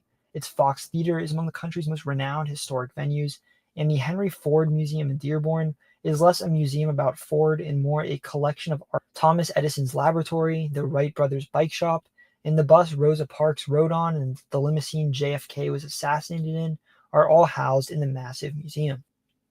In terms of race, 74% of Michiganders are white, 13% are black, 5% are Latino, 3% multiracial, and 3% are Asian. Most of Michigan's population can trace their ancestry to immigrants from Germany, enslaved people from Africa, or to Ireland, England, or Poland. 8% of the state is Polish American, the largest proportion of any state besides Wisconsin, and at 4.5%, it has the second largest Dutch American population after South Dakota and the largest overall in sheer numbers. On top of that, the state has the largest Middle Eastern population in the United States at about 3%. Mostly Arab, there's also a large Assyrian population in the state as well. It's a diverse population, about 58% Christian and 42% Muslim, and home to a mix of both immigrants as well as families that have been there for generations, tracing their ancestry predominantly to Lebanon, Iraq, Palestine, Yemen, and Syria. Most live in the Detroit suburbs. Dearborn is the first city in the country to become majority Arab American at 55% of the population, and its Islamic Center of America is the largest mosque on the continent. Other suburbs like Dearborn Heights, Sterling Heights, and Hamtramck are more than a quarter Arab American. Hamtramck itself is the first Muslim majority city in the U.S. In terms of religion, 70% of Michiganders are Christian, 5% practice other faiths, and the remaining 24% are religiously unaffiliated. Most are Protestant, predominantly members of evangelical or mainline Protestant denominations. Michigan is home to a lot of great regional foods. One of the most well-known, which has become popular across the country in recent years, is Detroit-style pizza, a pizza made with a Wisconsin brick cheese and a thick, crispy crust cooked in regular pans which were supposedly used as drip trays by automakers. Cornish immigrants brought pasties, a type of savory pie, to the Upper Peninsula, where they've become a regional staple. Mackinac Island fudge is, of course, a classic, and the coney dog, a hot dog topped with onions, mustard, and chili, was created by Greek immigrants in Detroit. Of course, there's tons of great fishing throughout Michigan, and fish like whitefish are a staple in the state. Michiganders speak with an accent fairly similar to those of other areas in the upper Midwest and around the Great Lakes, although Detroit has something of its own accent as well. The pronunciation of the city itself is a topic of debate. While most Americans tend to pronounce it Detroit, locals often say the name of the city as Detroit. Motown and techno music came out of Michigan, and it influenced early punk rock as well. Michigan has 4 major league sports teams, all in Detroit. The MLB's Detroit Tigers play at Comerica Park, the NFL's Detroit Lions at Ford Field, and the NHL's Detroit Red Wings and NBA's Detroit Pistons share Little Caesars Arena. All 3 stadiums are right next to each other downtown. College football is also big in Michigan, and the state's divided between the University of Michigan, which is pretty popular around the state, and Michigan State, more popular in central Michigan around Lansing. The largest newspapers in the state are the Detroit Free Press, Detroit News, and the Grand Rapids Press, and its busiest airport is the Detroit Metropolitan Airport. Its largest colleges are the University of Michigan in Ann Arbor and Michigan State in East Lansing, as well as Wayne State in Detroit, Grand Valley State in Allendale, and Western Michigan University in Kalamazoo. Major companies headquartered in Michigan include a number of automakers and auto-related companies like Ford, General Motors, Bosch, Lear, and Penske, as well as other corporations like Dow Chemical and Kellogg. Famous Michiganders include Aretha Franklin, Eminem, Terry Crews, Tom Selleck, R.O. Saarinen, Keegan-Michael Key, Al Green, Burt Reynolds, Malcolm X, Tim Allen, The White Stripes, Christy Brinkley, Larry Page, Aaliyah, Barry Gordy, J.K. Simmons, Smokey Robinson, Selma Blair, Taylor Lautner, Sojourner Truth, The Temptations, Floyd Mayweather, Kid Rock, Diana Ross, Francis Ford Coppola, Casey Kasem, Seth Meyers, Jimmy Hoffa, Stevie Wonder, Big Sean, Madonna, and Greta Van Fleet. There's only been one president in U.S. history from Michigan. Though he was born in Nebraska, Gerald Ford, no relation to the car maker, was raised outside of Grand Rapids and went on to win election to the House of Representatives for the state's 5th district, which included Grand Rapids. That was the only seat he'd ever be elected to. A series of scandals saw Ford, who'd made his way through House leadership to minority leader, selected by President Nixon to be vice president after his vice president Spiro Agnew resigned in disgrace. Scandal would bring Nixon down not long after, and Ford would become president without ever having won election to the presidency or vice presidency.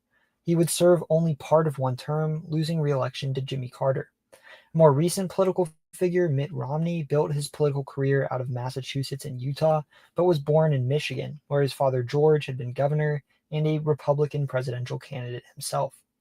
Politically, Michigan is one of the most competitive swing states in the country. Closely divided in support between Democrats and Republicans, its highly coveted 15 electoral votes have helped decide the last 3 presidential contests, swinging for Donald Trump in 2016 and 2024 and for Joe Biden in 2020. In each case, the state was decided by fewer than 3 percentage points. Its Cook Partisan Voting Index is currently R+1, meaning that in a given presidential election, the Republican candidate tends to outperform their national average by just 1%, making it one of the 4 most purple states in the country by this ranking. Its House delegation is almost evenly divided. It's currently represented by 7 Democrats and 6 Republicans in Congress. Its governor, Gretchen Whitmer, is a Democrat who's often touted as a potential future presidential candidate, and both of its senators, Gary Peters and Debbie Stabenow, are Democrats. Though Stabenow is retiring, and the state has elected Democrat Alyssa Slotkin to be her successor. That is it for Michigan. I want to give a big thank you to everyone who's already joined my Patreon. Through it, you can access different things such as quarterly channel newsletters, thumbnail previews, early access to maps I create, an exclusive Discord Q&A with me, and shoutouts in my videos such as these. Also, please subscribe to my brother's channel, Quinn the Cameraman. He made the great intro at the beginning of this video that I use in all the US Explained videos, so go show him some support. I tried to be pretty thorough with this video, but I know there were definitely things I missed as there's a lot to talk about. I want to give a big thank you to everyone from Michigan who helped leaving detailed and informative comments on YouTube. I truly would not have been able to make this video without all your help. I really enjoyed visiting Michigan as part of my 6-month-long filmmaking trip across the country. From here on out, every single video in the US Explained will feature on-site clips and footage I filmed in that state. Get excited because my next video in the series is a big one, Florida. I'm super excited and hope you are too. If you're from Florida, please respond to my community post or my comment here, or leave something in the Discord server to let me know what you'd like to see included about your home state. Thank you for watching this video, and I hope you learned something new. Subscribe for more content like this. I cover the countries, cities, people, and places of the world and beyond. These videos will leave you saying, that is interesting.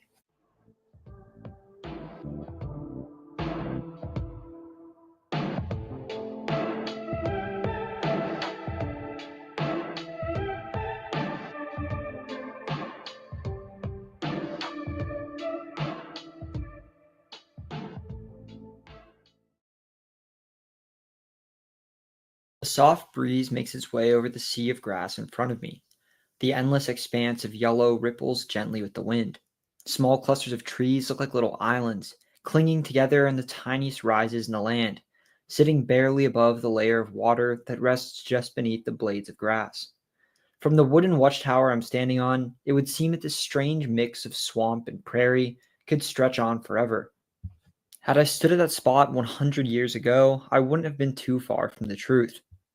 Though today the Everglades are a protected national park hemmed in by development into the very southern tip of their peninsula, a century ago they were far, far larger.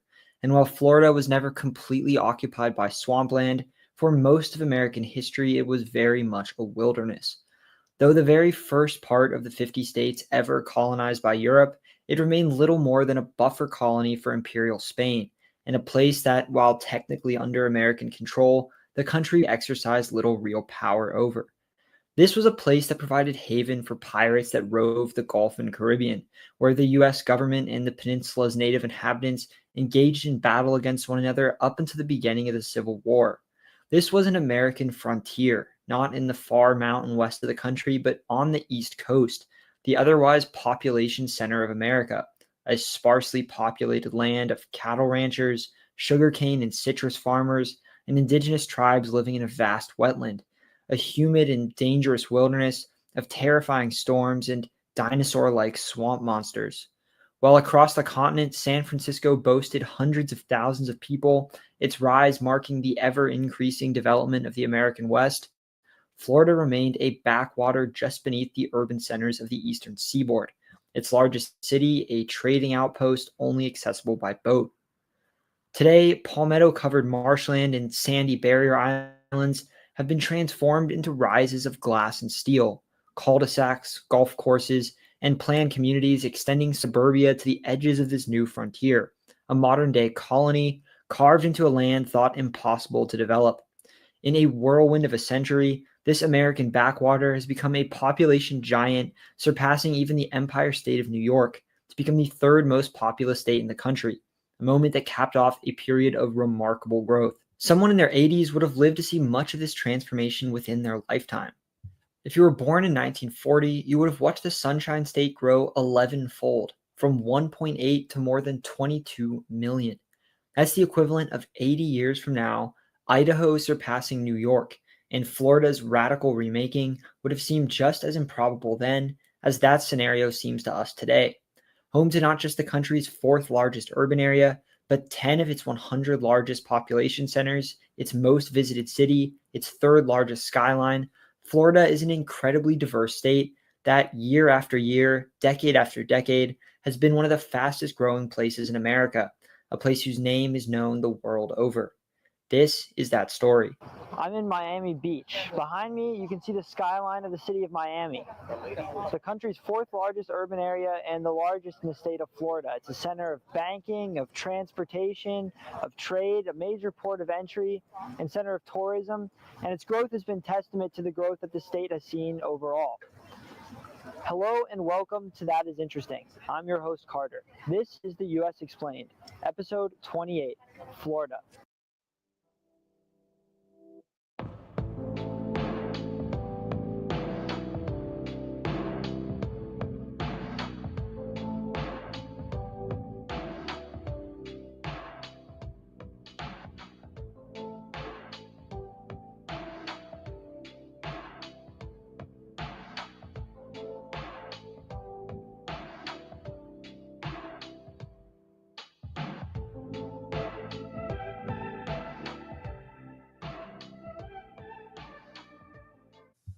According to the Köppen climate classification, most of Florida sits in the humid subtropical climate zone with hot summers, mild winters, and high humidity. If you're familiar with this series, you're probably used to this climate zone as that of America's hot and humid south. Florida, though, is so far south that it dips into even hotter climates. A strip of southeast Florida, including Miami and its suburbs, are part of the rainforest, and further south and inland, the monsoon climate zones, while the rest of South Florida from the Gulf of Mexico to the Florida Keys is part of the savanna climate zone. The rainforest climate zone is marked by very high rainfall, hot temperatures, and practically no real seasons, while the savanna climate gets less rainfall with a notable dry season in the winter, and the monsoon climate is somewhere in between the two. Though not technically located in the tropics itself, if going by latitude lines, these are considered tropical climate zones, giving South Florida the only tropical climate in the mainland US. With an average relative humidity of 74.5%, it's the second most humid state in the country after Alaska looking at relative humidity and Hawaii if looking at dew point, more a measurement of how sticky the air actually feels. Additionally, it's the second hottest state in the US with an average temperature of 71.8 degrees Fahrenheit or 22.1 degrees Celsius, surpassed by only Hawaii. The Sunshine State is ranked 10th by average annual sunlight, the highest on the East Coast. It's the fourth rainiest state as well, getting 54.73 inches of rainfall a year, surpassed by just its fellow Gulf Coast states of Louisiana, Mississippi, and Alabama. Florida rarely gets any snow, and if it does, it's typically up north. In an average year, Florida gets a minuscule hundredth of an inch of snow, less than only Hawaii. In South Florida, for example, the last time it snowed was 1977, thought to be the only time snow fell there in the last 200 years. The state is infamous for one natural disaster in particular: hurricanes. 40% of all hurricanes in U.S. history have hammered Florida, and some of the deadliest and costliest in recent memory, including Hurricanes Ian, Milton, Katrina, Helene, and Irma, have struck the state, though some caused more damage in Florida than others. The state has the second lowest average elevation, just 100 feet above sea level. Its highest point, a spot on the Alabama border called Britton Hill, sits at just 345 feet above sea level, the lowest of any state high point, giving it a difference between high and low point that makes it the flattest state in the country. On top of that, a Kansas University study done by some Kansan geographers frustrated by the state's flat reputation found that according to an analysis of each state's landscape shape, Florida was by that measure too the country's flattest state. Both very flat and incredibly low-lying, parts of Miami even sit beneath sea level. Hurricanes, floods, land subsidence, and rising sea levels pose a very real threat to Florida, and flooding is an all too common occurrence. Most hills are in the panhandle and are very small, but a long ridge of low sandy hills called the Lake Wales Ridge stretches south down the center of the peninsula from Orlando, remnants of a prehistoric island chain that existed when the peninsula was underwater. Surprisingly, for a state located on the East Coast, Florida is actually split between two time zones. Most of the state is in Eastern time, but Florida's panhandle stretches so far west that 9 of its counties and part of another are located in the Central time zone. Florida is famously nicknamed the Sunshine State. Famed for its beaches and warm weather, it's a fitting nickname as the state has embraced its role as a major tourism and retirement destination. Its most common license plate shows the nickname along with the state in green and 2 oranges, representative of the state's historic role as a major citrus producer. The name Florida is an anglicized version of a Spanish word meaning flowered. It comes from Juan Ponce de Leon, the first European to land on the peninsula. But it's unclear whether La Florida, his name for it, was meant to refer to flowers he saw growing on the shore and meant the flowered land, or whether it came from La Pascua Florida, the festival of flowers, a Spanish name for Easter Sunday, the day when Ponce de Leon first sighted land. Florida's flag represents this Spanish history. It shows a red saltire on a white background based off of the Cross of Burgundy, the flag of Imperial Spain, with Florida's state seal on top of the cross. I don't typically love state seals on flags, but Florida's works.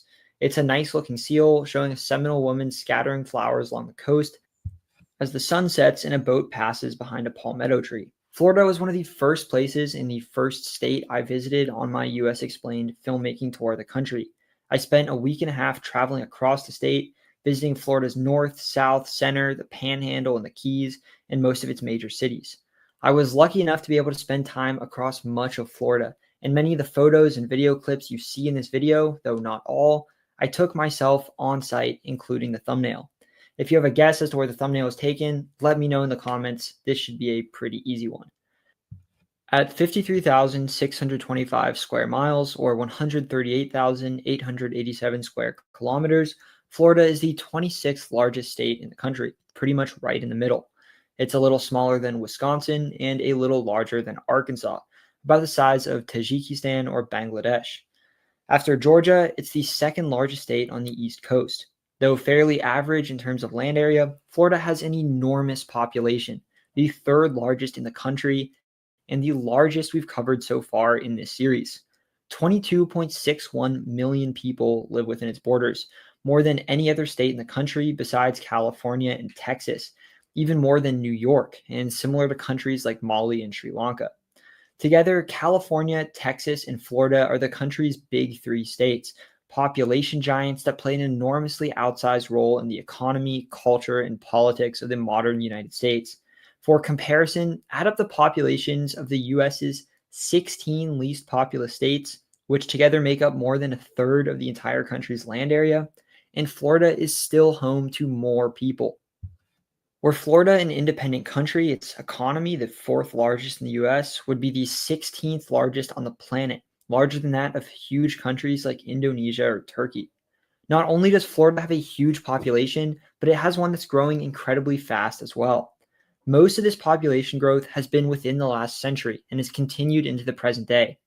Since 1940, it's been the third fastest growing state in the entire country, growing at a ridiculously rapid rate of 1,035%, more than 11 times over. Only Nevada and Arizona have grown faster during that time period. Since 2008, Florida's had the fourth highest average growth rate in the country, growing its population by an additional 1.34% on average every year, surpassed by only Utah, Idaho, and Texas. The state has been a huge beneficiary of post-pandemic population shifts as well. In 2022, it was the country's fastest growing state and was second to only South Carolina in 2023. All in all, an additional million people call Florida home today who didn't in 2020. This huge population in a relatively medium-sized state gives Florida a high population density, 422 people per square mile or 163 per square kilometer, making it the seventh most densely populated state in the country. Each state with a higher population density is a small northeastern state, and altogether they take up far less land in total than Florida. Florida sits in the very southeastern corner of the US mainland. It's the southernmost state we've covered so far and the southernmost in the contiguous lower 48 states overall. Only Hawaii and some of the US territories are further south. The island town of Key West in the Florida Keys is the southernmost town in the lower 48, marked by this concrete buoy, though parts of the island itself are further south, and a tiny island called Ballast Key is a little further south as well. Cape Sable in the Everglades is the southernmost point of the US mainland. With this video, we are completely done covering the east coast of the United States. There are no states left in the US explained sitting on the Atlantic, though we still have 2 territories left that are. The mainland's southernmost state is unsurprisingly located in the region known as the South, but despite sitting further to the south, it typically is not considered, besides perhaps some parts of the Panhandle, to be part of the Deep South. Something of a cultural anomaly, closer in much of the state to Latin America and the Caribbean, and home to millions of transplants and retirees from the Northeast and Midwest. Florida's north is considered the most culturally southern, while South Florida is ironically typically not thought to be part of the American South, but its own distinct region instead. It borders 2 other states and shares a water border with 2 countries. Georgia and Alabama sit to its north, and though we typically think of the US as bordering just Canada and Mexico, Cuba and the Bahamas sit so close to Florida to share water borders in the Atlantic and Straits of Florida with the state. Florida's east coast sits on the open Atlantic Ocean and its west coast on the Gulf of Mexico. To its south, the 2 are connected by the Straits of Florida, a passage between the peninsula and the island countries of Cuba and the Bahamas that's a major shipping route into the Gulf and its major coastal port cities like Houston and New Orleans, as well as the waterways of the Mississippi River. Almost entirely surrounded by water, the state has the second longest coastline in the country after just Alaska, and the second most islands, over 4,500 after Alaska as well. Its border with Georgia begins at the Atlantic at the mouth of the St. Mary's River near Fernandina Beach and follows the river inland to its headwaters in the Okefenokee Swamp, where it then cuts west in a slightly diagonal line for 157 miles or 254 kilometers to a reservoir called Lake Seminole. It follows the Chattahoochee River briefly upstream from the lake until it turns west once more and the border with Georgia becomes a border with Alabama. It then continues west for 153 miles or 247 kilometers before meeting the Perdido River, which it follows south to its mouth in the Gulf of Mexico, ending near the Florida town of Perdido Key and the Alabama town of Orange Beach. The rest of the state, besides the Panhandle, about 80% of Florida's land, consists of the Florida Peninsula. This is the largest peninsula in the United States, unless you consider the entirety of Alaska to be a peninsula, and where most Floridians live. It abruptly juts 450 miles south from the rest of the continent, hemming in and separating the Gulf of Mexico from the rest of the Atlantic Ocean. It reaches so close to the islands of the Caribbean that people living in Miami are physically closer to Havana and Nassau than to Jacksonville or Tallahassee. The Panhandle, meanwhile, stretches far to the west. Florida is about 400 miles long east to west. So though the state isn't particularly large, its boomerang-like shape means that a drive from Pensacola near the Alabama border to Key West in the Florida Keys with no stops would take somewhere between 12 to 13 hours.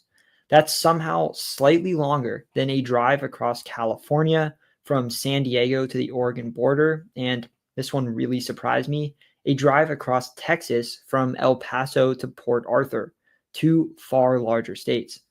It also means that nowhere in the state is more than 74 miles from the ocean. As with Michigan, because much of the state is a thin peninsula, it doesn't have too many rivers that are particularly long. In the Panhandle, its largest river system is that of the Apalachicola, which, like other Panhandle rivers, briefly passes through the state, flowing south into the Gulf from Georgia and Alabama. It's formed at the Georgia border by the confluence of the much longer Chattahoochee and Flint rivers, the former of which drains the Appalachians in northern Georgia. The Suwannee River, formed in the Okefenokee Swamp in Georgia, flows slowly through a series of beautiful wetlands to its mouth in the Gulf in the northern part of the peninsula. The longest river fully within the state is the St. Johns, which forms in the swamps just west of the beach town of Sebastian. There's only a 30-foot drop in elevation along the entirety of the river's 310-mile course, and water can take over a month to reach the Atlantic, at times flowing so slow, just a third of a mile an hour, that it's functionally a lake. Near Jacksonville, where it meets the ocean, it becomes 3 miles wide, wider than the Mississippi. The last water system I'll talk about is one of the most unique in the country, the Everglades. The waters of the Kissimmee River, which drains much of central Florida near Orlando, feed Lake Okeechobee, the country's 9th largest natural lake. From Okeechobee, the water flows out to the ocean through a number of waterways, including the Caloosahatchee River, which meets the Gulf at Fort Myers and Cape Coral. Most of it seeps slowly beneath the grasses and trees in a slow-moving river that's up to 50 miles wide, but often just a few feet or even a few inches deep. Called the Everglades, this incredible wetland brings the waters of Okeechobee to the Gulf, the Atlantic, and the Straits of Florida. And though much has been successfully protected, has been heavily altered by humans, channeled into drainage canals that crisscross South Florida.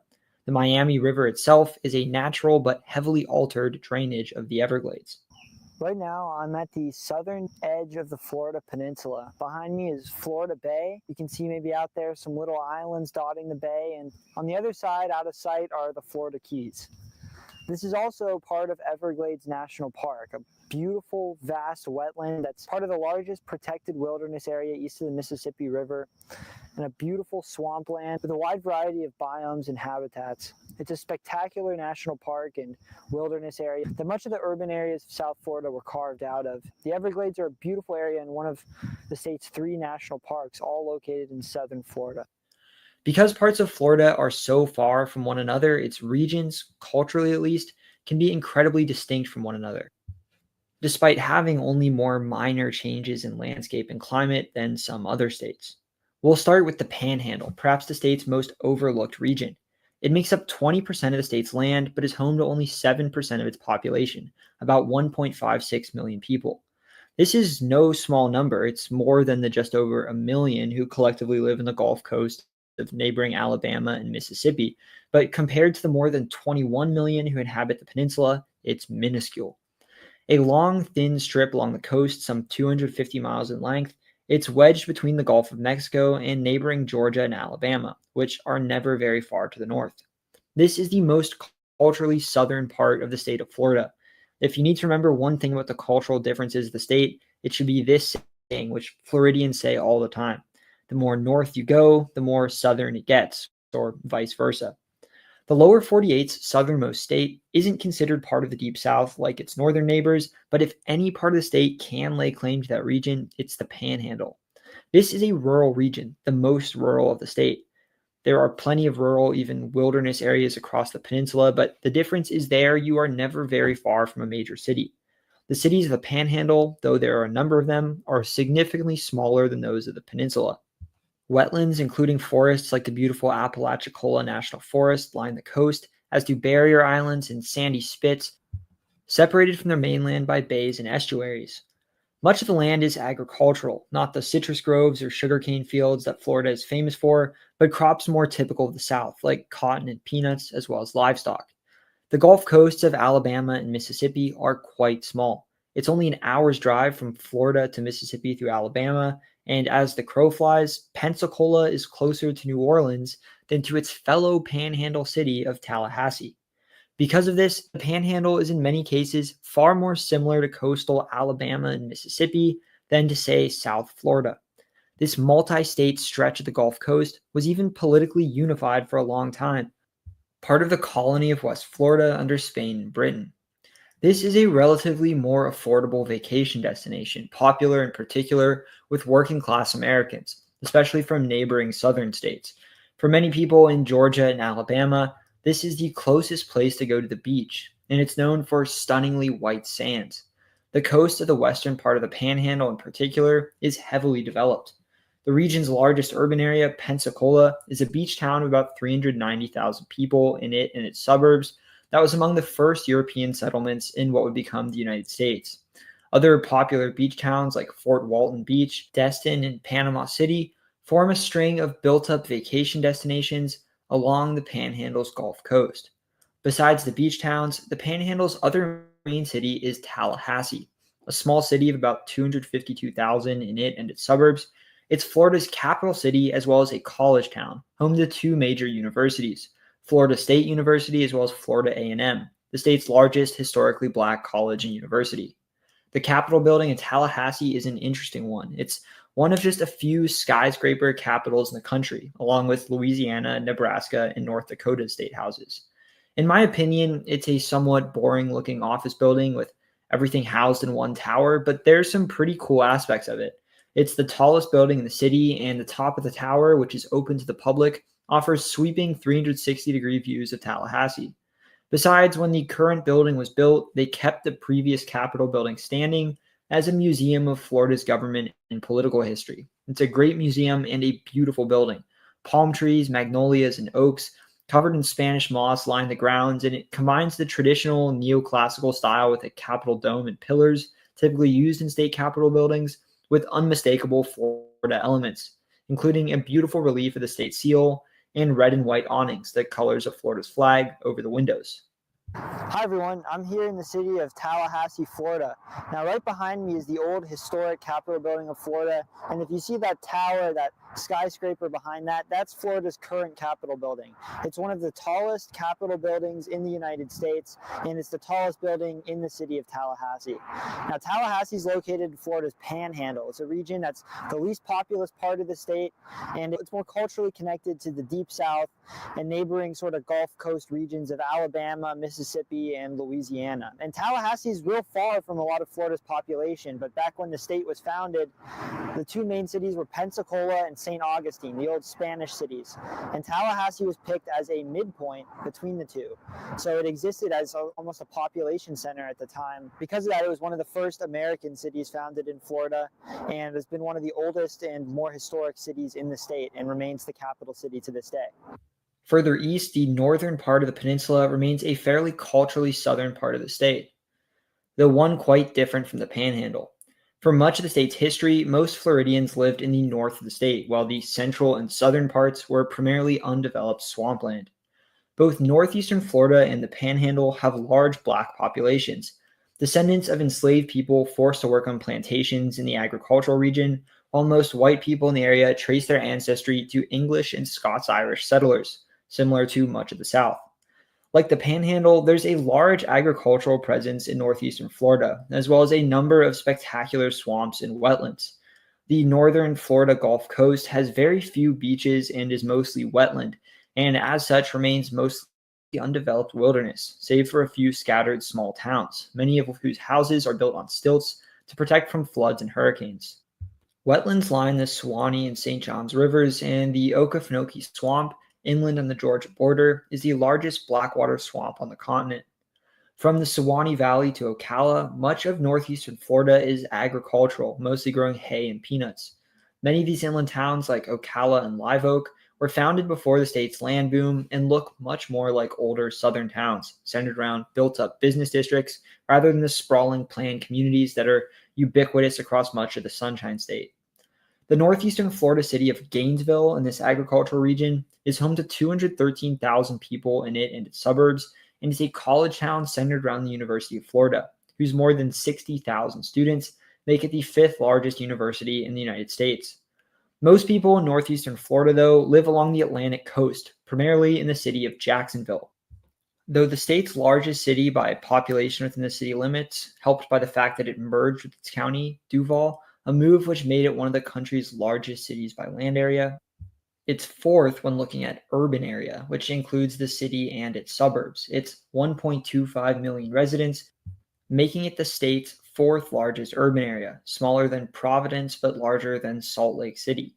Just south of the Georgia border at the mouth of the St. Johns River, some of its far suburbs even stretch across into its northern neighbor.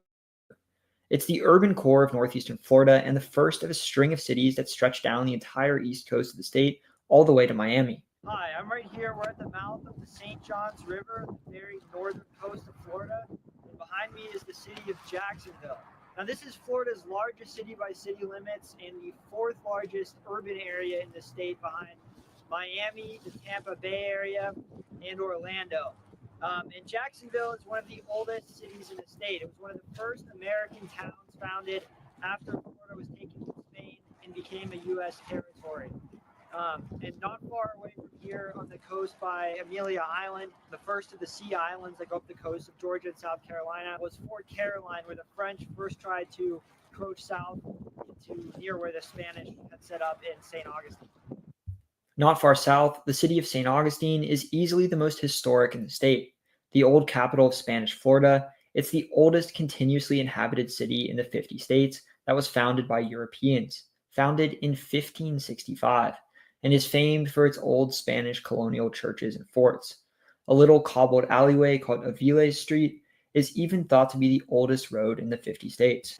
Hi, I'm here in St. Augustine, Florida. This is the oldest continually inhabited European settlement in what is now the 50 states.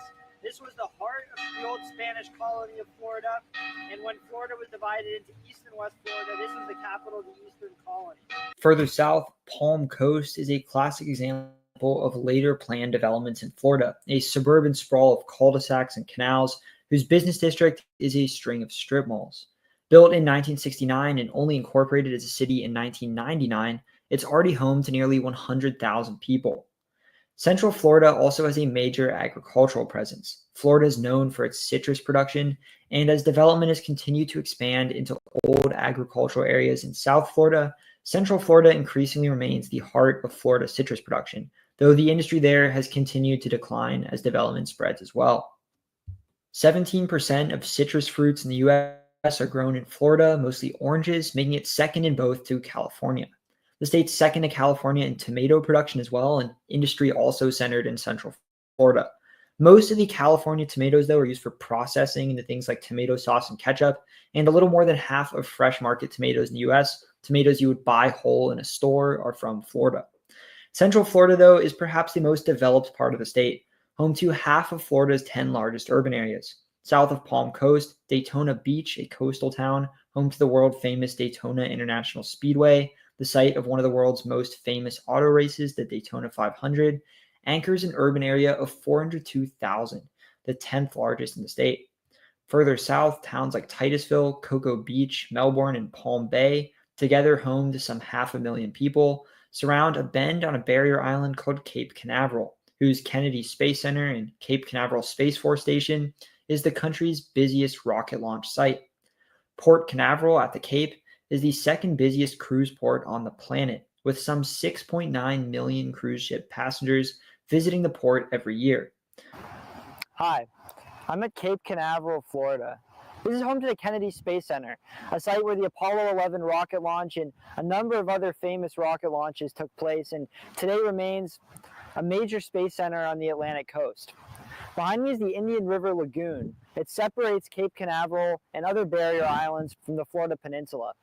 Now, this series of inland waterways has been connected with a number of canals to create the Intracoastal Waterway, a protected waterway that allows shipping to pass along the eastern coast of much of the United States as well as the Gulf Coast. This is also an area where famous Florida wildlife like manatees thrive in these brackish water lagoons. And nearby Port Canaveral is a major center of shipping and a major cruise ship destination. West of Cape Canaveral, Florida's third largest urban area, Orlando, is its largest inland city. 7,500 lakes are located in the state, and Central Florida is filled with many of them. Its limestone bedrock peppered with countless sinkholes that have filled with water, making many near perfect circles. Orlando alone has over 100 lakes in its city limits. The city, whose suburbs have expanded to absorb historic towns like Sanford and Kissimmee, has grown in large part thanks to its role as the amusement park capital of the eastern U.S., a growth spurred by Disney's decision to open its flagship amusement park and resort complex, Disney World, in what was then the small citrus farming city. Today, Orlando is the third largest urban area in the state and the 26th largest in the country, home to 1.85 million people in it and its suburbs, making it larger than San Juan, Puerto Rico, and smaller than Sacramento. It's also the most visited city in the entire United States. You might be surprised that a huge city like New York or Los Angeles doesn't hold this title, but while those cities are major draws for international travelers, Orlando, home to no less than 18 amusement parks, is a huge destination for domestic tourists, particularly families and people from the heavily populated eastern half of the country, to which it's closer than Los Angeles, the only other city that even remotely rivals it in terms of number of major theme parks. All in all, 75.8 million people visit Orlando every year. That's more than go to New York, LA, Chicago, or any other city or town in the country. Hi, everyone. I'm here in Orlando, Florida. This is the third largest urban area in the state. And not too long ago, this was a small agricultural citrus farming town. But with the arrival of Walt Disney World to open their amusement park here, a bunch of other amusement parks followed. And today it's one of the largest tourism destinations in the entire world. And it's grown into one of Florida's largest cities. Florida overall is an enormous tourist destination. After New York, it's the second most visited state by foreign tourists and the second most visited state overall after California, with over 140 million visitors each year. In general, it's the state that most Americans have been to. 61% of Americans have visited Florida at least once in their life, a larger proportion than have visited any other state. Northwest of Orlando, between it and Ocala, is a town called The Villages. This is another massive planned city, 171,000 people in its urban area, and the entire city itself is an age-restricted private community. Nobody under 19 years old can live there, and each home must have at least one resident older than 55. Just like Palm Coast and countless other Florida towns, there's no real city center or business district whatsoever, just a sprawling expanse of golf courses, cul-de-sacs, and row after row of identical houses. Florida is home to, after California, the country's second largest population of people 65 and older, 4.6 million people. 21.3% of the state, more than a fifth of its residents, are older than 65, the second highest proportion in the country after just Maine. But unlike Maine, West Virginia, Vermont, and other states with high proportions of seniors, Florida does not have an aging population because young people are moving away, but because seniors are moving in. The state is the country's largest destination for retired people to relocate, including many snowbirds, people who spend their summers in colder northern states where they're from, but live in warmer states like Florida in the winter.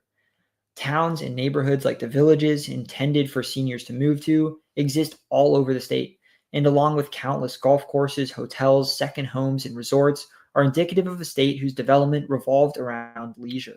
Cities like Lakeland and Winter Haven, southwest of Orlando, have ballooned as people, not just seniors, have moved to Central Florida from all over the country within the last century. Generally, though, most of the transplants have been from the colder northern states, not the South.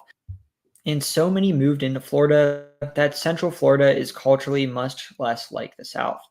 Many movers settled where the highways would take them. I-75, which goes down Florida's west coast, goes to the Midwest. So most Midwesterners who moved to Florida went to the western side of the state, while I-95, originating the Northeast, brought Northeasterners in. I was surprised, for example, to see so many Minnesota Twins fans packing their spring training stadium in Fort Myers and so many Wawas, a Philly convenience store, on the drive from Orlando to Miami. Orlando, too, has become a massive destination for Puerto Ricans moving to the mainland and is surpassed in the 50 states by only New York City in terms of the size of its Puerto Rican population. When it comes to proportion of the population, Orlando is the most Puerto Rican major metro area on the U.S. mainland, many living in suburbs like Kissimmee. Even larger than Orlando on the Gulf Coast of Central Florida is the state's second largest urban area and the 17th largest in the country. Home to 2.78 million people, the Tampa Bay area, centered around the larger city of Tampa and its smaller twin, St. Petersburg, as well as other cities like Clearwater, is smaller than the twin cities of Minneapolis and St. Paul and larger than Denver. Florida's number 2 is a sprawling metropolis alongside the state's best natural harbor, Tampa Bay. I'm at the Riverwalk in downtown Tampa, Florida. Its location on Tampa Bay, an excellent natural harbor, has long made it a major port city, and for a long time it was the global center of the cigar manufacturing industry. Today, along with neighboring St. Pete, it's the core of Florida's second largest urban area after just Miami, home to nearly 3 million people. Tampa's suburbs stretch north along the Gulf, and south of the bay, the cities of Bradenton, Sarasota, and Venice sit side by side in an amalgamation of 779,000 people, together the 5th largest urban area in the state, little separating their suburbs from those of Tampa. In fact, you could drive from Sarasota through Tampa, Lakeland, and Orlando to Daytona on the other coast of the state and encounter very little land that isn't developed. A large Italian-American presence in Tampa gives Florida the largest Italian-American community in the South. Finally, we get to South Florida, the state's most well-known region, and one of the most culturally unique places in the entire country. Development in South Florida is almost entirely limited to the coasts. Save for a few small farming towns around Lake Okeechobee, Florida produces more than half of the country's sugarcane, and much of it is grown just south of the lake. The interior of South Florida is almost entirely uninhabited. The unique ecosystem of the Everglades, which South Florida is located in, protected through Everglades National Park and a number of other preserves and wildlife refuges. A pair of large bays, Charlotte Harbor and Pine Island Sound, cut inland from the Gulf, and sprawling developments like the unfinished, half-built cities of Northport, Port Charlotte, and Cape Coral sit alongside them. Fort Myers sits along the Caloosahatchee River from Cape Coral, and together the two are home to 599,000 people, making them the 6th largest urban area in the state. Further south, development continues along the Gulf through towns like Bonita Springs and Naples, all the way to Marco Island, together home to a collective 425,000 residents. But beyond Marco Island, the Gulf Coast is untouched wild Everglades. Only 2 major roads, the Tamiami Trail and the famed Alligator Alley, cut east to west through the glades. Florida has 1.3 million alligators, second to only Louisiana, and though the Everglades is where they can best be found in the wild, in a state built upon a swamp, humans have encroached upon their natural habitat, and they can be found practically everywhere. The famously absurd Florida Man headlines often involve Floridians and some ridiculous story that plenty of times includes gators. Florida's hot, humid climate and wetland ecosystem make it a habitat for wildlife that typically can't be found anywhere else in the country. It's the only place in the United States where crocodiles or flamingos can be found, and the shallow bays and lagoons that line the state's coast are frequented by manatees, as well as loggerheads and other sea turtles. One of the state's most famous species is the Florida panther. Once common across the southern U.S., the only puma species east of the Mississippi is now heavily endangered, and only about 200 remain, mostly in the Everglades. On the east coast of South Florida, wedged between the Everglades and the Atlantic, sits the largest urban area in the state, and the 4th largest in the country. Though fewer than 500,000 people live within its city limits, Miami anchors a massive string of development stretching along the Atlantic coast of South Florida, alongside smaller hubs like Fort Lauderdale and West Palm Beach, which are heavily built up cities in their own right. Fort Lauderdale, home to the massive Port Everglades.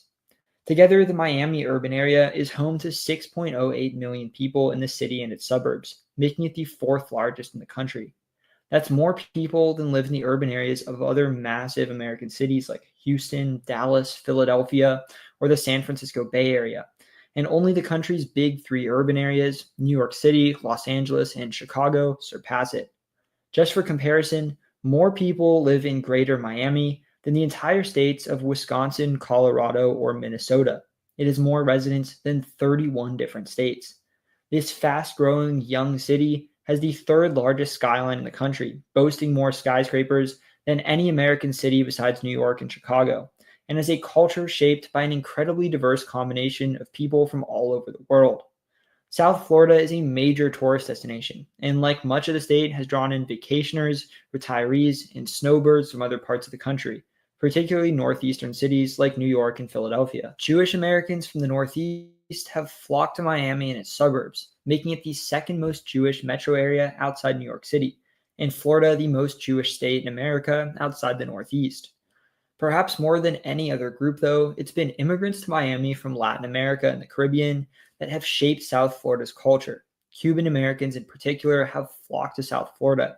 Miami itself is nearly a third Cuban American, but a diverse array of immigrants from across Latin America, such as Colombians, Venezuelans, Dominicans, Panamanians, and Nicaraguans have followed, as well as a substantial number of Puerto Ricans and immigrants from non-Spanish speaking Caribbean countries, such as Haitians, Jamaicans, and Bahamians. It's one of the country's most truly bilingual cities. 70% of the city itself speaks Spanish, the most of any major American city, as does 40% of its entire metro area, surpassed by only Los Angeles when it comes to metros with over 1 million residents. A booming center of business, finance, and tourism, as well as a multinational metropolis serving as one of the country's major immigration destinations, this densely populated string of cities carved out of the Everglades has given South Florida a Caribbean and Latin American culture distinct from the rest of the state and the country. A century ago, this was just a small resort town on the edge of the Everglades. Today, Miami is the fourth largest urban area in the country and a global center of finance, shipping, trade, transportation, as well as a major port of entry into the United States that's grown home to a large multicultural community from around Latin America, the Caribbean, and the United States. The growth of Miami has been a driving factor in the growth of the state of Florida and really represents the vast changes that have occurred in the state in the last 100 years. North of the Miami area, the coastal city of Port St. Lucie and nearby towns like Fort Pierce are together home to around 437,000 people in their urban area. Miami is the southernmost major city on the country's east coast, and south of it, its suburbs peter out into one of the last remaining citrus-growing regions of South Florida, called the Redlands, an agricultural area on the brink of increasing suburban development. Miami in general has some of the strangest patterns of development in the country. The city's suburbs line the coast in a long, thin strand, and neighborhoods, instead of gently transitioning to lower density rural areas, are abruptly cut off as they reach the Everglades, suburbs sitting side by side with practically uninhabited wilderness. Beyond Miami, the barrier islands, which until there closely hug the shore, stretch off the mainland, forming a body of water called Biscayne Bay, many of whose islands and reefs are protected as Biscayne National Park. 800 islands stretch southwest of the southern tip of the peninsula for 180 miles, the famous Florida Keys. 80,000 people live on the tiny islands, many of which are almost entirely built up. One road, nicknamed the Overseas Highway, connects this string of island communities, home to resorts, vacation homes, and maritime communities of divers, fishermen, and boaters. The last developed island is Key West. Once one of the largest cities in the state, the lower 48's southernmost town is a historic port and strategic military base guarding the vital straits of Florida. Hi everyone, I'm in the beautiful city of Key West, Florida. Today this is a smaller city popular with vacationers. But for a long time, Key West was the largest city in the entire state of Florida, despite being disconnected from the population centers far to the north by hundreds of miles of ocean and nearly uninhabited swamp.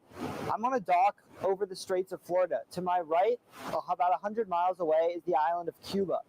I'm actually closer to Havana right now than Miami. And the island's location on these straits and their vital shipping lanes allowed a city to develop here that was for a long time a center of cigar manufacturing, wreck salvaging, sponge diving, as well as a major military fortification, which it remains today. This is one of Florida's oldest and most historic cities, and a really beautiful and culturally unique place at the end of this spectacular island chain. Beyond Key West, the chain ends with the tiny keys that make up Florida's third national park, Dry Tortugas, home to the island fortress of Fort Jefferson. Only accessible by a seaplane or a 2-hour boat ride from Key West, it's among the least visited national parks in the country. The land that is now Florida was originally home to a number of different indigenous peoples. The Panhandle was home to the Pensacola in the west, the Chattit in the center, and the Appalachee in the east. Most of the northern peninsula was dominated by the Timucua, while the Ace lived along much of central Florida's east coast, and the Tocobaga surrounded Tampa Bay. The Guacata and Miami, who would lend their name to a nearby river and eventually the city that developed on its mouth, lived along the shores of Lake Okeechobee, and the Jaga lived along the Atlantic coast east of the lake. South Florida was home to the Tequesta on the Atlantic coast and the Calusa on the Gulf Coast, as well as the Matecumbe and the Keys. When Spain, the first European power to encounter and begin exploring and colonizing the Americas, launched their first voyages of discovery, they went not to the closest part of North America nor the lands at the same latitude. Either would have brought them to the northeastern states or Canada's Atlantic provinces, but instead they followed the best wind patterns. Winds in the North Atlantic off the coast of Spain typically blew east to west, which would have made the journey incredibly difficult, whereas further to the south, winds off the coast of Africa blew west to east. Called the trade winds, they made the journey across the Atlantic significantly quicker. Spain used the Canary Islands, a volcanic archipelago that they colonized off the coast of North Africa, as a staging ground and resupply point for their New World expeditions. Christopher Columbus and other conquistadors and explorers sailing for Spain would typically head south to the Canaries, then take the trade winds from there across the Atlantic. And the trade winds typically dumped them in the same region, the Caribbean. Columbus first sighted land in the Bahamas, and Spain's first colonial settlements would be centered around the islands of the Indies, Puerto Rico, Hispaniola, Cuba, and Jamaica. In 1511, Juan Ponce de Leon, the former Spanish colonial governor of Puerto Rico, was replaced in a political power struggle with Columbus's son. Spain's King Ferdinand II instead offered Leon the island of Bimini, a rich island said to be north of Cuba that the Spanish had heard tales of but were yet to locate. A later writer, hoping to embarrass Leon, would concoct a story that he had been tricked into searching for a fantastical fountain of youth, a myth that would stick in the public imagination. Leon made his way through the Bahamas and on April 2, 1513, landed on a beach in what he thought was a large Bahamian island. In reality, he'd reached not an island but a peninsula, somewhere between what is now Melbourne Beach and St. Augustine. He named the land La Florida and would continue to explore the coast of much of the peninsula. Save for Spain's colonization of Puerto Rico, which was the beginning of European colonialism in what would become the United States, Ponce de Leon's landing in Florida marked the very beginning of Europe's colonial project in the eventual 50 states. He would continue returning to La Florida, hoping to cement his control over the peninsula as other Spanish explorers began eyeing the land themselves. Hoping to found a colony, he landed at Charlotte Harbor, a large bay in southwest Florida, where he was killed in a skirmish with the Calusa, ending for several decades Spain's colonial ambitions in Florida. Their next attempt to found a colony in what would be the U.S. mainland was the town of San Miguel de Guadalupe, somewhere on the coast of Georgia and South Carolina, which after 2 months failed miserably and was abandoned. Having by this point already founded dozens of colonial towns throughout Mexico, the Caribbean, and Central America, even founding a town on the Pacific coast, Panama City, Spain had yet to successfully settle any part of what would become the U.S. mainland. They tried again in 1559. Conquistador Tristan de Luna y Arellano landed at a bay on the Panhandle where he founded the city of Pensacola. Luna's town survived for 2 years until it was destroyed by a hurricane, forcing him and his settlers to evacuate. Pensacola was the first European settlement in the 50 states to survive for multiple years, but though Spain would eventually refound the city, it wouldn't be for more than a century. In 1564, French Huguenots landed at the mouth of the St. Johns River, part of what's now Jacksonville, and founded a town called Fort Caroline. Nervous about a French colony so close to their centers of power in the Caribbean, particularly one settled by Protestants, Catholic Spain sent troops led by Pedro Menendez de Aviles to push out the French. Menendez landed not far to the south and established a base among the Timucua, calling the new town San Agustin, a name that would later be anglicized to St. Augustine. From there, Menendez's men marched on Fort Caroline, took control of the fort, renaming it San Mateo, and massacred the town's hundreds of residents, executing even the many who'd surrendered on account of their Huguenot faith. Unlike the several other prior attempts to settle on the mainland, St. Augustine would be successful. The Spanish built a mission and a fort, and it grew into a thriving town. Its survival makes the city the oldest continuously inhabited European settlement in the 50 states, second in the US overall, to only the Puerto Rican capital of San Juan. The massive viceroyalty of New Spain was divided into several different colonies called governorates. With the founding of St. Augustine, La Florida became a governorate of its own, with its own colonial administration, St. Augustine serving as the capital. Though Spain claimed control of the entire peninsula, in reality their influence was limited mostly to the north of the state. Around 1639, they founded the town of San Marcos de Apalache in the Panhandle, what would later become known as St. Mark's, and in 1698 refounded Pensacola, guarding it with a series of presidios or forts. St. Augustine and Pensacola would be Spain's primary colonial towns, and between them they would build a string of more than 120 missions, converting Florida's native people to Christianity and forcing them to farm produce to feed the cities. The largest, Mission San Luis de Apalache, sat where Tallahassee is today. A trail called El Camino Real, the Royal Road, connected San Luis and the other Spanish missions to St. Augustine. For the most part, though, Spain focused their efforts on the resource-rich colonies of Mexico, Central and South America, and the Caribbean. La Florida, along with use as ranch land for cattle and ports for ships to resupply, was mostly a useful buffer zone guarding those other more valuable lands, especially as the ever more powerful British expanded their colonial footprint further down the Atlantic coast. The British colony of Georgia was carved out of land where Spain had built Florida missions, and the British, alongside Native American allies, raided and destroyed most of the missions along El Camino Real. Spain increasingly looked weak in Florida. In 1719, French troops captured and occupied Pensacola, returning it later that year, but keeping troops in the city for several more years. In 1740, Georgian colonists attacked St. Augustine, and though ultimately unsuccessful, they managed to lay siege to the city for an entire month. For the native people of Florida, the proximity to some of America's first European colonies meant that diseases like smallpox, which they had not been exposed to and had no immunity from, spread rapidly. Florida was hit with these epidemics early, and alongside violence at the hands of the Spanish, it devastated the peninsula's native population. Entire tribes died out, and survivors banded together. In 1763, the French and Indian War, though it saw no major fighting in the state, resulted in Spain losing control of their centuries-old colony. Britain had captured the important port cities of Havana in Cuba and Manila in the Philippines from Spain in the course of the war, and in exchange for these valuable colonies back, Spain gave up Florida to the British. In exchange for that loss, France gave control of their massive colony of Louisiana to their ally Spain, having already lost all their possessions east of the Mississippi to Britain. Now in control of a far larger swath of territory, Britain reorganized Florida, splitting it into two colonies. East Florida, consisting of the entire peninsula and part of the Panhandle up to the Apalachicola River, and West Florida, which included the rest of the Panhandle and parts of the former French Louisiana, stretching all the way to the Mississippi. East Florida's capital would remain in St. Augustine, while Pensacola would serve as the capital of West Florida. There had only been a relatively small Spanish population in the colony, mostly in the two cities, but most would leave after Britain took over, those from St. Augustine relocating to Havana, and those from Pensacola to Veracruz, in what is now the Gulf Coast of Mexico. While in West Florida, cities once part of France like Mobile, much of the pre-war French population remained. Many of the surviving Timucua, Calusa, and other native people of Florida were brought by the Spanish to Havana.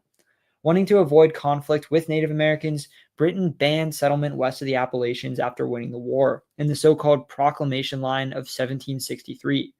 They hoped that instead of continuing the push west, British colonists looking for new land would instead move south into their two new colonies. Some did, primarily English and Scots-Irish settlers from Britain's southern colonies like Georgia and the Carolinas. Besides St. Augustine, a new town was founded along the coast. Further south, a Scottish doctor named Andrew Turnbull hoped to develop a massive indigo plantation.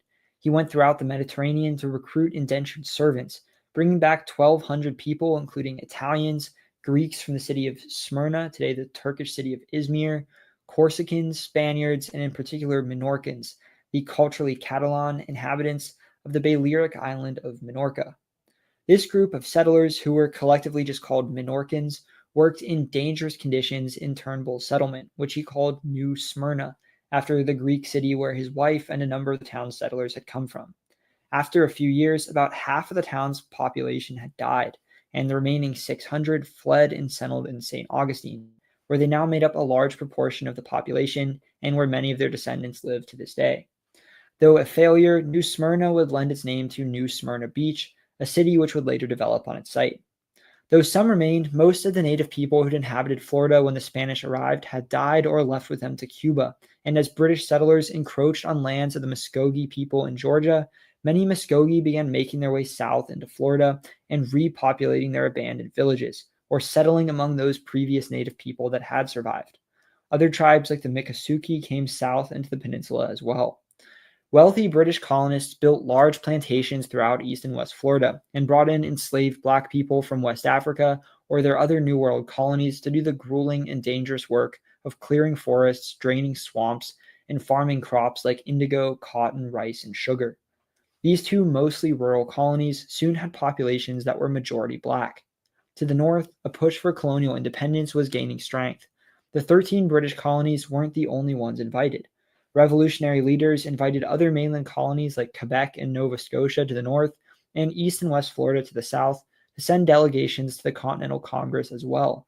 But all four were very new British possessions with less of a strong independent identity. East and West Florida in particular had small populations of just a few thousand people and were dependent on trade with Britain for their economic survival.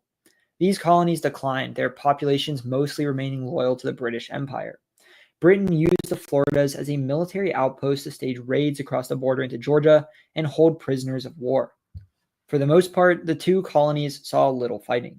Spain, still allied with France, joined the war on the side of the revolutionaries and, hoping to take back their former colonies, captured Pensacola, British West Florida's colonial capital. When the war ended in 1783 and Britain signed the Treaty of Paris, Florida would be cut off from Britain's remaining colonies in Canada by the new United States. Instead of bothering to keep the remote colonies, they traded them to Spain for the Bahamas.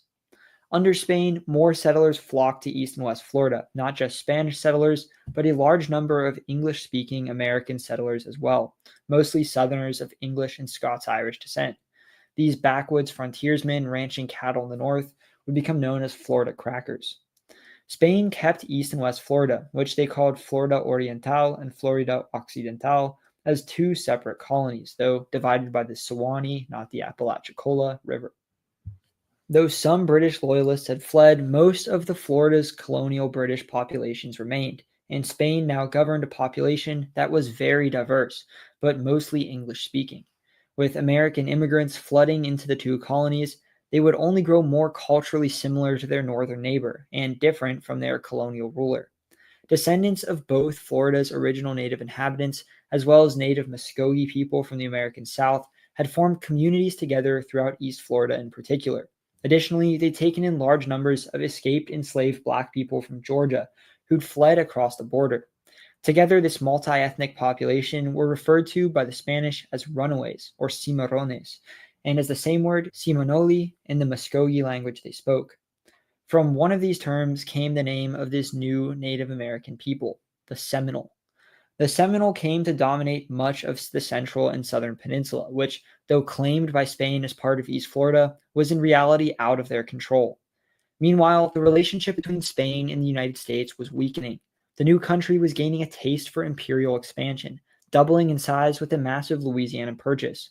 Confusion over the extent of West Florida had led to a border dispute with Spain that was resolved in 1796, but with the Louisiana Purchase, a new dispute was born. Britain had reorganized West Florida to include parts of Louisiana, stretching it from the Apalachicola to the Mississippi River, and Spain had continued to govern it as such. Upon buying Louisiana from France, though, The U.S. claimed that half of Spanish West Florida, everything west of the Perdido River, was now rightfully theirs. As many Americans had moved into the Floridas, this border dispute had the potential to erupt. In 1810, a group of American settlers in West Florida took control of the western part of the colony, declaring independence as the Republic of West Florida. After just 2.5 months, though the West Floridians had hoped to negotiate terms with the U.S., American troops marched in and annexed the short-lived country, making it eventually a part of the state of Louisiana. Its Lone Star flag would eventually inspire that of another independence movement from Spain in Texas. In 1812, the United States, hoping to control all of their claims up to the Perdido River, sent ships into Mobile and occupied the rest of the disputed territory. Spain, having lost the entire western half of West Florida, now looked increasingly weak. Meanwhile, Britain, looking to stir the pot between its two rivals, paid bands of Seminoles to launch attacks on American settlers in East Florida. Those attacks, along with the fact that the Seminole were continuing to provide safe harbor for enslaved peoples escaping south across the border, prompted American intervention. Led by General Andrew Jackson, the United States launched the First Seminole War, crossing the border and attacking Seminole towns in Spanish territory and against Spanish disapproval.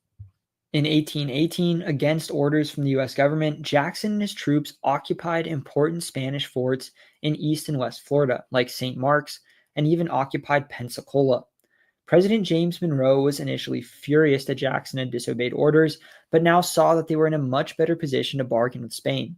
His Secretary of State, John Quincy Adams, negotiated a treaty with Spain called the Adams-Onis Treaty, which ceded both East and West Florida to the United States. In Florida, Spain would get nothing other than having claims by American settlers in the Floridas forgiven, though it also resolved a number of other border disputes between the two countries in the West. Many free Black Floridians, descended from enslaved people who'd fled there from the North, were now subject to enslavement and fled to Cuba and the Bahamas. The remainders of the two Floridas, now part of the United States, were joined together into one territory of Florida. Long having been two separate colonies, a new capital city was built at a site halfway between Pensacola and St. Augustine, called Tallahassee. White American settlers, mostly from the South, moved into the new territory along with enslaved Black Americans, establishing more plantations across the north of the territory and founding towns in the north like Jacksonville. Under the presidency of Andrew Jackson, who captured Florida from Spain and served as its first territorial governor, the U.S. tried to remove the Seminole from the state west to Oklahoma to make room for more slave plantations as part of his Indian Removal Act. Pushed south, many Seminoles were forced on steamships from Tampa Bay and the town of Tampa that was developing around the military fort they were sent out from, across the Gulf to New Orleans and upstream to Oklahoma, and an often deadly journey known as the Trail of Tears. Their descendants today live on a reservation just east of Oklahoma City. Many, though, led by a chief named Osceola, resisted removal. After a long and bloody conflict called the Second Seminole War, the U.S. pushed them further south into the Everglades.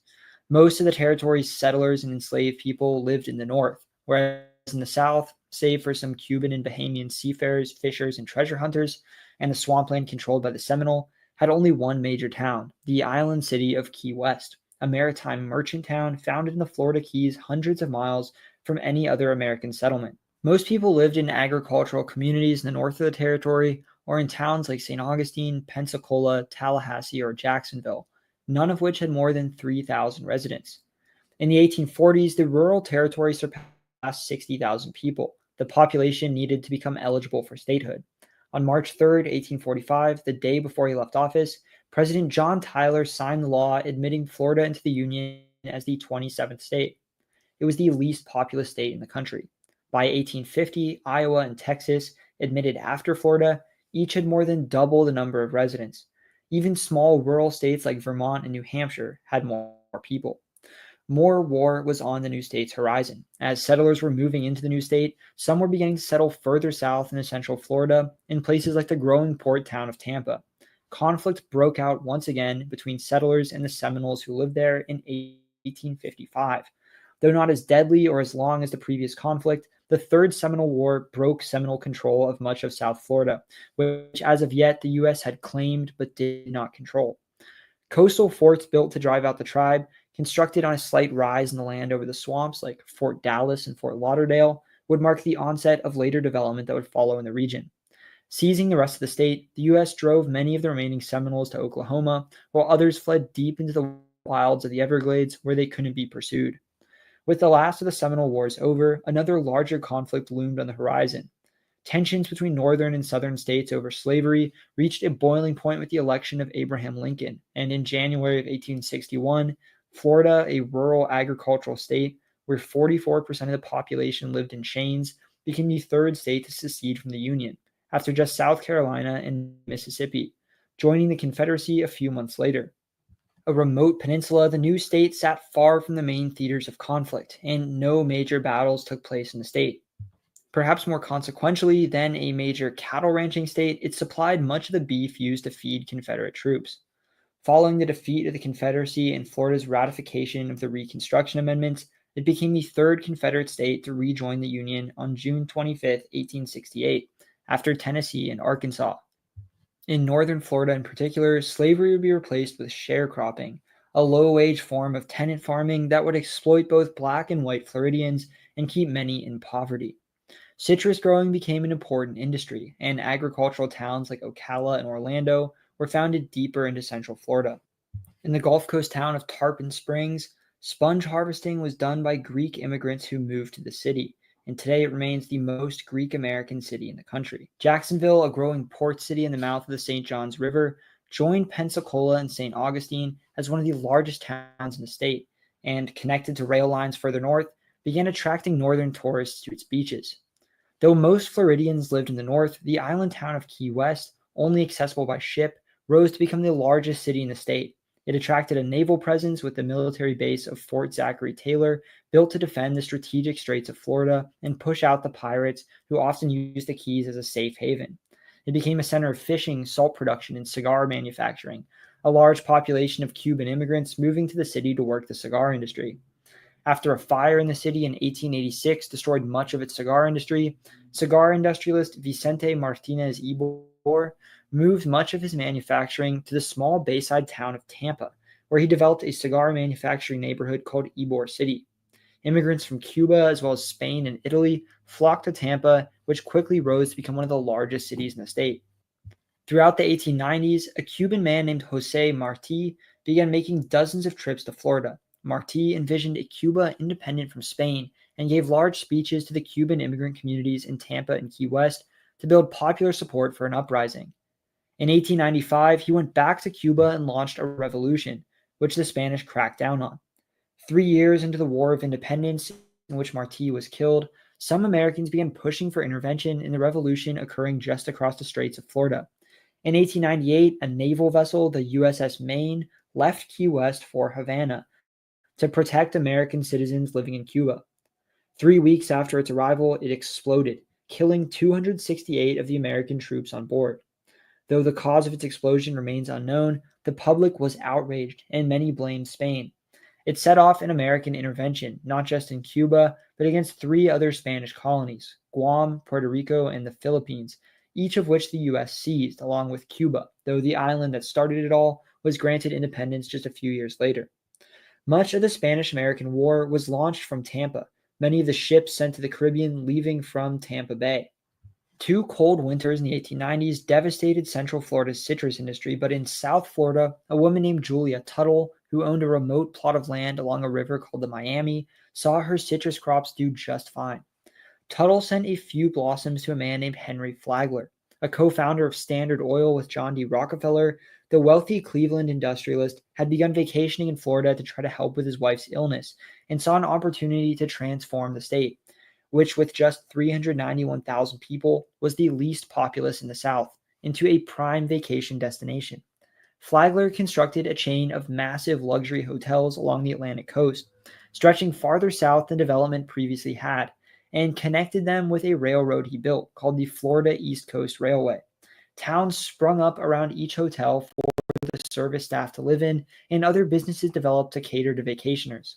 Existing cities like St. Augustine, Jacksonville, and Daytona Beach grew significantly with the influx of tourists and vacationers, while new resort towns like Palm Beach and Miami, which Julia Tuttle founded after convincing Flagler to end his rail line and build hotels at her property, were born. Florida was now accessible to wealthy northern tourists, And after the destruction of World War I, rich Americans who previously vacationed in the French Riviera began looking a little closer to home. The Florida East Coast Railway set off a land boom in the state. Other developers, hoping to replicate Flagler's success, began building their own planned communities. The town of Seaside in the Panhandle is a classic example, later gaining fame as the film location for The Truman Show, a master plan town fitting the premise of the movie quite well. Often developers promoted developments to people across the country without ever having set foot in the state themselves. Vast tracts of land across the state, particularly in South and Central Florida, were converted into huge stretches of suburbia. Swamps were drained to construct massive developments, many of which would eventually become home to hundreds of thousands of people. But unlike most American cities up to that point, these new cities, built for the automobile, would be suburbs without a real city center at all. Its population had begun to climb. By 1920, the Sunshine State was nearing 1 million residents, but this real estate bubble would burst as hurricanes scared off new buyers, sending the local market into a freefall. Even today, in this fast-growing state, there are massive developments from the 1920s that remain unfinished, half-complete casualties of the Florida land boom.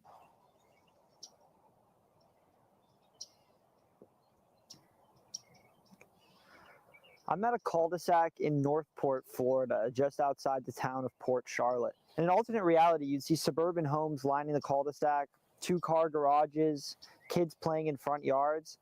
Instead, I'm hearing the call of birds. I'm surrounded by forests and swamps with not a person in sight. There's grass growing through cracks in the street. Now, 60 years ago, there would have been no development here whatsoever.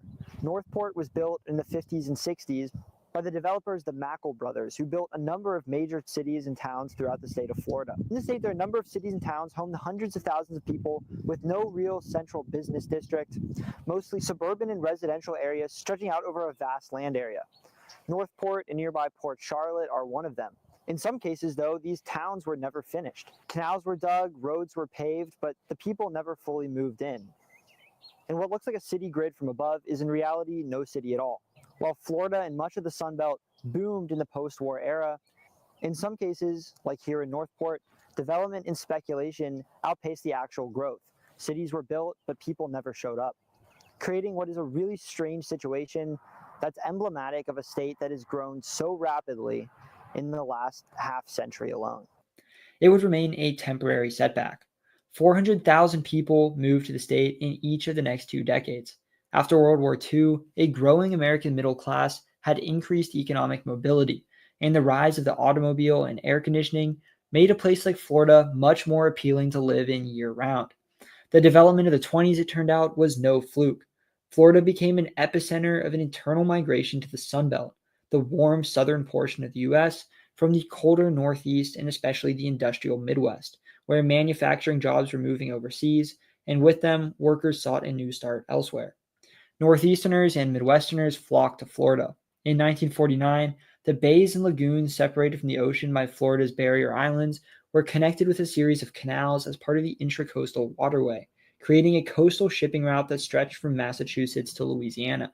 During the World Wars, much of Florida's once large black population, many of whom worked low-wage sharecropping jobs in northern Florida, left the poverty and racism of this Jim Crow southern state to better opportunities elsewhere, taking trains to northern industrial cities. Many protested as well to end Jim Crow as part of the civil rights movement. Black Floridians fleeing the state typically went wherever the trains would take them. If they lived in the East Coast, that was to the northeastern cities like New York or Philadelphia, whereas if they lived in the Panhandle, it was likely to Midwestern ones like Chicago or Detroit. From 1900 to 1980, Florida had a larger reduction in the share of the state's population that was black than any other state, from 44 to just 14%. But this is likely mostly due to the fact that so many other people moved into Florida during that same time, more telling of the state's growth than its decline. In terms of sheer numbers, Florida actually gained more black residents during the last century than most other southern states. By 1950, Jacksonville, Tampa, and its twin city of St. Pete and the new resort town of Miami had rapidly become major American cities in their own right, with hundreds of thousands of residents, eclipsing the older towns of St. Augustine, Tallahassee, Pensacola, and Key West. Skyscrapers sprung up in these fast-rising cities. In South Florida, not only were New Yorkers and other Americans from major northeastern cities, including a large Jewish population, moving in, but immigrants were beginning to flock there as well. A communist revolution in 1959 saw Fidel Castro seize power in Cuba, and it would launch waves of mass emigration. 2.9 million Cubans have left the island since, many taking boats or planes to Miami. In the 15 years immediately after the revolution, Greater Miami went from having a small Hispanic population of around 50,000 people to over 500,000, and nearby South Florida cities like West Palm Beach, Fort Lauderdale, and Hialeah ballooned in population. The failed Bay of Pigs invasion, organized by the United States, was carried out primarily by Cuban exiles living in Miami, many of whom were killed or imprisoned in Cuba afterwards. Haitian immigrants flocked to the city as well, and Miami became a destination, the major port of entry for immigrants from across the Caribbean and Latin America, from Colombians and Venezuelans to Peruvians, Ecuadorians, and Argentinians to Dominicans, Jamaicans, and Bahamians. It was transformed into a diverse, predominantly Spanish-speaking city. Immigrants with business ties to foreign countries turned it into a major hub of international banking, business, and finance. So while keeping its reputation as a vacation destination, it had become far more than just a small resort town. My name is Jorge Duani. I'm the director of the Cuban Research Institute and also professor of anthropology at Florida International University here in Miami. There's been a long-standing historical connection between the peninsula of Florida and the island of Cuba, the archipelago of Cuba, I should say, perhaps more precisely, since the beginning of the Spanish colonial period. And also there's a connection with Puerto Rico since the state of Florida was first discovered and explored by Juan Ponce de Leon, who was the first Spanish governor of Puerto Rico. So some actually quipped that the first Puerto Rican migrant was Ponce de Leon himself. Ever since that time, since Florida was named by Ponce de Leon, it has been a connection between Cuba and Florida particularly, but also the broader Caribbean. Cubans began to migrate to Florida from very early on. We began to see in places like Key West, Tampa, or Ybor City, not Miami at the time, but those two places attracted a large number of exiles from Cuba, as well as workers in the cigar making industry. But it's really the revolution of 1959 that began the largest migration from Cuba, which is still going on. Caribbean Spanish is really the one that dominates here in South Florida. And moreover, it's really Havana Spanish that predominates. Miami really has become the capital of Latin America, in particular the Caribbean, in terms of the trade between the United States and the countries of this region. Tourism is another example. Investment from many of these countries in the real estate market. The establishment of Latin American banks and also other U.S. and other kinds of banks in this area. The financial attraction of Miami, which has become second to New York City in terms of that activity. There's a constant flow of people and merchandise, and you only have to look at the Miami International Airport, which is one of the largest ones in the United States, but also particularly connected to most of the capitals in the region. So here it's Cubans, there's Venezuelans, of course, Colombians, Puerto Ricans, Dominicans, almost every country of Latin America that has sent migrants to the United States has either the first or second major group here of its population based in Miami. And this has really become an interesting phenomenon from a demographic point of view, cultural, political, because after the first 20 years after 1960, which you can call the Cubanization of Miami, you can then call after 1980 or so the Latinization, because actually about half of all Latinos in Miami are now not Cuban. So that has created a more diverse landscape, as well as some rivalry between these groups, for example, for political jockeying in terms of elections. On July 20th, 1969, astronauts Neil Armstrong and Buzz Aldrin became the first people ever to set foot on the moon, and their famed Apollo 11 mission had launched from the Kennedy Space Center in Florida's Cape Canaveral. 2 years later, in 1971, Walt Disney opened one of his signature theme parks, Disney World, in what was then a fairly small farming and military town called Orlando. Though he'd initially planned on putting it in either Tampa or Miami, he thought an inland city would be safer from hurricanes, and the decision would be fateful. In the half-century that followed, Orlando would transform into a major city driven by the tourism industry, home to more theme parks than any other place on the planet, and becoming the most traveled to city in America. Many Puerto Ricans fleeing hurricanes on the island would resettle in Orlando and its suburbs and make it an epicenter of the lower 48's Puerto Rican community. I'm Fernando Rivera. I'm a professor of sociology and director of the Puerto Rico Research Hub at the University of Central Florida. In Puerto Rico, there was some financial crisis and all sorts of stuff, but primarily there was a tax law that gave pharmaceuticals a break in their taxes if they established their business in Puerto Rico. But that law, it didn't get expanded in 96 and it sunset till 2006. Businesses will go where the tax breaks are, so they left the island. So it started kind of like in 2006 when the pharmaceuticals went out. Obviously, we had the 2008 recession out there, and that if it hit hard in the States, it hit very hard in Puerto Rico and the territories. And then you have bankruptcy, and then you have the hurricane, then you have the earthquakes, then you have COVID. Go back to, let's say, World War II, when there was kind of like the space race, all those type of things. So that was a big draw out here, especially close by to the Space Coast. That drew a lot of engineering and a lot of engineers that came here from Puerto Rico to support that. Prior to that, it was the military out here. A big catalyst was when a certain theme park came into town and transformed this region forever, right? A lot of real estate companies that actually sold land from the Kissimmee area in Puerto Rico.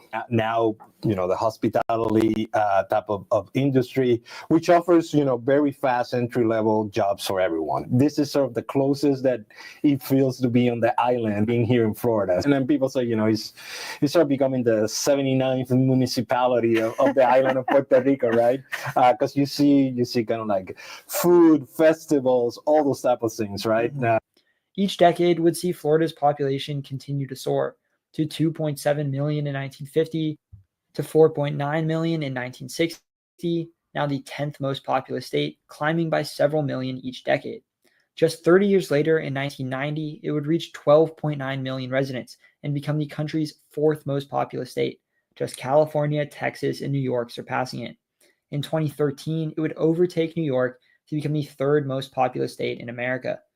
Population growth has continued rapidly during the last few decades, particularly during and after the pandemic, and it remains one of the fastest growing states in America.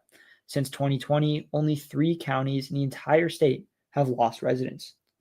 Florida's largest urban area, Miami, is the 4th largest in the country, with 6.08 million people living in a thin stretch of suburbs and cities between the Atlantic and the Everglades, like Hialeah, Boca Raton, Fort Lauderdale, and West Palm Beach, stretching all the way up the East Coast from Florida City to Jupiter, often collectively called South Florida. Surpassed by only New York City, Los Angeles, and Chicago, the city at the mouth of the Miami River on Biscayne Bay has a global reputation, a fast-growing center of international finance and tourism.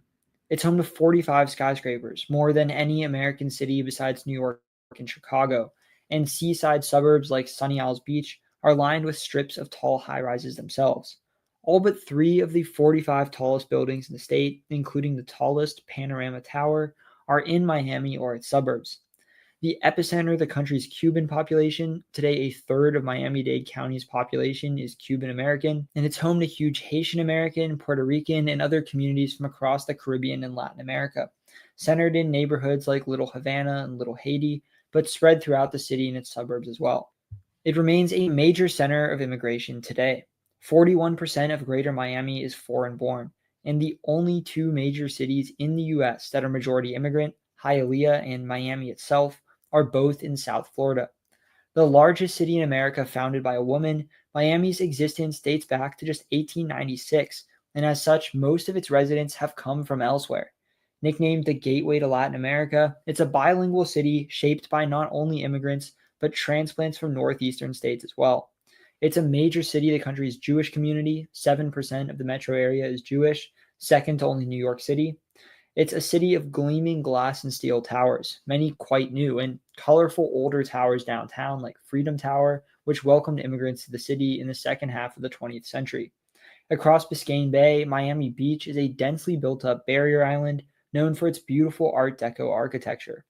The city, founded around Henry Flagler's resorts, remains a huge vacation town, bringing in 4 million tourists a year, more than any U.S. city besides New York, and home to the busiest cruise port on the planet. The Port of Miami brings 7.3 million visitors to the city on cruise ships each year. The Bahamian island of Bimini sits just 52 miles east of the city and is accessible by boat. It and nearby Cuba put two foreign countries right at the city's doorstep. A major center of the American entertainment industry that's influenced global music and culture, city islands like Star Island, as well as suburbs like Miami Beach and Palm Beach, are home to some of the wealthiest and most powerful people in the country. Fisher Island, where the average home price is $5 million, is consistently among the most expensive zip codes in the country. Nestled between two national parks, the Everglades and Biscayne, the city sits among an incredibly unique ecosystem at the edge of a massive swamp and just north of the beautiful Florida Keys. If you want to learn more about Miami, I made a whole video focused on it, which I think you would like. Florida's second largest urban area are the Central Florida twins of Tampa and St. Petersburg, the latter often just called St. Pete. Together home to 2.78 million people, they're the 17th largest urban area in the country and the second largest on the country's Gulf Coast after just Houston. They surround Tampa Bay, an excellent natural harbor boasting the busiest port in the state, the Port of Tampa Bay. Tampa, the urban area's main city, sits on the north end of the bay, while the smaller St. Pete sits 16 miles away on the Pinellas Peninsula, which separates the bay from the Gulf. A former cigar manufacturing town, its Ybor City remains a beautiful red brick historic district not far from downtown, and a beautiful riverwalk lines the Hillsborough River downtown. Home to large Cuban and Italian American populations, the city, not Cuba, was the birthplace of the Cuban sandwich, and it, along with Little Havana and Miami and Key West, are home to wild chickens, descendants of Cuban jungle fowl. Along the bay, the smaller St. Pete is home to a high-rise downtown and strings of beautiful white sand beaches on barrier islands along the Gulf.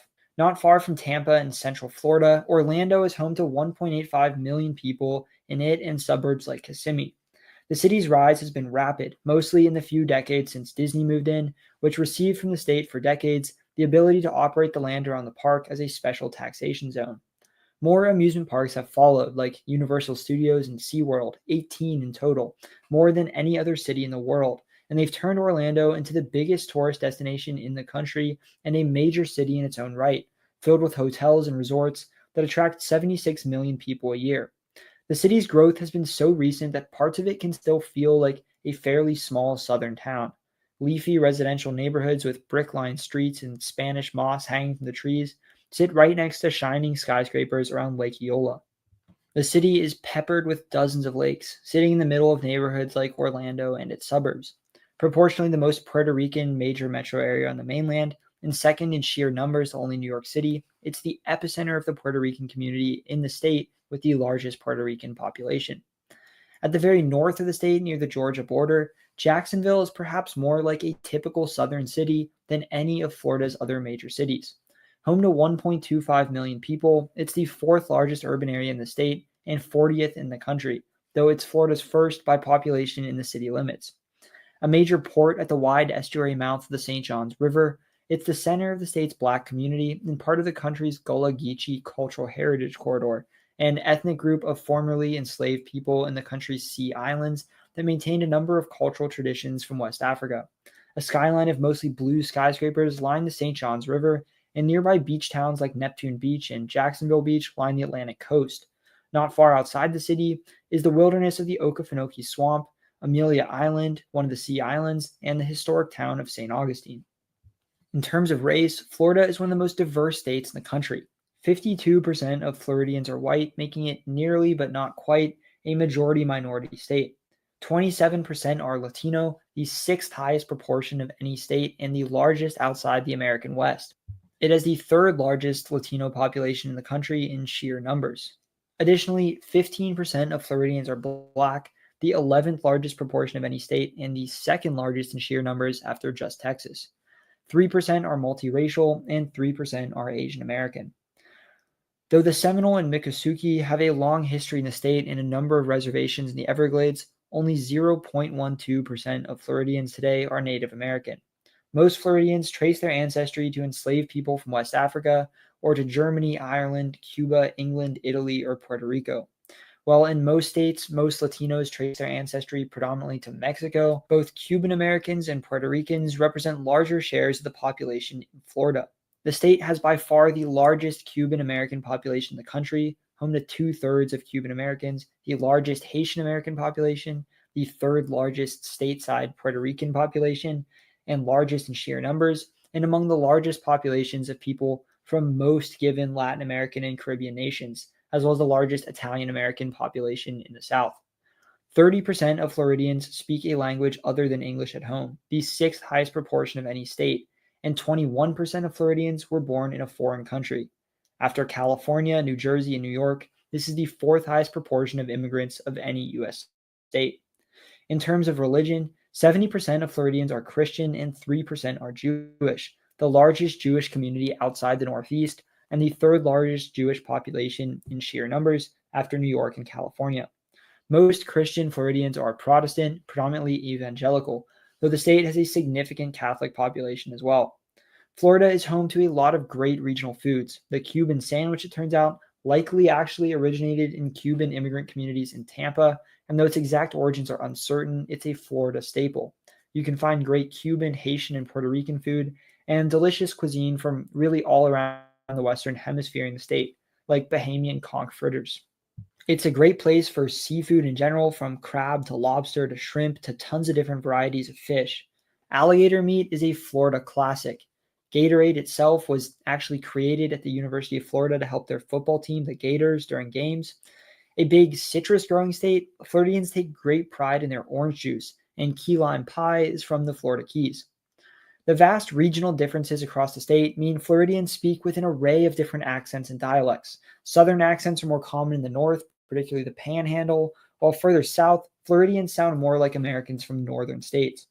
In the Miami area, the prevalence of the Spanish language has led a new accent and dialect called Miami English to develop, with phrases being translated word for word from Cuban Spanish into spoken English, such as get down from the car instead of get out of the car, or made a party instead of threw a party. Music genres from country and rock to reggae and Latin music have been influenced by Florida, and Miami has a prominent rap scene. Ultra in Miami is one of the largest music festivals in the country. Florida has 11 major league sports teams across all 5 professional sports leagues. Miami is home to 5 teams: the NHL's Florida Panthers at Amerant Bank Arena, the NFL's Miami Dolphins at Hard Rock Stadium, the NBA's Miami Heat at the Kaseya Center, the MLS's Inter Miami CF at Chase Stadium in Fort Lauderdale, and the MLB's Miami Marlins at Lone Depot Park. Orlando is home to 2 teams. The NBA's Orlando Magic play at the Kia Center, and the MLS's Orlando City SC at the Inter & Co Stadium. The Tampa area is home to 3 teams, each of which go by Tampa Bay to appeal to both Tampa and St. Petersburg. The NFL's Tampa Bay Buccaneers at Tampa's Raymond James Stadium, NHL's Tampa Bay Lightning at Tampa's Amalie Arena, and the MLB's Tampa Bay Rays at St. Pete's Tropicana Field, though they're currently playing at Steinbrenner Field in Tampa, the spring training site for the New York Yankees, after Hurricane Milton ripped the roof off of Tropicana Field. In Jacksonville, the NFL's Jacksonville Jaguars play at Everbank Stadium. Baseball spring training is big in Florida. Every MLB team trains in either Florida or Arizona and plays exhibition games against one another there. The Florida teams are known as the Grapefruit League, and their stadiums crisscross Central and South Florida. I went to a few games with my dad, and it was fun to just see how many Florida fans there were of teams from some of these northern cities where a lot of Floridians have moved from.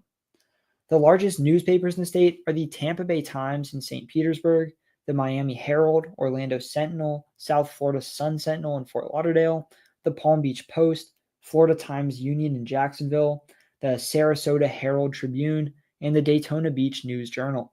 The busiest airport in the state is the Orlando International Airport, followed by the Miami International Airport. The two are the 7th and 10th busiest airports in the country, respectively. Additionally, the Fort Lauderdale Hollywood International Airport, Tampa International Airport, Southwest Florida International Airport in Fort Myers, and the Palm Beach International Airport each bring in millions of passengers each year. The state is home to 3 of the country's 10 largest universities. The University of Central Florida in Orlando and its 68,000 students has the 4th largest enrollment in the United States. The University of Florida in Gainesville is the country's 5th largest university, and Florida International University in Miami is the 8th largest. Other major universities in the state include the University of South Florida, which interestingly enough is in Tampa, Miami-Dade College, and Florida State in Tallahassee. Major companies headquartered in Florida include World Fuel Services, Publix, Lennar, CSX, FIS, AutoNation, Ryder, Hertz, TD SYNNEX, Citadel, Carnival, and Carrier Global. Famous Floridians include Pitbull, Sidney Poitier, Burt Reynolds, Kodak Black, Gilbert Arenas, Fred Durst, Ariana Grande, Lamar Jackson, Wesley Snipes, Sofia Vergara, A. Philip Randolph, Camila Cabello, Jason Derulo, Ray Charles, Josh Gad, Dwayne Johnson, DJ Khaled, Sean Kingston, Pat Boone, Denzel Curry, Angela Bassett, Hulk Hogan, Maya Rudolph, Tom Petty, Zoe Kravitz, Enrique Iglesias, Tim Tebow, Christian Slater, Rick Ross, the Van Zant Brothers, XXX Tentacion, Bob Ross, Billy Mays, Flo Rida, Gloria Estefan, Carl Hyacin, and Steve Aoki. No presidents have come from Florida, but several have had a connection to the state. Andrew Jackson, who was born in the Carolinas and built his political career out of Tennessee, briefly served as Florida's first territorial governor after winning the territory from Spain. Harry Truman, a Missourian, vacationed regularly in Key West during his presidency in a residence nicknamed the Little White House. Like many New Yorkers, Donald Trump moved to Florida after his first term, officially changing his residence to the Sunshine State. Because of this, his second term will technically mark the first time a Florida resident has ever been inaugurated president, despite the fact that most of his life and career has been based out of New York. In recent years, his Palm Beach estate, Mar-a-Lago, has served as something of a power center in Republican politics, a site for meetings with American politicians and foreign leaders. The state has undergone a major political shift in recent years. It was long perhaps the most competitive purple state in the country. It was decisive in victories for Bush, Obama, and Trump, and was in the 2000 election the site of a hotly contested recount. George W. Bush's victory over Al Gore in the state came down to just a few hundred votes, well within the margin for a recount, and the election overall was so close that Florida's electoral votes would determine who won and who lost. After a long and contentious recount process, a month after the still undecided election, the Supreme Court ordered the recount to stop, handing the election to Bush. His 0.009% margin of victory was the closest any state has ever voted in any American presidential election ever. In recent years, though, Florida has undergone a significant rightward shift. Donald Trump won the state in both 2016 and 2020 by margins of less than 2 and 4%, respectively, but in 2024 won by a 13% margin, even carrying several urban counties. It remains to be seen whether this is a long-term trend, but for now, Florida seems to be more of a red than a purple state. Its Cook Partisan Voting Index is currently R+3, meaning that in a given presidential election, the Republican candidate tends to outperform the national average by 3%, though this measurement hasn't yet taken into account the 2024 election. Of its 28 representatives in the House of Representatives, 20 are Republicans and 8 are Democrats. Its governor, Ron DeSantis, is a high-profile Republican who ran for president in 2024, but lost to Donald Trump. Its 2 senators, Rick Scott and Marco Rubio, are both Republicans. Rubio, himself a 2016 presidential candidate, will soon be replaced as senator should he pass confirmation as Trump's Secretary of State. That is it for Florida. It won't be the most populous state in this series for long because up next is an even bigger one. That's right. Texas is the next state I'm covering in the US Explained.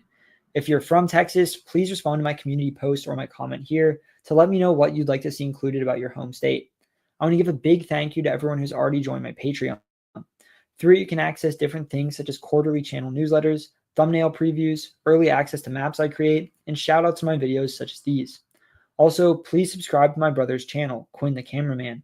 He made the great intro at the beginning of this video that I'll use in all the US Explained videos, so go show him some support. I tried to be pretty thorough with this video, but I know there were definitely things I missed as there was a lot to talk about. I want to give a big thank you to everyone from Florida who helped give me information for this video. I truly would not have been able to make it without all your help. I really enjoyed visiting Florida as part of my 6-month-long filmmaking trip across the country. From here on out, every single video in the US Explained will feature on-site clips and footage I filmed in that state. Thank you for watching this video, and I hope you learned something new. Subscribe for more content like this. I cover the countries, cities, people, and places of the world and beyond. These videos will leave you saying, that is interesting.